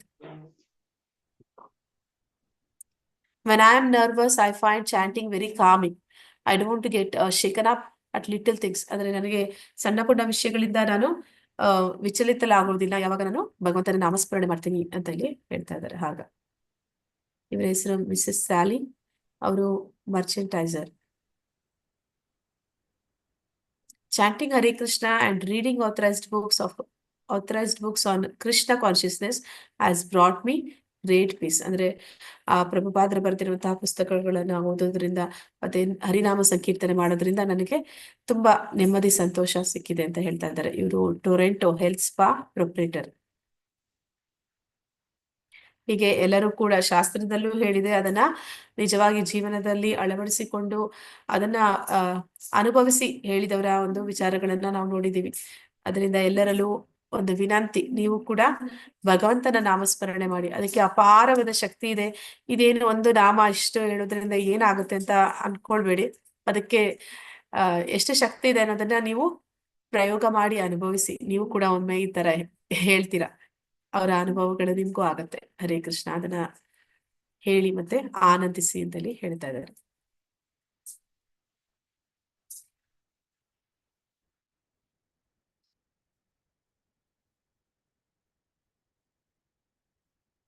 ಹರೇ ಕೃಷ್ಣ ಮಾತಾಜಿ.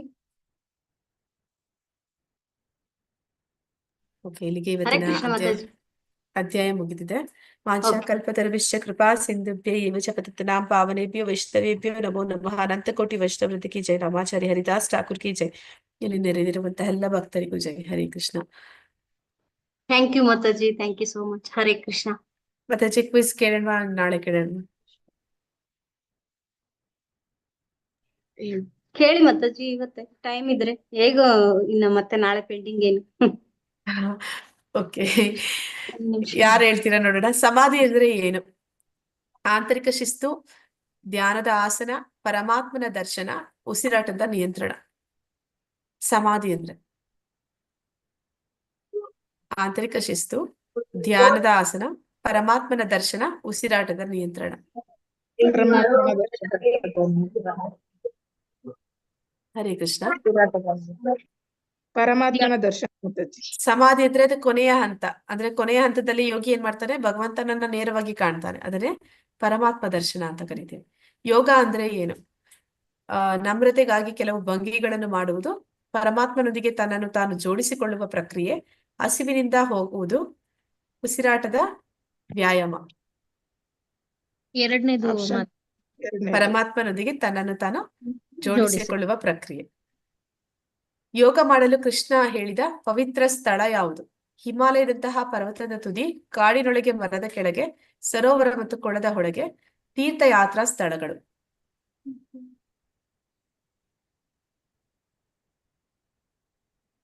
ಇದು ತೀರ್ಥಯಾತ್ರಾ ಸ್ಥಳಗಳು. ಅಂದ್ರೆ ನಾನು ಹೇಳಿದೆ, ತೀರ್ಥಯಾತ್ರಾ ಸ್ಥಳಗಳಲ್ಲಿ ಹೋಗಿ, ಪವಿತ್ರ ಸ್ಥಳಗಳಲ್ಲಿ ಹೋಗಿ ಅವರು ಏಕಾಂತವಾಗಿ ತಪಸ್ಸನ್ನ ಮಾಡ್ತಾ ಇದ್ರು ಅಂತ. ಈಗಿನ ಕಾಲದಲ್ಲಿ ಯಾವ್ದೆಲ್ಲ ತೀರ್ಥಕ್ಷೇತ್ರಗಳು ಅಂತ ಕರಿತೀವೋ ಅಲ್ಲೆಲ್ಲ ತುಂಬಾ ಜನ ತುಂಬಿರ್ತಾರೆ. ಅಲ್ಲಿ ನಾವು ಏಕಾಂತವಾಗಿ ಏನನ್ನು ಮಾಡೋದಕ್ಕೆ ಸಾಧ್ಯ ಇಲ್ಲ ಅಂತ.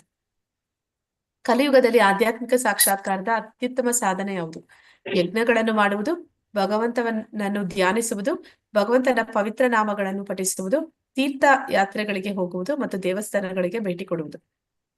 ಆಯ್ಕೆ 3. ಆಪ್ಷನ್ ಜಪ ಭಗವಂತ ಮಾಡುವುದು. ಪವಿತ್ರ ಜಪ ನಾಮವನ್ನು ಪಠಿಸುವುದು. ಅರ್ಜುನನನ್ನು ಮನಸ್ಸು ಯಾವುದಕ್ಕೆ ಹೋಲಿಸಿದನು? ಅರ್ಜುನನು ಮನಸ್ಸನ್ನು ಯಾವುದಕ್ಕೆ ಹೋಲಿಸಿದನು? ಕಮಲ, ನೀರು, ಬೆಂಕಿ, ಗಾಳಿ.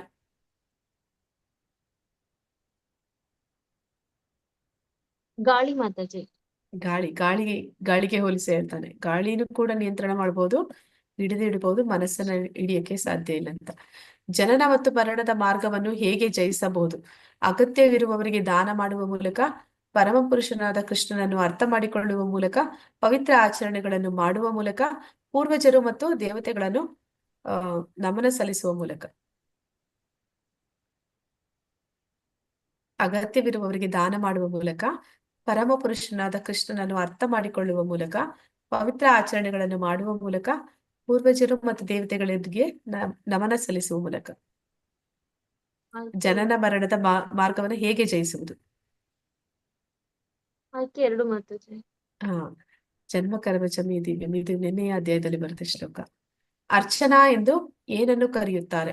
ಭಗವಂತನಿಗೆ ನಮನ ಸಲ್ಲಿಸುವುದು, ಮಂಗಳಾರತಿ ಮಾಡುವುದು, ನಮ್ಮ ಎಲ್ಲ ಇಂದ್ರಿಯಗಳನ್ನು ಭಗವಂತನ ಸೇವೆಯಲ್ಲಿ ತೊಡಗಿಸಿಕೊಳ್ಳುವುದು, ತೀವ್ರ ಸಂಯಮವನ್ನು ಮಾಡುವುದು. ಆಪ್ಷನ್ 3ನೇದು ಮಾತಾಜಿ. ನಮ್ಮ ಎಲ್ಲ ಇಂದ್ರಿಯಗಳನ್ನು ಭಗವಂತನ ಸೇವೆಯಲ್ಲಿ ತೊಡಗಿಸುವುದು. ಯಾರನ್ನು ಗೋದಾಸ ಎಂದು ಕರೆಯುತ್ತಾರೆ? ಕೃಷ್ಣ ಪ್ರಜ್ಞೆಯುಳ್ಳ ವ್ಯಕ್ತಿ, ದನ ಕಾಯುವ ಹುಡುಗ, ತನ್ನ ಸ್ವಂತ ಇಂದ್ರಿಯಗಳ ಸೇವಕ, ಅಗತ್ಯವಿರುವವರಿಗೆ ದಾನ ಮಾಡುವ ವ್ಯಕ್ತಿ. ಆಯ್ಕೆ ಕೃಷ್ಣ ಗೋದಾಸ. ಪ್ರಜ್ಞೆಯಲ್ಲಿರುವವನು. ಅಲ್ಲ ಮಾತಾಜಿ, ಗೋ ಸ್ವಾಮಿ ಅಲ್ಲ, ಗೋದಾಸ. ಇಂದ್ರಿಯಗಳಿಗೆ ದಾಸ, ತನ್ನ ಸ್ವಂತ ಇಂದ್ರಿಯಗಳ ಸೇವಕ. ಚಂಚಲ ಮನಸ್ಸನ್ನು ನಿಗ್ರಹಿಸುವುದು ಹೇಗೆ? ದೇಣಿಗೆ ನೀಡುವ ಮೂಲಕ, ಯಜ್ಞಗಳನ್ನು ಮಾಡುವ ಮೂಲಕ, ಸೂಕ್ತವಾದ ಅಭ್ಯಾಸಗಳನ್ನು ನಿರ್ವಹಿಸುವ ಮೂಲಕ ಮತ್ತು ಭೌತಿಕ ಇಂದ್ರಿಯ ವಿಷಯಗಳಿಂದ ದೂರ ಇರುವ ಮೂಲಕ, ಇಂದ್ರಿಯಗಳನ್ನು ತೃಪ್ತಿಪಡಿಸುವ ಮೂಲಕ. ಕೃಷ್ಣ ಏನಂತ ಹೇಳ್ತಾನೆ? ಚಂಚಲವಾದ ಮನಸ್ಸು, ಅದನ್ನ ಹೇಗೆ ನಾವು ನಿಗ್ರಹಿಸಬಹುದು ಅಂತ ಹೇಳ್ತಾನೆ ಅರ್ಜುನನಿಗೆ. ಇಂದ್ರಿಯ ಮನಸ್ಸುಗಳನ್ನು ನಿಗ್ರಹಿಸುವುದರ ಮುಖಾಂತರ. ಅಂದ್ರೆ ಸೂಕ್ತವಾದ ಅಭ್ಯಾಸ ಮಾಡ್ಬೇಕು ಅಂತ ಹೇಳ್ತಾನೆ. ಸೂಕ್ತವಾದ ಅಭ್ಯಾಸ ಮಾಡ್ಬೇಕು ಮತ್ತೆ ಇಂದ್ರಿಯಗಳನ್ನ ನಿಗ್ರಹಿಸುವುದು. ಕೃಷ್ಣ ಪ್ರಜ್ಞೆ ಬಹಳ ಕಷ್ಟದ ಕೆಲಸವಾಗಿ ಕಾಣಿಸಬಹುದು, ಆದರೆ ಯಾರಾದರೂ ಬಹಳ ಸಂಕಲ್ಪದಿಂದ ತತ್ವಗಳನ್ನು ಅನುಸರಿಸಿದರೆ ಭಗವಂತ ಖಂಡಿತವಾಗಿಯೂ ಸಹಾಯ ಮಾಡುತ್ತಾನೆ. ನಿಜನ ಸುಳ್ಳ? ನಿಜ ಮಾತಾಜಿ. ಇಲ್ಲಿಗೆ ಇವತ್ತಿನ ಕ್ವಿಜ್ ಕೂಡ ನಿಮ್ದು ಮುಗ್ದಿದೆ. ಯಾರಿಗಾದ್ರೂ ಏನಾದ್ರೂ ಪ್ರಶ್ನೆಗಳಿದ್ರೆ ಕೇಳ್ಬೋದು, ಇಲ್ಲಾಂದ್ರೆ ಎಲ್ಲರಿಗೂ ತುಂಬಾ ಹೃದಯದ ಧನ್ಯವಾದಗಳು. ಇಷ್ಟೊತ್ತವರೆಗೂ ತಾಳ್ಮೆಯಿಂದ ಕೇಳಿದ್ದೀರಿ. ಮತ್ತೆ ಎಲ್ಲರದ್ದು ಅಟೆಂಡೆನ್ಸ್ ಆಗಿರುತ್ತೆ ಅನ್ಕೋತೀನಿ.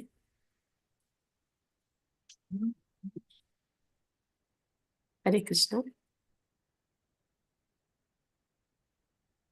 ಹರೇ ಕೃಷ್ಣ ತುಂಬಾ ಥ್ಯಾಂಕ್ಸ್ ಮಾತಾಜಿ. ಪ್ರವೀಣ ಮಾತಾಜಿ ನಮಗೋಸ್ಕರ ಬಂದೆ. ಅವರು ದಿನಪೂರ್ತಿ ಎಲ್ಲಾ ಕ್ಲಾಸಲ್ಲಿ ಆಲ್ಮೋಸ್ಟ್ ಅಲ್ಲ ಮಾತಾಜಿ. ಜ್ಯೋತಿಶ್ರೀ ಮಾತಾಜಿ ಹರೇ ಕೃಷ್ಣ. ಥ್ಯಾಂಕ್ಸ್ ಮಾತಾಜಿ.